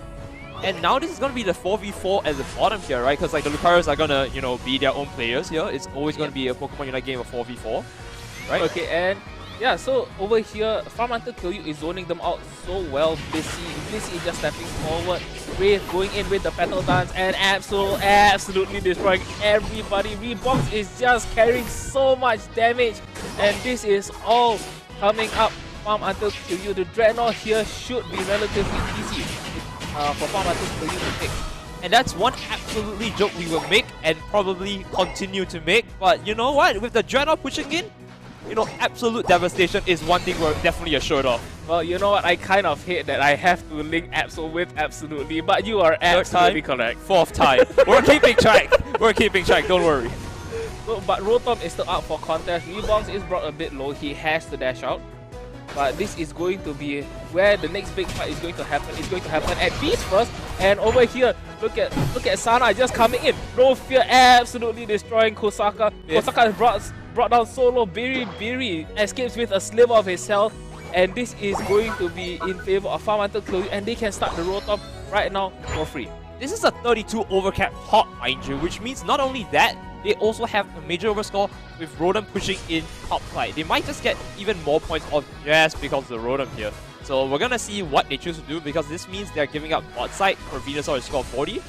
And if they choose to just, you know, defend bot, the Rotom goes in, and then they have to play another mind game altogether. Yeah, so that is 39 overscore. 39! Yeah, so right there you see, and honestly, Farm Hunter Kill You could even just leave it up, right? So that the beast will actually spawn in the middle and not in favor of Heist X and Nicky Van chasing down Seer for a bit, but Seer is in not much trouble. He's trying to outpoke Venusaur, but he is brought down so low, and Wraith to the rescue. Nicky Van having to pop his Unite. Nicky Van having to pop his Unite out, and Sidetrack having to pop his Unite, and this is still in favor of Farm Hunter Kill You. Sidetrack brought down to a sliver of health, and he is going to go down. Eldegoss is going to go next, and Nicky Van trying to escape with his life, but Wraith is just dishing out so much damage, and he is going to wrap it up with the triple. I think it's no exaggeration to say that, you know, Farm Hunter Kill You's name really stands true, right? They are definitely ahead in levels. As evidently you can see, at least 2 levels, by the way. And there's almost nothing they can do when they're clumped up together at this point. Yeah, if they're clumped up together. Okay, speaking of Wraith coming in with the Giga Drain, a little bit, Sana just dashing in, going in with the Bone Rush, but he overextended. The rest of his team is not there, and there's just so much damage on the side of Heist X. He's going to pay for it with his life. But Absol is still not done. All the Unites getting popped, and he is still chasing Rebongs. He is in opposing side, but he doesn't care. He is still chasing. He's out for blood. And this is going to be in favor of Farm Hunter Kill You. I don't know how many times you said in favor of Farm Hunter Kill You, but basically you can tell that farming is the strategy. It's the name of the game, essentially. Yeah, Pokemon Unite is Pokemon farming simulator. Well, I guess you're not wrong. And Nicky Van, Absol getting deleted. Sidetrack trying to peel off for Nicky Van, but to no avail. And they have to retreat back onto the goal, and Farm Hunter Kill You is just getting everything. They're even able to take the Rotom right now. That's if they want to, but maybe, just maybe, Rotom is just that little rabbit trap, you know, waiting for him to come in and then snap them off. Look at that, they're coming off, and there we go, Absol coming in. Rebongs absolutely destroying Edelgoss. Sidetrack trying to run for the kills. There is no run. But Blissey is going in with those dainty steps, and that is not going to be in favor of Blissey at all. So Skyfly High getting a bit pushed back by Wraith, and there is nothing that Heist X can do. They really need a miracle at this point. You know, there's always like 2 things that comes to mind when you come to human instinct, right? Flight or fight. I think for Farm Hunter Kill You's case, it's more feeding and like, you know, being fat. Well, I guess that is not an instinct, and they choose to fight. You know what? When in doubt, they see prey, they just come in, and with Zapdos coming in about 20 seconds, Farm Hunter Kill You is able to posture out better because they don't need to deal with the Rotom, and Heist X is a bit in the back foot. Sana waiting in the bushes, coming in onto Biri. He goes in with the Bone Rush, gets absolutely destroyed even before the rest of Heist X is able to help him. Zapdos is coming out and you got taken down right there. That is not a great position to take out. Thankfully, 5 seconds screen on timer for you. You're coming back up to the fight. But can your team collapse fast enough on Zapdos? I'm afraid it's going to be a bit too close because, you know, Absol was scoring top side. But it is only half. There might be a chance they can come in and take this out really quickly. And speaking of Biri is brought down absolutely low. Absol coming in, but he gets deleted. Edelgos going down. Skyfly high. Oh no, you didn't get it. You didn't get it. Oh, and Farm Until Kill You got the Zapdos, and this game is just going to be over. Look at that. Look at how much points that they have on the side of Farm Until Kill You. They don't even care. Everybody in now is 657 to 253, but the fight's not over yet, folks. Sana, and there we go. There is the surrender, and absolutely Annihilated. Yes. Before you make another Absol joke, annihilated's the word. Don't worry about it. Yeah, so Farm Until Kill You, they had a bit of a rocky start, right? I mean, you see them getting pressured off. Shaky. But you know what? They did manage to recover rather well. They were at the back foot for a bit. Like, we saw topside, Lucario was like, a bit behind. And of course, we were having like, IX is like pushing in, right? Lucario was having a few stacks up. But suddenly, the Absol comes in, takes Biribiri out, and Biribiri's in the back foot all the way. And the game state just flipped. I mean, if you see on the bottom side also, they did get pressured off. I mean, Reese, the Edelgos, was actually a bit pushed, was brought down a bit too low, but he manages to actually come back in, and they just find the fights. They don't have the fear.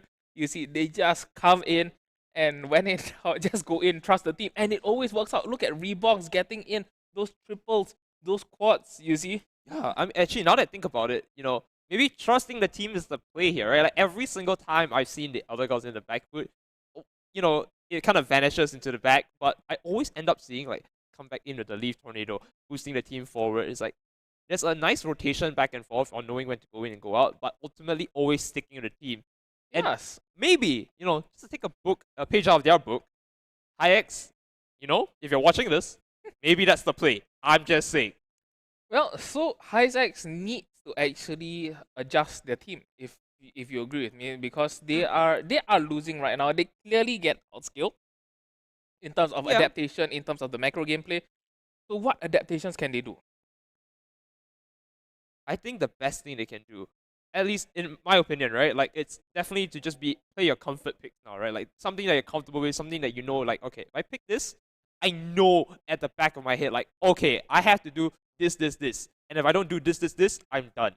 So, like, you have a steady line of objectives you need to do, rather than, go for, like, adaptation and swapping out. Maybe that is really the go-to here. Okay, so I guess, you know what, it's safe to assume that this is Hyex comfort pick. So they need to make the adaptations because they know that they are not able to actually win against like people like Sana, people like Rebongs, or even like Sears, where he's able to weave in and out. So over here, they need to make the slight adjustments. So what can they do? Well, in that case, let's look towards the picks here, like what we're mirroring, right? So we have an Absol on their side. What beats Absol? I think the first thing we think about might be CC, and of course, A9 comes to mind, right? Alola Ninetales. With that freeze allowing you to hold them back, that is definitely one of the more, the first ideas that will come to your head. But maybe the other solution is Snorlax. Truly, the Snorlax, right? So I guess Yawn Snorlax. Yawn, I'm sorry. Look, I swear I played the game. But you know what? We are going into game 2. We are going to find out real soon. But honestly, I agree with the hard CC. And without further ado, let's go into game number 2. Oh, they made an absolute change with half the roster, basically. With the entire roster, essentially. Oh, like, wait, no. Nobody remains the same except for Edelgos. Well, a testament to how good Edelgos is as support, right? Yeah. He's one of 2 healers, and as we see last game, that it is very important to have a healer in order for them to stay alive. Oh, but it's interesting. They're going for a 2-1-2 strategy, and that's very good because topside Lucario does have a lot of difficulties against Alola Ninetales, so the freeze is going to stop him from using E-Speed. And with the nerf to Power Up Punch, E-Speed is your definitely go-to pick. But look at that Absol. Come in deep there. Rebongs is brought down solo. Nikki Van is that's so low. That's so pixel low. of health, but neither side is willing to actually finish it off. And Nikki Van having to back off. That was so low. Just wait, hold on. Hold on, that was on the other side. Yeah, that was on the other side. So this is so oppressive on the side of Hyex. Meanwhile, Wraith getting into a bit of trouble. Skyfly high running in, and Wraith is going to get absolutely deleted. But Can they Balloon get for the it? Brave? save. He's ballooning. There it is a Wraith HP and he stays Skyfly alive, and Skyfly High is just going to get absolutely obliterated instead. That was a crazy turn fight. They were pushing in so well, and for some reason, it suddenly turned around when the Ivysaur hit Giga Drain. Not only did the Giga Drain, but you see a Balloon coming in with the Blissey and actually healing up Wraith. There was slight HP increases. They barely left alive. And Nusana coming in, getting Ninetales absolutely destroyed. That was and their one saving grace. yeah, so this is all coming up. As soon as Farm Until Kill You comes in online, right? Then they don't get their foot off the gas. Look at that Zero just eject buttoning. No fear coming in, but Nikki Van finally getting the kill. Rebongs is going to take revenge, but he is not able to close the gap, and if he did, he would have died. I would definitely say one thing for certain is that Isaac is doing a lot better with this composition. The only real issue now is that, of course, their bot side, they had the Elder Gods that was struggling to evolve, now evolving, but now, of course, Riri with the Sylvia on here. Now Eevee is not evolved yet. Did you see? Oh, okay, that was insane. And Skyfly High going in against Seer. Yes, Balloon just in time to stop them, and Biri having to remain as a cute Eevee for the longest time. You know, this is really not boding well for High's Act. Farm Until Kill You is specifically and over here, a big fight coming in, sidetrack, getting brought down low. Skyfly High is going with a sliver of health, and everybody on the side of High's Axe, they need to retreat just as bees come out, and Sana just going in, punching out people. Biri brought down low Kosaka, and Alola Ninetales finally falls, and look at that, it's going to be a 4-0 on the side of Farm Until Kill You. You know, Biri, cuteness kills, and of course, you know what's the other thing that kills you? Curiosity. You know, you gotta start getting up here. Don't be curious, just go for the crab. Hurry up, because your team needs you. You need to come in with them. Come on. Well, you see, the thing is, this is really not looking good for Biri. Look at him, he's still level 3. Farm Until Kill You is denying all the farm that Biri is able to get, and Wraith is in a bit of trouble. He is getting surrounded everywhere. He's forced to pop his Unite move, and Sana coming in for the save, just dashing in, no hesitation, and Seer comes in with the support, and over here, Farm Until Kill You comes out alive. Wraith is just so tanky. This is insane. They are levels ahead. Not counting Riri alone, they are at least minimum 2 levels ahead of their entire team. Yeah, and Sana just coming in, no hesitation over here. The experience speed is coming in, and Skyfly High is a bit trapped. No, he's trying to make plays. He's trying to make plays, but no matter. Sana is just going to break down the goal of High's Axe. Now, this is going to be a very tough fight. Of course, they can't see the score like we can. 150 points is not that far off actually to break. It's basically about 2 characters scoring, right? But when you're so behind, how are you farming to score, let alone push into the goal? Yeah, see, look at that. Farm Until Kill You, getting the roll top, pushing it in, and look at that. Rebombs just 40 points. Just delete Edelgos, and this is not even so strong on the side of Rebombs, and Farm Until Kill You. They got the roll top, and they push back High's Axe. High's Axe can't even defend it against the roll top, and Wraith coming in against Biri. Biri brought down to half health. He still manages to escape a little bit.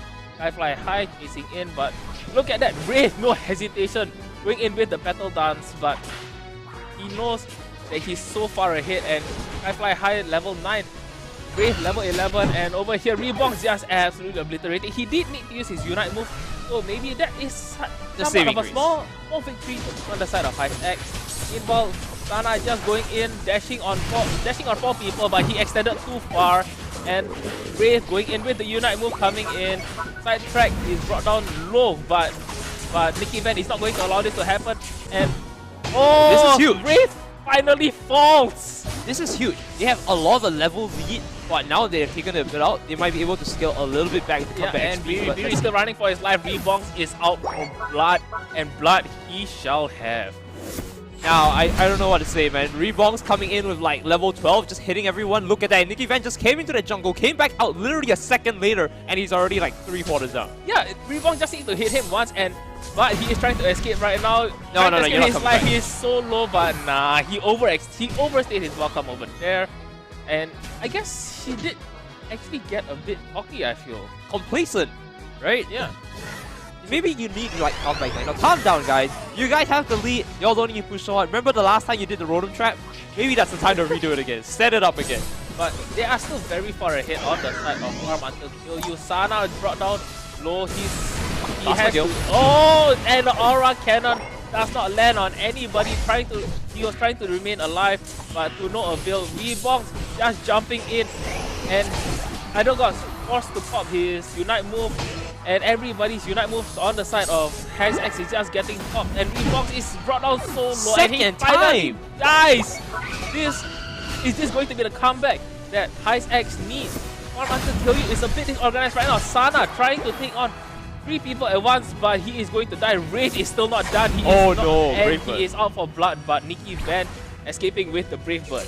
Now, I don't want to be too happy about this because it could still turn either way. But I definitely feel like Isaac has a better chance right now. Skyfly High is now trying to escape, but of course Brave is going to try to come for him as well. Skyfly High, 2v1 Brave coming in, and that's just going to be an easy kill on the side of Farm until kill you. But the important thing now is that if Reebox able to rejoin the fight, Wraith is brought down. He's brought a bit of damage out, but he is still not done. He's trying to find Nikki Van coming in, and there goes the Petal Dance. The Nikki Van having to dash out, but he lives to fight another day. And overall, this is still a good win. Oh, Nikki Van, no! They need to posture. You need to posture for Dreadnought. He was so close to backing, but there was... I mean, you can't posture for Dreadnought if you are low. So that's what they did. They were trying to reset. Meanwhile, Farm until kill you is going to start Dreadnought, and just nice, Zapdos is going to be up in the next 10 seconds. Farm until kill you knows that they don't even need the Zapdos over here, so they can just posture up. They can hide in that brush like what Reebox is doing, and just lay a mouse trap. But you know what? They don't even care. They're just going to start the Zapdos. They know that they have the damage, and the Zapdos is just going to be a big Metal Dance coming in. So much damage, and Unite moves popping everywhere. And who's going to get the Zapdos? They did not get this. Yeah, they did not get this, and this is going to be the beginning of the end for the side of HiceX. Well, I mean, let's talk about what they could have done better here, because I think the one thing they kept not doing was I was talking about posturing, you were telling me oh, you're all gonna die, and yeah, that was the main thing, right? They would always be high time, they were always on time, they wouldn't prepare in advance. That's the one thing I felt they could have also done a lot better. Yeah, that is true, right? I mean, the reason why they can't posture is because they were dying, and so they should have actually prepared better, maybe hide in bushes, group up as 2s or 3s, but the fight's not over yet. Balloon is still coming in, buying so much time. Skyfly High is out for blood, but instead his blood is going to be spilled. And Sidetrack running for the hills, running for his life, and everybody's out for Blissy's blood, but Blissey is very thick, so much HP. She's going to live, and instead Edelgloss is going to get deleted. That's another 88 points coming in for Absol in little hour here, and of course, this is not something that they can come back from, right? You're almost to 1,000 points to 270. I have no idea how you would possibly make back what's 9 minus 2? 7? About 700? 700 points. Yeah, give or take 700 points, and that's assuming even without the pressure of the opposing team, you see. And Wraith, look at that, he was at a sliver of health, and now he's relatively healthy. Zero Aura is just going to fall instead. Biri getting absolutely destroyed with the Sylveon, and this is just going to be game over for the side of HiceX. There is no way, 13 seconds to spare. They are not able to actually make the difference of 700. I mean, so this is going to be game. Let's count down together, right? We know what's going to happen. 1, and that is game. I think score is clear who won there. We don't need to say it. But, that was a valiant effort by, HiceX here. There was a bit of signs of life, you see, when they did the Rotom, when they grouped up together. There was a bit of miracles there. You see, they managed to pick off sliver of hope. They managed to pick off a few members of Farm until kill you, but I think after the recklessness, Farm until kill you did get a bit complacent, right? But after that, they did manage to regain their composure and was able to get the fights that they wanted. Maybe those picks of the Absol, right, Redong, was very good, maybe because it reset their mind. They're like, all right, I think we're overcommitting to certain things. We can just hold back a bit, and maybe that was their wake up call, so to speak. Turn back, all right, we need to go back into competition mode, right? We got to go through this correctly, and we got to take this out now. Yeah, so and you can see their surgical plays, zero hesitation. As soon as Zapdos came out, They Man. just straight up attack. They just straight up kept attacking it, but it wasn't for Zapdos. It was just to bait out the fight because HiSX knows that they are desperate. They need the Zapdos to come back, and so they needed that Zapdos without actually preparing for it. Yeah, but like let's also talk about like their picks, right? Like I think the one keynote player I have to like call out here is Isaac's Nicky Van. He was the only one today in the bracket whom I've seen in stream to play Talonflame. It is our first Talonflame on stream. Yeah, I would say so. And honestly, it was not half bad. Did you see the masterful play? Okay, look, I'm not gonna sugarcoat it and say like he did fantastic, but it was at least to a level of masterful play where he was able to execute like, all right, when do I brief it? How do I use it? Like when I should save it for this point. I shouldn't just spend it. And you saw him going in and out of fights very well at the end there, right? Not dying to Absol, not dying to Rave's Venusaur. So I've got to give you good job. Did you see the early fights? He was no fear. Just come into Absol's jungle. Just go into Rebound's jungle, and he even pulled him to a stalemate. They were both so low, and neither one was ready to commit for that killing what can blow. I say? You know what? You have to take a look at these plays and go like, how can I expand on this play? And I think HiSX, you have something going for you there, and like you can learn a thing or two, from the other team and so on and so forth. Both teams can learn a lot. If Absol were to go to their jungle, could you imagine the difference? Yeah, I mean, I would say that Rebound would have the upper hand over there, and the reason why Nicky Van was actually able to even fight to a stalemate is because Rebound was caught by surprise. You see, so certainly. So over here, it was a very valiant effort by HiSX, but unfortunately, at the end of the day, it was a clean 2-0 for the side of Farm Until Kill You. So congratulations, Farm Until Kill You. And yeah, so I guess we will take a look at the bracket. Yeah, let's take a look at the brackets real quick, because this is the bracket that we're gonna see for the rest of today and of course next week, which is of course your top 8 bracket. Oh wow, and I guess we finished rather early today. You see, with me Marker versus Quirky Gamers, it is still not decided. I really want to see who wins that because these two guys have a 2-0 record on both sides. On the side of group B, we have Pokeballers versus Zapdos. Win undecided. Trust your bro. Getting 0-2'd by MSG Team 7. MSG Team 7 is just a really dominant team. It's not the 1, 2, 3, 4, 5, or 6. It's the 7. It's the 7th team.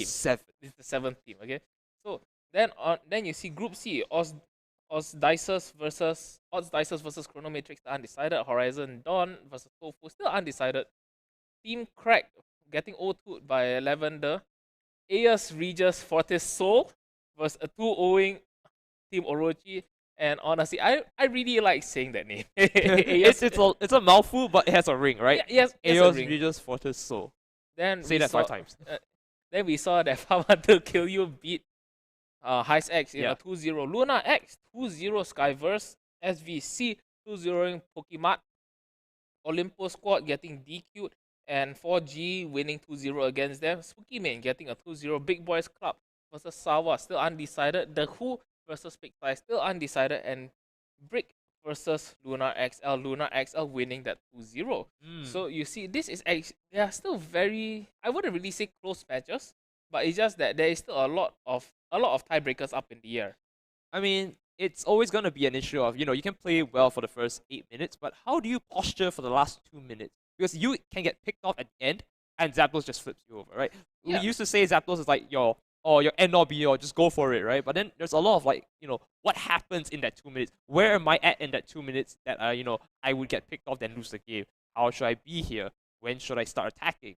Yeah, so I guess last time Zapdos used to be end all be all, and if you manage to steal the Zapdos, you can straight up just win the game. You see, by some miracle. But honestly, nowadays it's not so easy anymore because of the Zapdos gates nerf, because of the fact that Zapdos doesn't give you as much anymore, like as many points anymore when you kill it.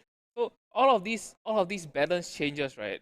Zapdos is no longer the end all be all, but it's still a very important aspect. It is. So the winning team doesn't even have to take Zapdos. They can just posture up in the bush, and then after that, when the losing team is desperate, let's say HiSX is desperate to come in because they have 40 seconds left, you can just jump on them, and then after that, just turn the fight, kill everybody, and then take Zapdos. And it's still, at that very least, it feels more even to play, because I think with the new patch from Zapdos, right? Like that was a while back. The games looked a lot more like 500, 600, or like 700, 500. It was a lot of bit more manageable and not so. Yeah, I guess. Yeah. So the Zapdos nerf was justified, and so at the end of the day, this is not very like the Zapdos fight is not as important as it used to be. The other fight that is very important, I would say, is actually the Rotom just before Zapdos. Oh yes, I think that was like one of the most like hype nerfs. It's not Rotom anymore. Rotom has different forms. Yeah. I think the graphic is wrong whenever they show Rotom. It's actually a Ferrari over there. Like you just don't see it, and they haven't patched it in yet. Oh. Okay, but you see, my point is right that if you take Rotom before Zapdos, it's essentially having a Zapdos, especially if you push it into their last go, and there is no way that Rotom expires. He lasts way longer than Zapdos, and you can just That's the most insane part, right? Yeah, you can just straight up ignore the Zapdos fight and push in with your Rotom, and then after just keep dunking the 50s and the 100s, and you just offset whatever's the opposing team actually have on their with Zapdos. That's true. That's the most insane part. Like, why is Rotom last longer than Zapdos? In fact, I've got comparisons before. Like when you take Zapdos and Rotom at the same time, and you see like how long it takes. I think Rotom is about like a quarter longer actually, which is okay. I would say it's fair. Okay, because firstly you have to kill Rotom, then you have to escort Rotom, and fair. The further you go, the harder it is to escort Rotom. So I would say that it's a fair trade-off. You see, especially if you can reach on the side of their final goalpost. So because there's so much work to get Rotom there, as compared to Zapdos, you kill him, everyone is vulnerable. Okay, you know what? That is very true. And you know what? I think let's lay down the discussion here. We've got more to talk about coming into the top 8 when it happens. So it was nice casting with you. Yep, and you know what, guys? We are going to go for a break. This is when we come back. It's going to be the first round of playoffs, guys. So we will see you later. Bye.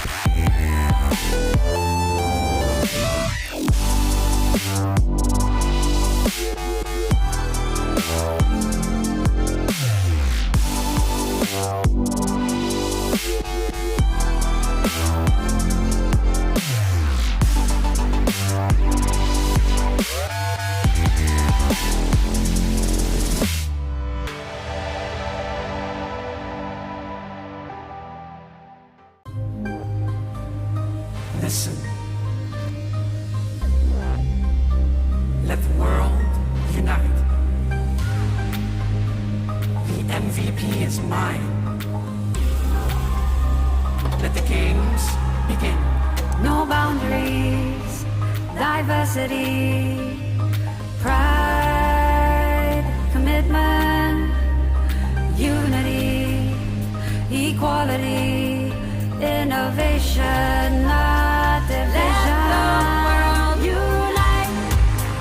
Come together forever we fight. We can save the world tonight. The universe, the power, the might. Let the world unite. Standing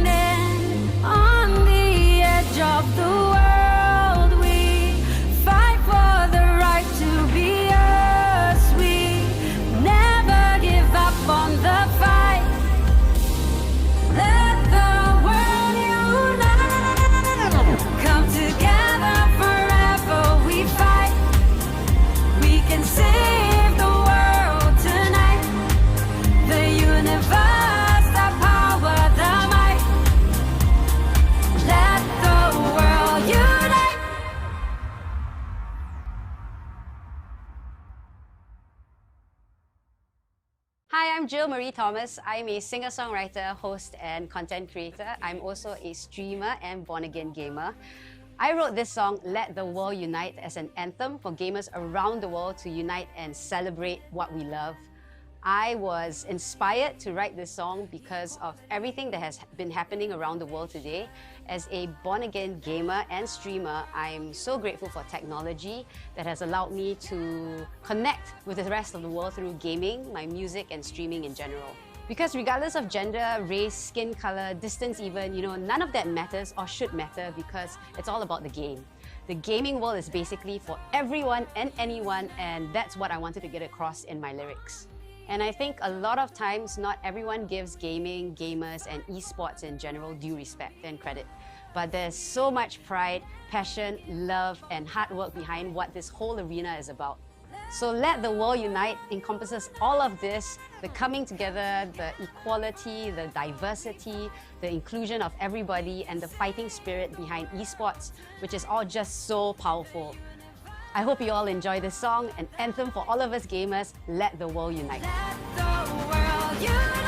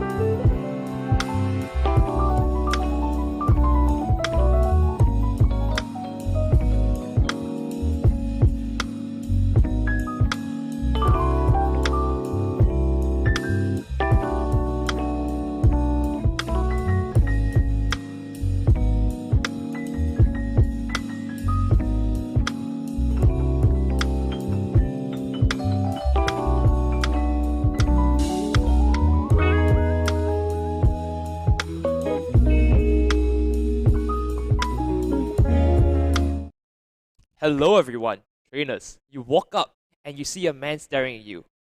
To enter the league, you have to face the greatest of challengers, the elites of the elites. They're now called Elite 8. Not Elite 4 because, E and E sounds really good together, but, that's all from me. I'm Mytera, and of course with me, Moon Boy. Yo, what's up? How are you doing, man? I hope the whole day has been really, really interesting, right? I've seen games and dude, strongest team in the region, team. guys. I think here's the best part, right? We were always talking about this is the Champion League qualifying round, and now it's entered its next stage. This is the Champions League top 8. Exactly. So right now, players are playing into the playoff stage right here, and they will be fighting for a spot for the top 4 playoff next week, where there's a potential that players would see each other face to face and just face it off in the ultimate battle of Pokemon Unite. And remember, this prize pool is fairly large. Last I was talking about it, right? $5,000 prize pool, $3,000 going to the first, $1,500 going to the second, and of course third. Still walking away with about $500 at the very least. It's not just the very least. I mean, it's something, right? Like this amount of money, you could do things with it. So I mean, players are really eyeing on it, and players are really will try their best to try to get their hand onto this one. So just winning today, just one last battle for tonight. They will be moving straight next week to try to fight for this ultimate prize pool that they have. But remember, of course, we were all sponsored with this large prize pool by, of course, Global Esports Federation, Global Esports Games, and partnered, with this amazing studio by Select Start. Yep, not forgetting Rizzo as well. So, these are the people that are, supporting this event. So without these people, this event wouldn't be possible, and we wouldn't have such grand stage for the players of Southeast Asia. Now, I don't know about you, but top 8 seems, it seems like a really tough fight to get into it, right?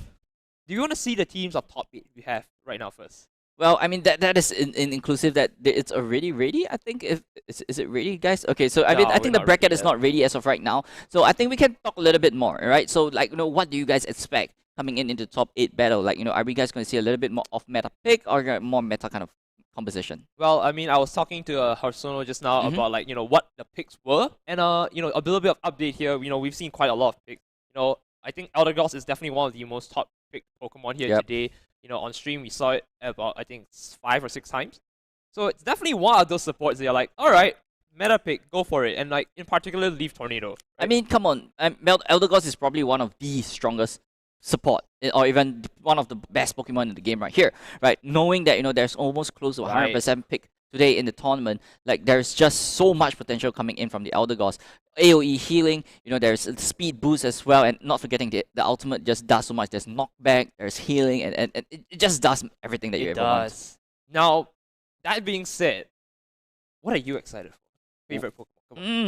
No, we're not talking about in the game. We're talking about what you want to see in Pokemon Unite, Well, I mean, I personally would like to see, a little bit more Absol action, right? We've seen really good Absol in the game. We saw Rebong back then in the previous game as well. So, they're one of the best Absol players in Singapore. So, that also shows that, that is the kind of level that we want to see. Every player should be at that kind of level when it comes to individual Pokemon. But however, Absol being one of the more frequent pick recently, the crit rate and things like it's just too painful to be dealing with, and that might be your answer to the ultimate and that Venusaur. Is we're not using that. Definitely right. That's the word. That's the word. But of course, we got to see a lot of Absol already, and I think Absol was picked a fair few times. I think 3 times, right? So that means at least 3 teams thought Absol was crit worthy. But I haven't seen the Cinderace come up very often, and that's one pick that in my mind I thought was all right. Greninja's double team got nerfed, Water Stringer got nerfed.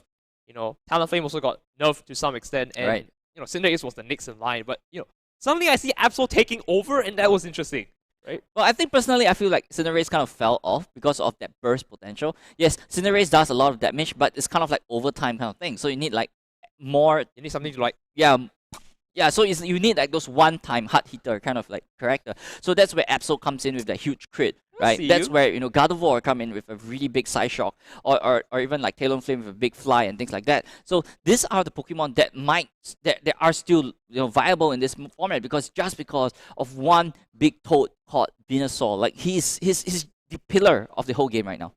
Now that is a very good point, but I did hear you say Gardevoir. Oh. Oh. Oh. Yeah, Gardevoir is my favorite Pokemon. I just put it out there, right? So like, I'm really happy that she got this buff. But the thing is that replacing Gardevoir with Absol, there's still a very big debate coming in from the team. Yeah. Like yes, Absol, Gardevoir have really strong potential and things like that. Do you have the discipline to play well to get away from the Speedster or even like close, like far away from the Venusaur and things like that? So that is the big question. Like are you ready for the Gardevoir? Is that Gardevoir good enough in your team composition? But I think the one pick that will remain for as a very strong competitor is I have it right here actually. You got a toy? I got a toy. Oh my goodness. Yes, I do have Lucario here. We have to see Lucario zip by every once in a while. I thought we didn't see enough there the last game, so I thought I brought it over. Oh my god, just Lucario a little bit. Okay. But I mean, Lucario is just so strong, right? Like with extreme speed, like the amount of reset that he have with the extreme speed. In a team fight, when everyone is just clustered together, that's where extreme speed would take, the Lucario would take advantage of the extreme speed. In the situation in near the beast, like that's where he could, take it up as well. Power up punch is also a good way to, snipe off a objective and things like that you ever need. So that is where this Lucario is kind of like really good at that point. But some players actually replace it with like Zero Aura and things like that because Lucario sometimes is just a little bit difficult to be playing against in a Venusaur fight or even like a high CC composition. I might even go as far as to say that I disagree with you because I think Zero Aura's wild charge. Okay. Like hear me out. You hit Spark, you go in, wild charge. That man is sitting down with his blender open. He's gonna like Giga Drain absolutely nothing. I said absolutely again, didn't I? Yeah. And like. Think about it, right? Like he's just gonna take damage and like there's nothing he can do. He's gonna be like, all right. He sits down there thinking, okay, what have I done wrong? I guess Molchar's gonna hit me for half my HP, and then I cry a little, shed a little tear down there. Well, I think it's like it's all down to the pilot, right? Like there's 1001 scenario in this case. Like I always believe in it's not really down to the meta Pokemon in a sense, but it's down to the pilot. How well or how comfortable are they?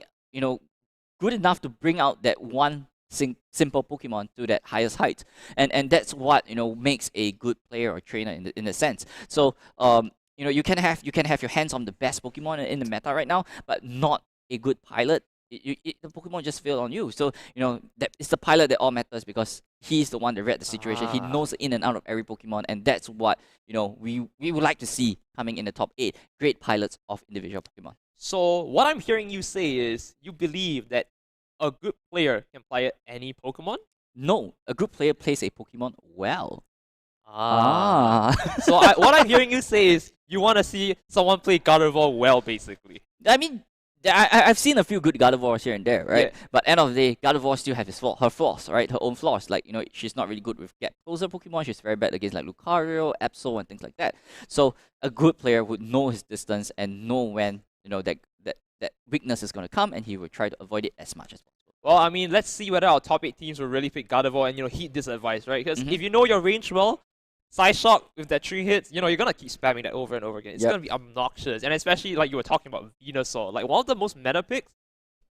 I don't want to be near Gardevoir. Okay, I don't even want to be far Gardevoir. Actually, I want to be like nowhere near. Out of range. I can't see Gardevoir. Okay, if the problem is not there, I don't see a problem. The problem don't hit me. Exactly. So I mean, like Venus. The thing about Venusaur is that it has so much tanky potential, right? We saw Wraith in the previous game just now on the Venusaur. Bruiser? Yeah, like he's just so well versed with that one Pokemon that he knows when it's the time to get out. When's the time to go in. When's the time to stall for his teammates and things like that. So like but with a good Gardevoir, you might have to try to burst it down as fast as possible. Yeah, I agree with you. But do you think we have time to look at a little bit more like the teams that have come in first at the very least? Yeah, okay. And let's just take a look at how the rest of the team has done throughout the the final game of the group stage. Yeah, the qualifying stage is almost. Over. I want to say over. I'm not sure yet. It's over. It's over? Yeah. Okay, it's over. We're going to go into the bracket here real quick. And of course, we're going to see quite a few teams, make an appearance here. And, have been performing spectacularly, might I add. So, yeah. Yeah, but I mean, on the other hand, okay, the brackets are up already right here. Thank you. So, let's just see. First off the bracket, we got SVC going up with Sawa, Quirky Gamers versus The Who, Farm Until Kill You against Horizon Dawn, and MSG Team 7 against Eos Rages Fortis Soul. Oh my god, that name is just too long. Oh man, you had like different opinions on Hearthstone. He was saying like this was a really nice name to say, and I was agreeing. It was like, that's a ring. It's a ring. There's a ring to it. There's a ring to it. But yeah, basically these are your first few teams that we're gonna talk about, and like they've done a spectacular job because we saw MSG Team 7 like completely destroying their side of the bracket, and we just saw from to Kill You also making waves in their own bracket. Yeah, I mean, Farm to Kill You, right? We saw them previously in the game as well. Like they did it, they played really well, and we would expect them to carry on this momentum forward into the knockoff stages right over here as well. And also, we just now previously we saw the Who, right, in our very first game also. So like they have really strong players, coming in, Benvachi, Artisan on the Lucario, or even the Zero Aura as well. So like these are really strong players that are commonly known in the community, and they hopefully they get to deliver what they usually bring onto the table, and hopefully we get to see them next week. Now, of course, we did open this tournament to Southeast Asian players for the most part, right? Yep. So like, out of these players, like who are we really looking into, right? Like these players come from different regions. Let's take a look real quick. So of course we have SVC, the first one with Sawa, right? So that's a Indonesian team versus a Thailand team. Yep. So that was an interesting one, right? Yeah, I mean, players coming in from all over Southeast Asia. So it's not easy coming into a competition there where we got like what 23 teams that are in Singaporeans right here. So like there is really difficult. Like it might not be as easy for them because they might not be familiar with the Singaporean players or the playstyle and things like that. Right? Yeah, the meta and things like that. So them being able to just top the table and just move on straight into the knockout stages is really a big shout out to them, because it's not easy. Representing. And representing your country and bringing them to great heights, and hopefully we get to see one of them representing their country next week as well. And now, of course, the next team in mind, of course, a very familiar face. We saw that in the very first game that was being casted today. Again, once again, shout out to Parmastis and yourself, right? Yep. Yeah. Welcome back. We got the Who versus Quirky Gamers. Okay, so the Who, of course, a Singaporean team, and Quirky Gamers, not one to be missed out on, as well. also Singaporean. Yep. See? So both these teams will be facing off. A little bit of local blood and rivalry. Yeah, Just so I mean, it's just they probably know each other and they know the capability of one another. So if they probably there's a little bit of knowledge and pre-game kind of mind game involved in this sense. So that's what we hopefully we get to see in this particular bracket. Now, of course, I'm no stranger to this one. From until Q. Right?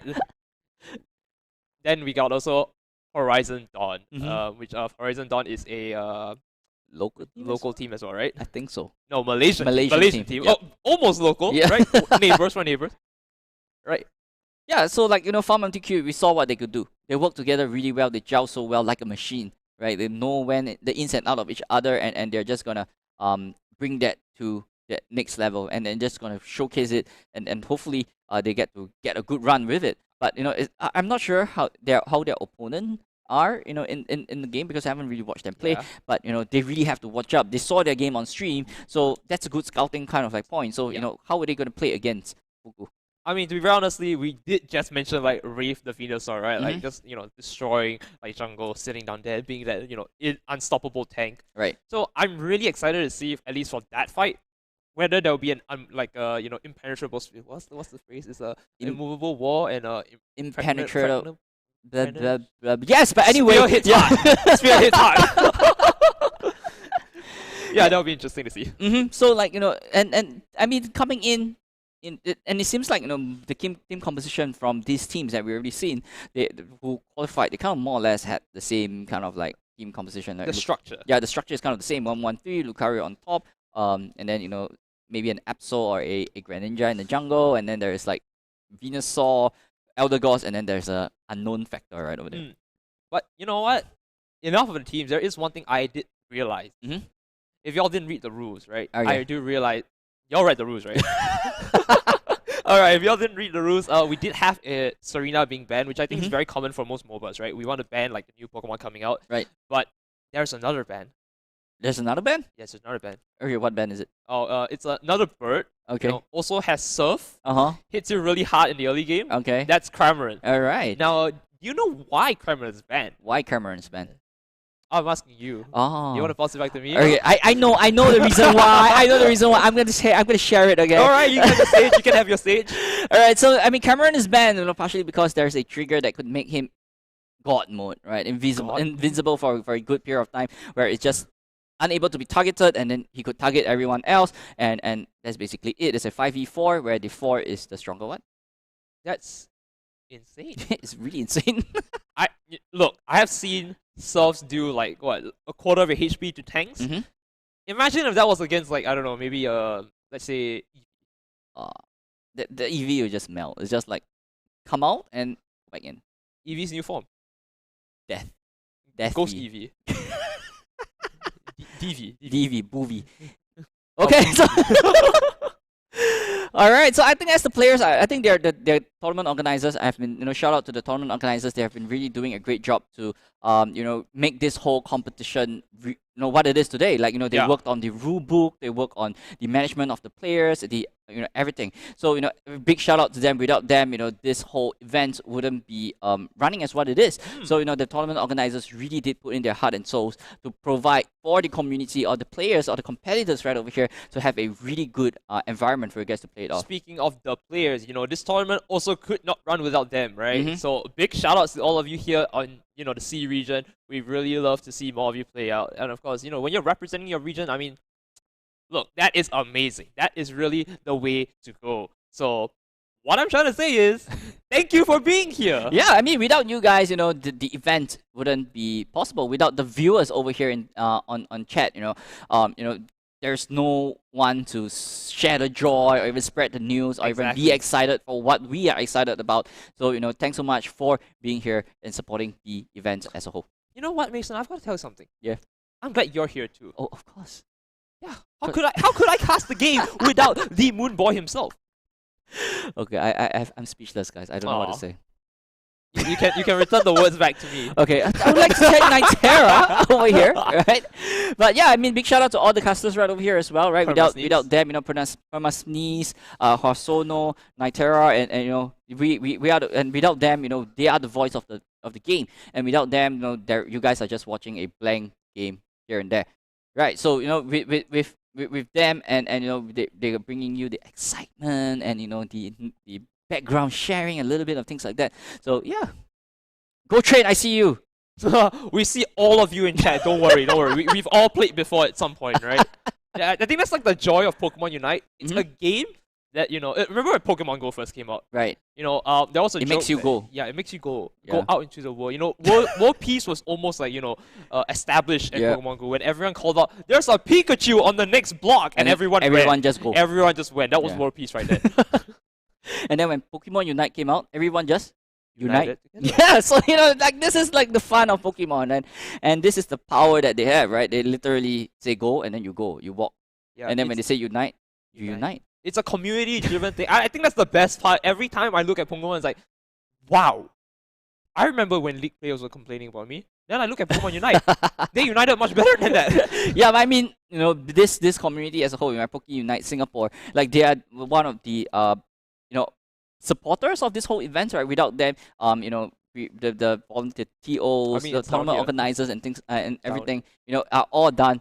It's provided by Pokemon Unite Singapore. So yeah, it's somewhere there. Yeah, somewhere there. Yeah. So so yeah, big shout out to Pokemon Unite Singapore. Without this community, players wouldn't have a hub or even have a spot to come together and have some fun and even as cheesy as it gets, unite together to play some Pokemon.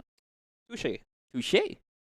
And of course, that's exactly why I'm thankful for this, and I think everyone is thankful. But top 8 is gonna roll around very soon. We apologize for a little bit of delay here, but as soon as possible, I promise.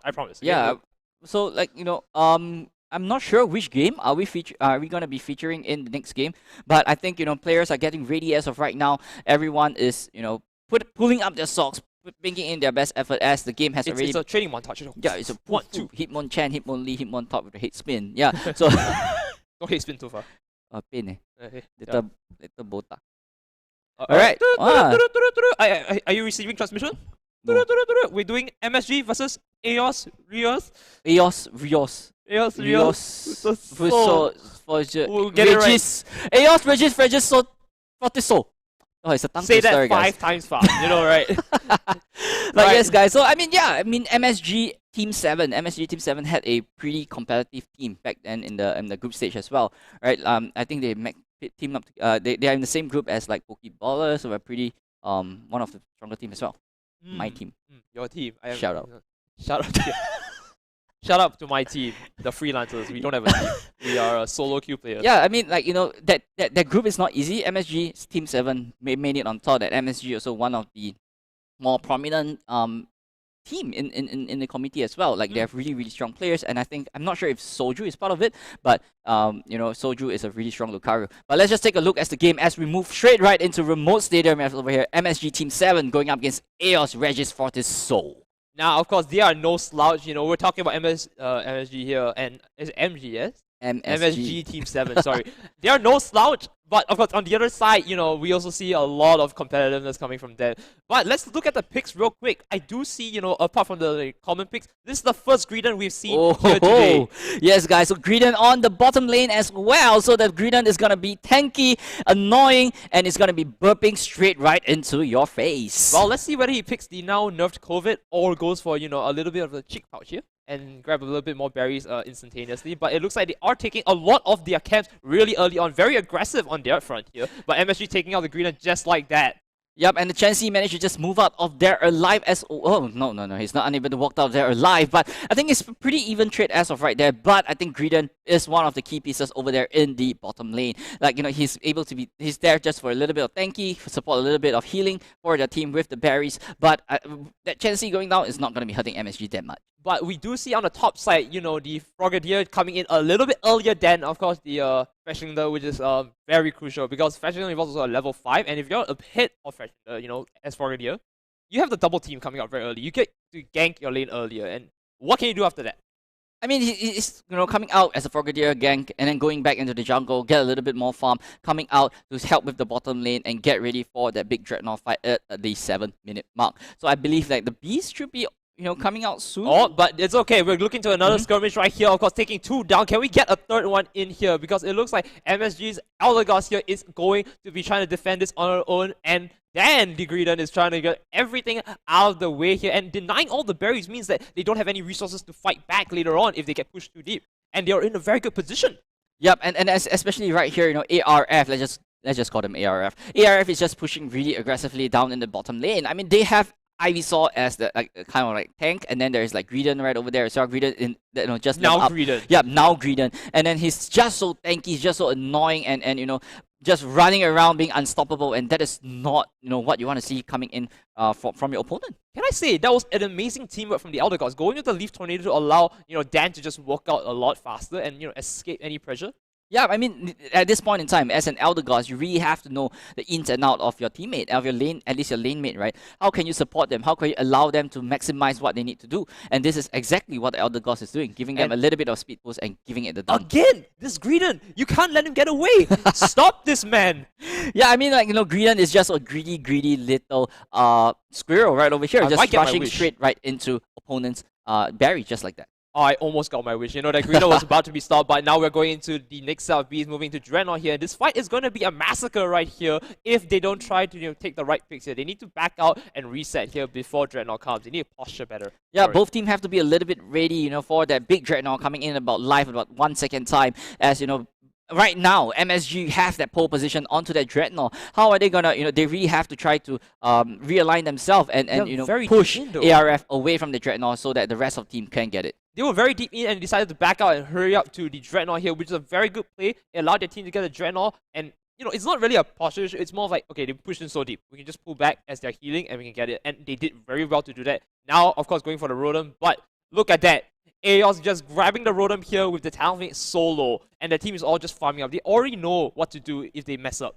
Yep, I mean, looking at the top side, MSG already has lost one of their goalposts. So they really have to try to defend this Rotom, even though, you know, the Lucario have a level lead against his opponent. But right here, this Rotom is not going to go anywhere, and I think MSG is just going on a full offense on the top lane right now. Now, this is definitely the thing I was going to see, right? The Venusaur sitting on tower and just, like, you know, hunkering down with the Blender and Giga Drain. So Let's see if it can go down, but it doesn't look very good here. I think this is gonna go. Wow! Whoa! Wow! Ivysaur is superior in this matchup. Going in like that, that is not too shabby coming from you.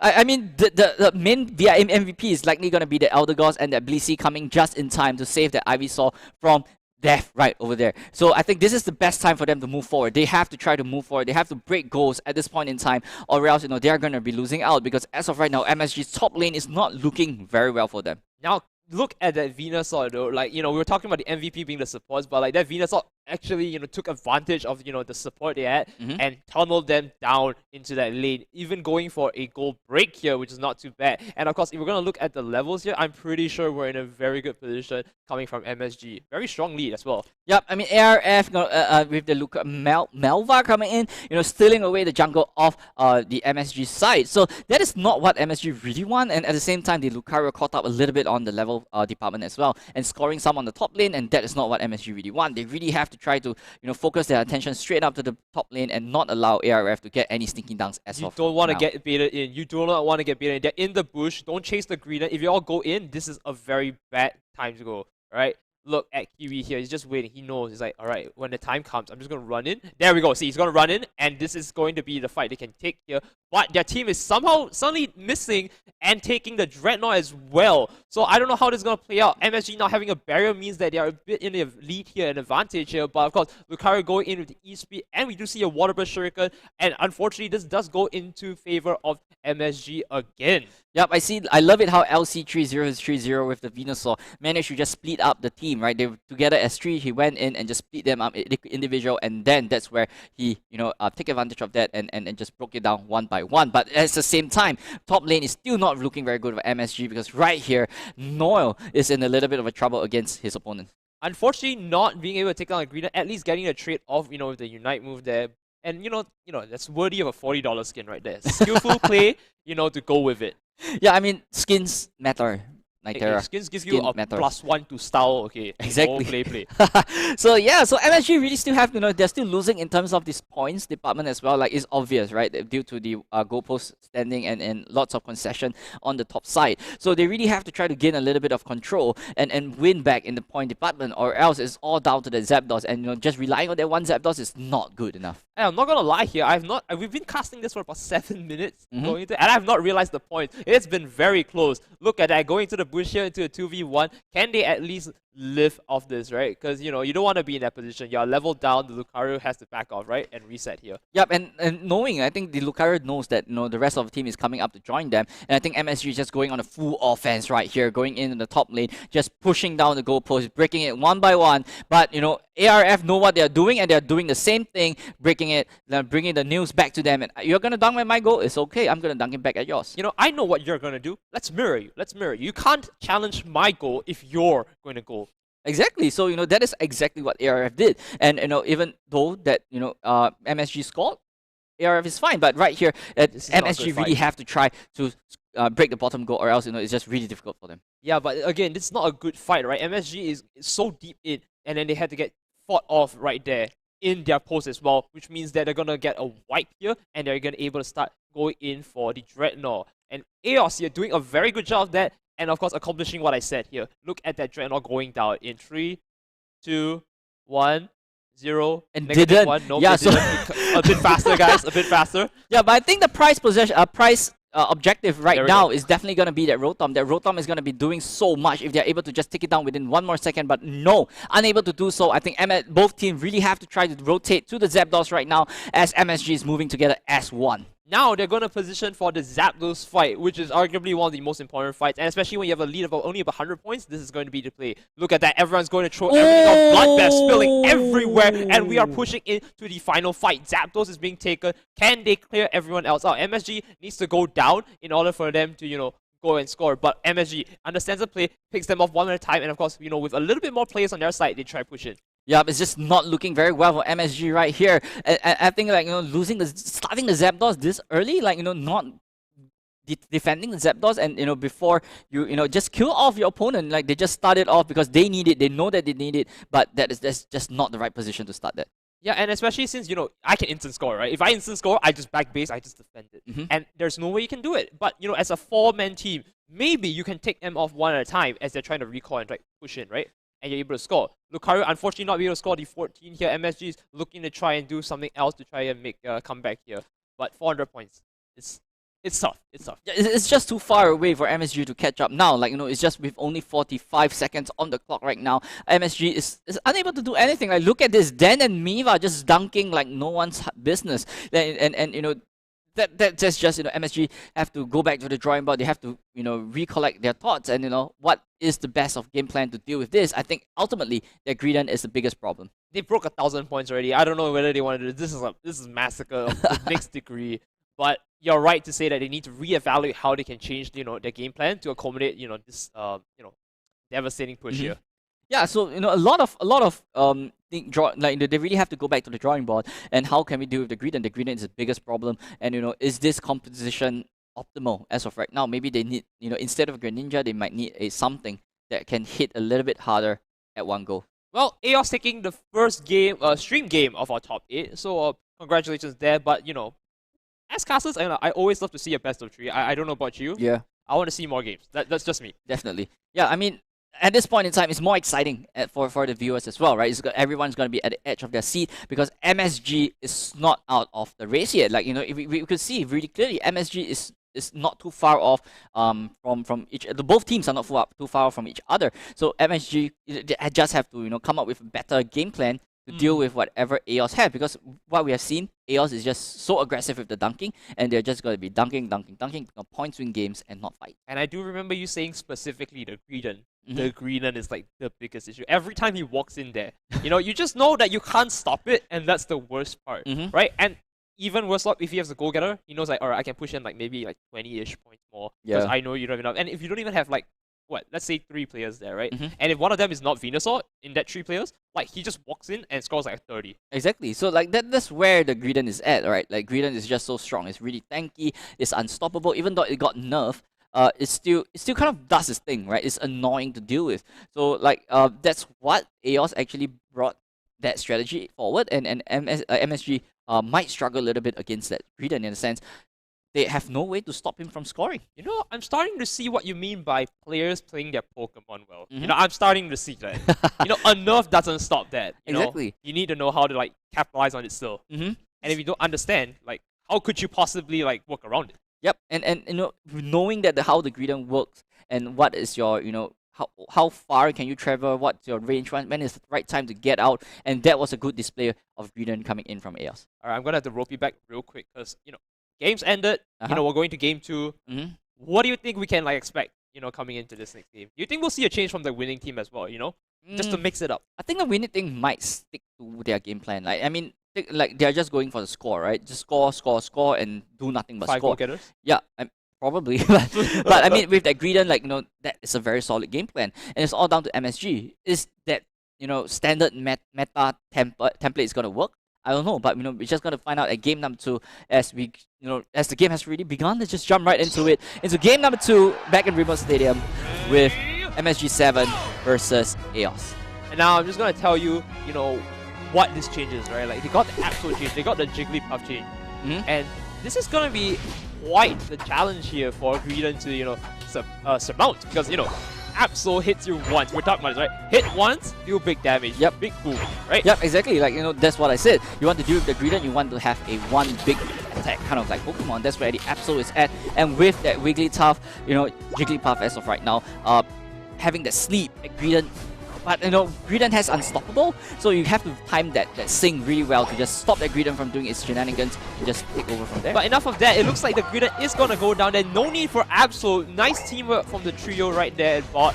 But let's look at top side and see how the Lucario are doing, because, we talk about like a lot of top lanes being their own island, and well, look, top lane is their own island. Jungle's coming up here, of course. We do see, again, Kai trying to go for something here, unfortunately not being able to, and our dear jungle here. The little bird deciding, alright, it's not my time yet. 850 is my time. Yeah, I mean, look at it. EOS have to be a little bit more careful because they know their opponent is Absol. Absol is really strong in the early game, while, a Fletchlinger is not enough to deal with whatever there's coming. So, they should know, and that is not a fight for EOS to pick, and they really have to get out from there. Ooh, but we are seeing the bot lane here. Of course, the Ivysaur, going to be Ivysaur at least, posturing very well for the next Ordinal here. Which means level 5 is in sight, and they're able to try and like push for that. Which means a big power spike here, if you can get it.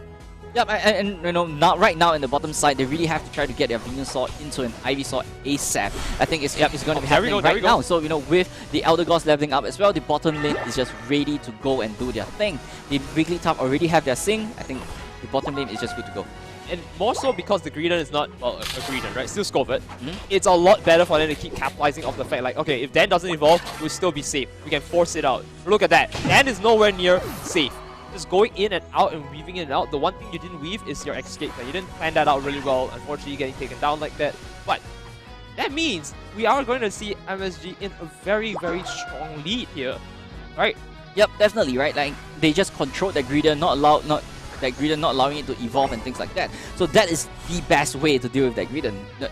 If it's not a Greedent, it's not doing anything at this point. And then we're coming in with the Wigglytuff, like that is just a really good thing. 4v3, Lucario is going to come in with the E-Speed. Can he clear everyone out? Because it looks very possible here. One more, gets a triple right there. Can I see the Bluebird? It's not Sonic, it's Lucario moving in like that. Posturing for peace as well into the Dreadnought right after. Yeah, I mean, that is the power of the extreme speed, right? That reset, we see, you know, going in from one dash into another, and then taking pick one after another. Like, that is the power of that Lucario, and then him being at the bot side, like that really changes things. And he really have to go down to support so that the Greedent will be able to evolve right there.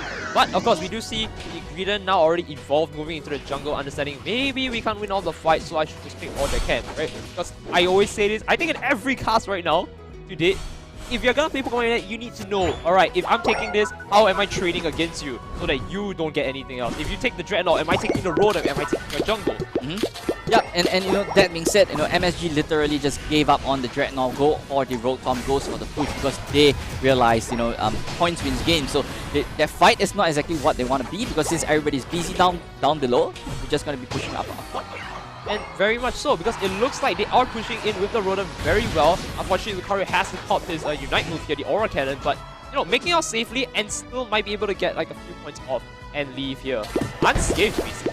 Yeah, that's the thing about Lucario, right? It's really, really slippery, and a good player usually knows that, you know, Lucario is really, really hard to catch. So once you caught the Lucario, you really have to capitalize on it, or else, you know, it's going to be punishing you really, really hard later on into the game. And once again, if we take a quick look at the score here, you know, not too far off. 31 points, basically, right? And it's not too bad. I mean, at this point in time, score don't really matter, right? As long as it's head-to-head, we are unable to name ourselves a leader as of right now because, you know, Pokemon Unite just changes so much and not getting the 2-minute zap. That's a 10-minute game for sure. Yeah, exactly. Right? So, you know, there we have 6-piece Nugget trying to get that Greedent, and the Greedent is just so greedy at that point in time, like it's just so deep into opponent's jungle, taking their buff away from them. But Hovet, once again, letting it escape, and of course with Belch, big damage, right? The shotgun burst count damage.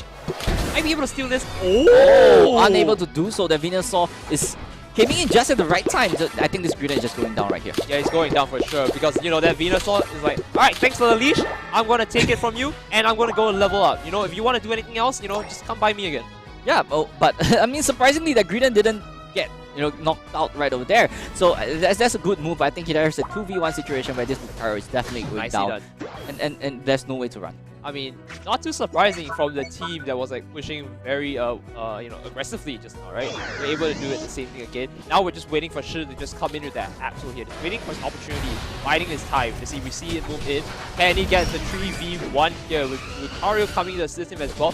He is able to get a 1 kill. Ooh. But can he get a next one? This is the bloodbath game, right? Coming in. Unfortunately, Lucario coming back from MSG's side just in time to just, you know, give a bit of a handicap help, you know? Yeah, I mean, that Venusaur managed to just steal off that Dreadnought in the bottom lane as well. So I think MSG might be able to turn this one around. All they need to do is just translate these kills into points, and they would have a really, really comfortable lead against their opponent. Because right here, they got the level, they got the team composition, they got the teamwork coming, and they just need to score right now. And my, can I say, bot side was looking fancy with the 80 points over there. They have not been taken any single point. 0 points into their goal. And of course, they're aggressively pushing top without their whole team as well. Yeah, I mean, pushing the Rotom straight right into the middle. I mean, at this point, you're just keeping your opponent occupied at this point in time, as the rest of the team just focus down, go to the bot side, try to take out the Greedon and just pop that bottom. Alright, this is 3v3 basically. We're seeing a fight. We do see, you know, Greedon going for a Unite move here and he's gonna have a shotgun basically, standing in the tower and just like blasting everyone out. And Venusaur coming in clutch here, going in for the first KO. And of course, unfortunately going down. What? It looks like Eos here is gonna take the Lucario out as well, but not without taking down. Wait a minute, Lucario's still alive. Hold on. He did take down someone and still live. Wow, the amount of shield coming in from Lucario is just insane. I think Genkai has to get out of this one or else he's going to be in big trouble right here, as I think the Elder Gods managed to just get that last hit off that Absol. A bit anticlimactic with the auto attack, but you know, we'll take those, you know. A lead is a lead, and they're going to try and capitalize on it. They're going to try and score their 40 points. Unfortunately, the Wigglytuff is there to just say, not until you hear my song. Yep, I mean, right here, right now, right? Everyone is probably gonna be on the price objective right here. Is gonna be that Dreadnought coming live in about 10 seconds time, and you know, while everybody is just farming their Unite back up for the big Zapdos fight, the Dreadnought might be one of the might give your team an up hand later on in the Zapdos fight. And this Dreadnought is definitely very important, but it looks like they want to just try and force points because they know, alright, if we don't take the Rotom and they push it in, may as well be a Zapdos, right? Yep. And I think that's definitely a very good foresight here, but you don't know where the rest of the team is. You want to be ready to take the Dreadnought in case as well, because look at that. That score shield, man. That score shield from the Greedon is just too annoying to be dealing with.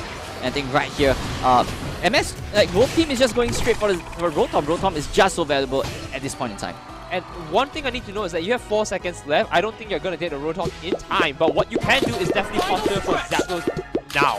Because you did just take out a few of their members on the MSG side. Eos is in a good position to just start it and go for the Zapdos. And like I said, can they get the steal? Cotton Guard Crash comes in, but no. No. MSG clearing it out, and of course, MSG now having the Zapdos means that they're in a better prime position to win. 100 points come in. They were 10 points away, now they're 110 ahead. Right? This is moving into a very good position for them. And they're slowly just breaking it down over and over and over. What can they possibly do from here? Yeah, I mean, Eos also did, you know, a little bit of a counter dunk off their side as well, but I don't think it's going to be enough. But the game is not over yet. We're currently at 1 minute and 20 more seconds. As you know, Eos still have a good chance to fight back, because as of right now, every single point is doubled with every single score. So MSG really have to defend right now because they are not too far off, you know, winning. And very honestly, this is like one of the most closest games I've seen so far. You know, 200 points is not an unrealistic goal. They might be able to do this. Just 230 points. Sorry, 215 points now. Yeah, and as of right now, you know, Eos is just, you know, farming and scoring. Look, down goes the last goal post coming in from MSG. MSG might be leading this one, but you know, they can't be too happy as of right now because it's just about 100 plus, 100 different points, 100 plus different points. So you know, they really have. Oh no, they got another 66 in. Let's see if they can make it count here because they're slowly picking out 7 points, 4 points. Slowly popping it in, and that's going to be multiplying by 2. Can they push it right here? Yup, and as time clock goes down, about 20 more seconds, as you know, Eos is still desperately dunking as of right. It's really, really close right now. 26 points of difference. Lucario moving in with 14, and I think MSG really have to focus on defending because we are down to last 10 seconds. Anything could happen at this point in time. Folks, have you seen that score? It was 10 points away. We're going to see whether we can get any more points in. It looks like we do see on the side of MSG coming in another 8 points. Can they push in? No! Oh my goodness, is that enough? Close.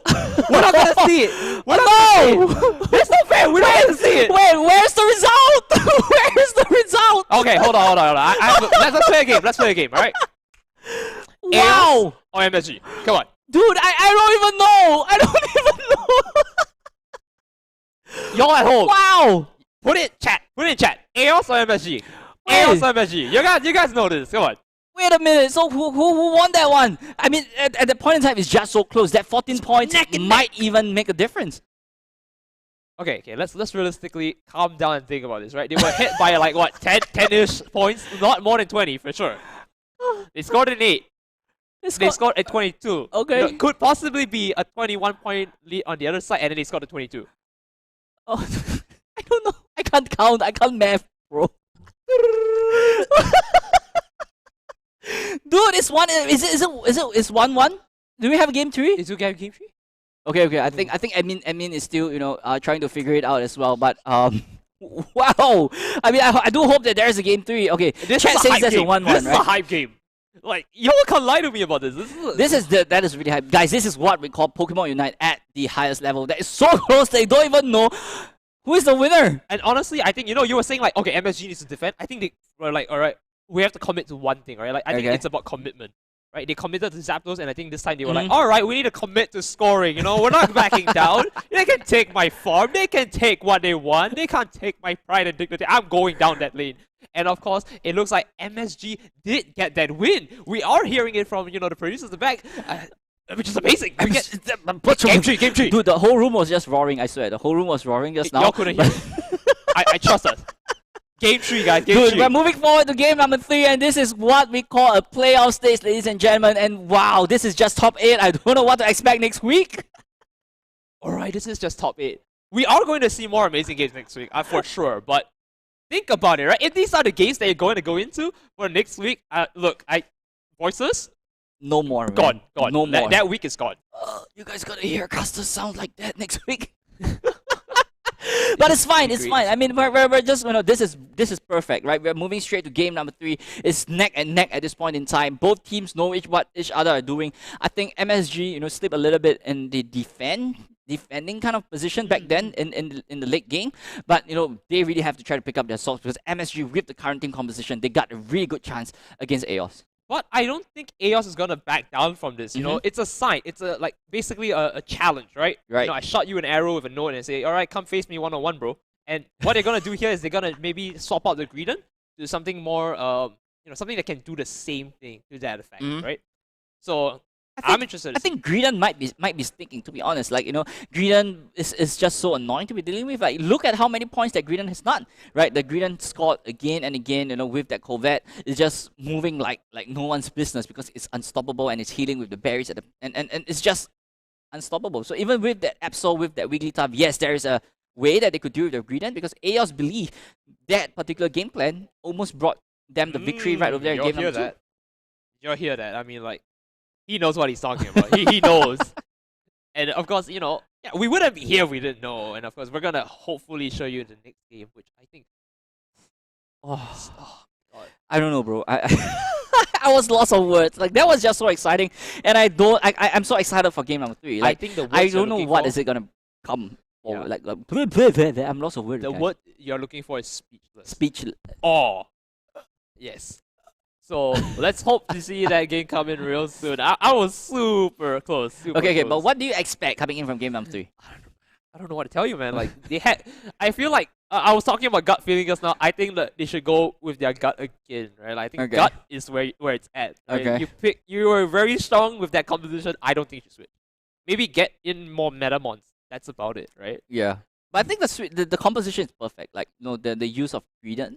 Yeah. So I think it's a good. Greedon can stay. I believe in the Greedon. I think it's a stick. Yeah. I'm calling it. EOS is sticking to the team, to the game plan, and MSG is gonna stick as well. So it's gonna be back to game number 2, and hopefully we don't get a deja vu. I mean, hope is it?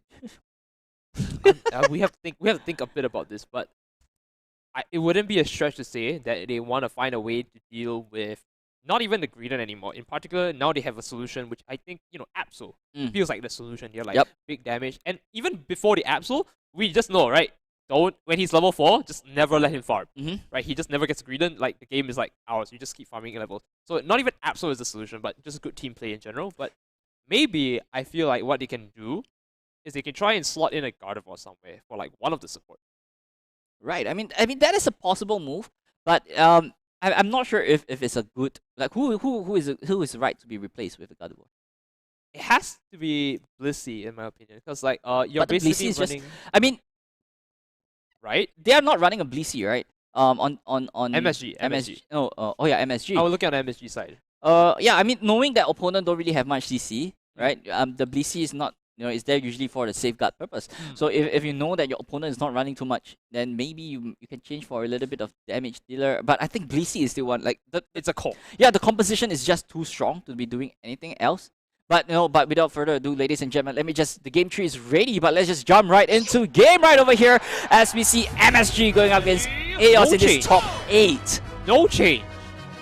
But on the other side, we get to see our very first Zard, and in top 8, mind you. And of course, the Snorlax making its return here. Akeno going to the jungle this time. Let's see how this is going to affect the games.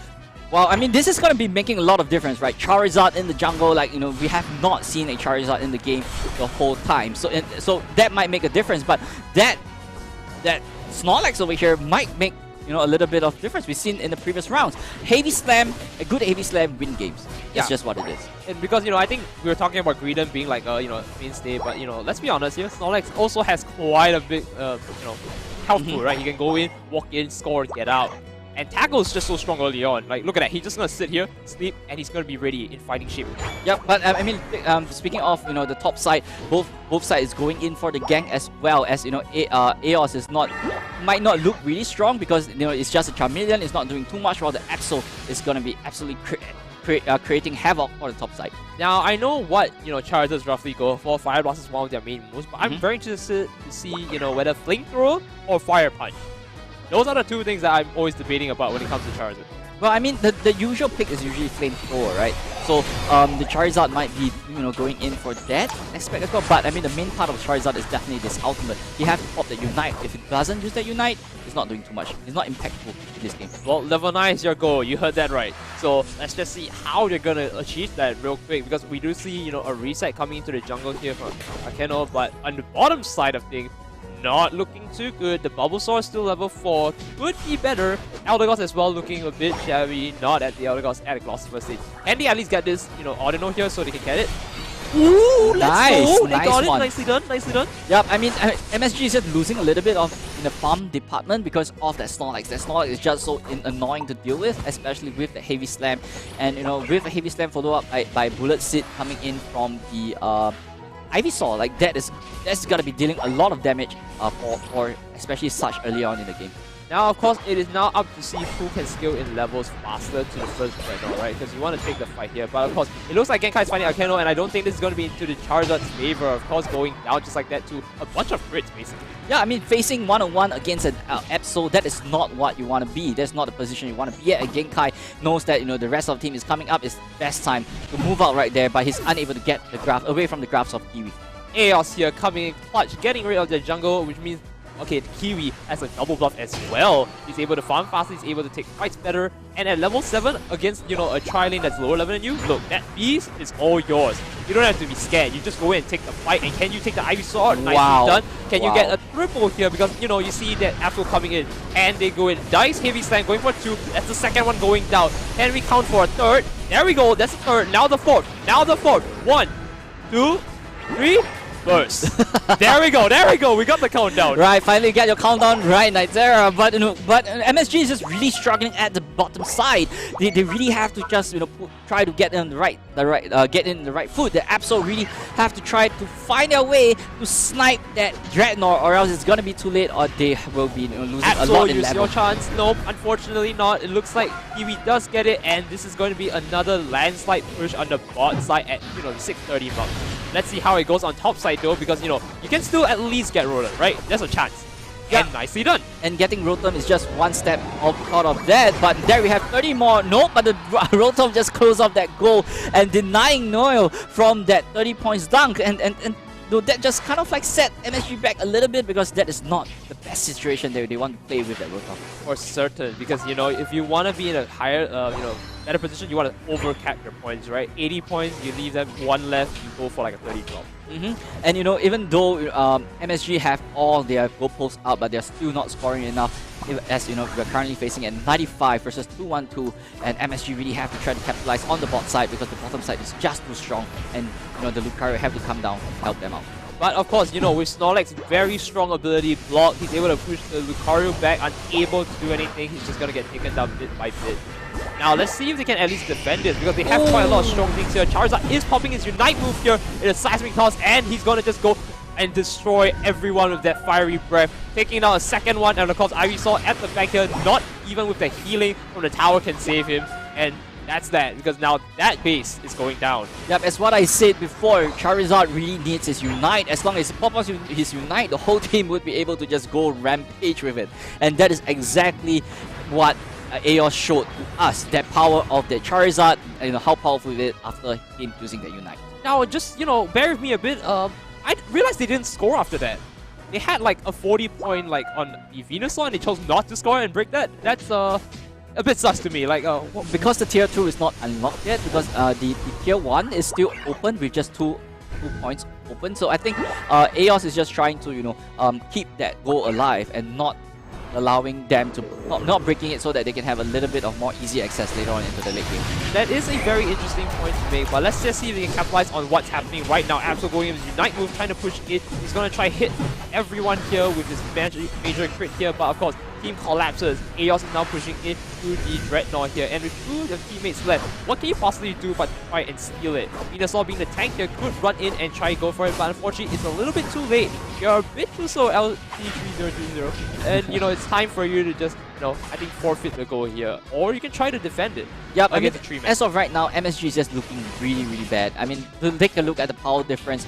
At level 9 Venusaur versus level 13 from Aeos side, like that is not the position. That is not where you want to be as a Venusaur. So MSG really have to try to find a way to get their levels back up. Oh no, that Bone Rush really did put a number on them. MSG was completely pushed back right there, and the Lucario just E-speeds in to clear the road up right there, and this is going to be the push of a lifetime. They're gonna break the second tier right here if Genkai has anything to say about it. Yep, and there you have MSG trying to defend that goal with just, and down goes the Lucario in the process, but there we have it, another Unite coming in from the Charizard as well, spitting fire all over the goalpost for MSG as they are unable to defend themselves as Aeos is just trying to push that Rotom into that goalpost, but unable to do so is because MSG is just going on a rampage, taking out one by one. Okay, you guys can take this, just a little bit more. There we go. And of course, look at that Rotom. It was touching the base. That's a bit unfair. It's there, but it's not there. Yes, but no. Right, so MSG really have to try to capitalize on this one right now. They really have to score because they are so far behind. They're about close to 190-ish points away. So, MSG really have to capitalize because they are holding a lot of points. 30 on that Elder Gods, 50 on that Lucario. They really have to translate these points into goals. And, what's the best way to translate those points into goals is, of course, taking a nice fat KO on their entire team. And especially when moving to the Zapdos fight, very wanted welcome. I mean, MSG is not exactly looking for a fight, right? Knowing that they're under level, they can't really do much against their opponent. Fighting is not exactly the best thing that you're looking for because, MSG really have to be a little bit careful of where are they going to be because in a 5v5 hit-to-hit clash, that is not the optimal way. I think Noel heard you, I'll be very honest. He's just like, do you say not fighting? No. We fight. Yep, and there you have, Miva going in for a sneaky down for 100 just in time at the 2-minute mark. And as the Zapdos spawn, I think MSG has no choice because they really need this bird as they are going in all the way. Heavy Slam coming in from the Snorlax, and I think Noah is going down off this one.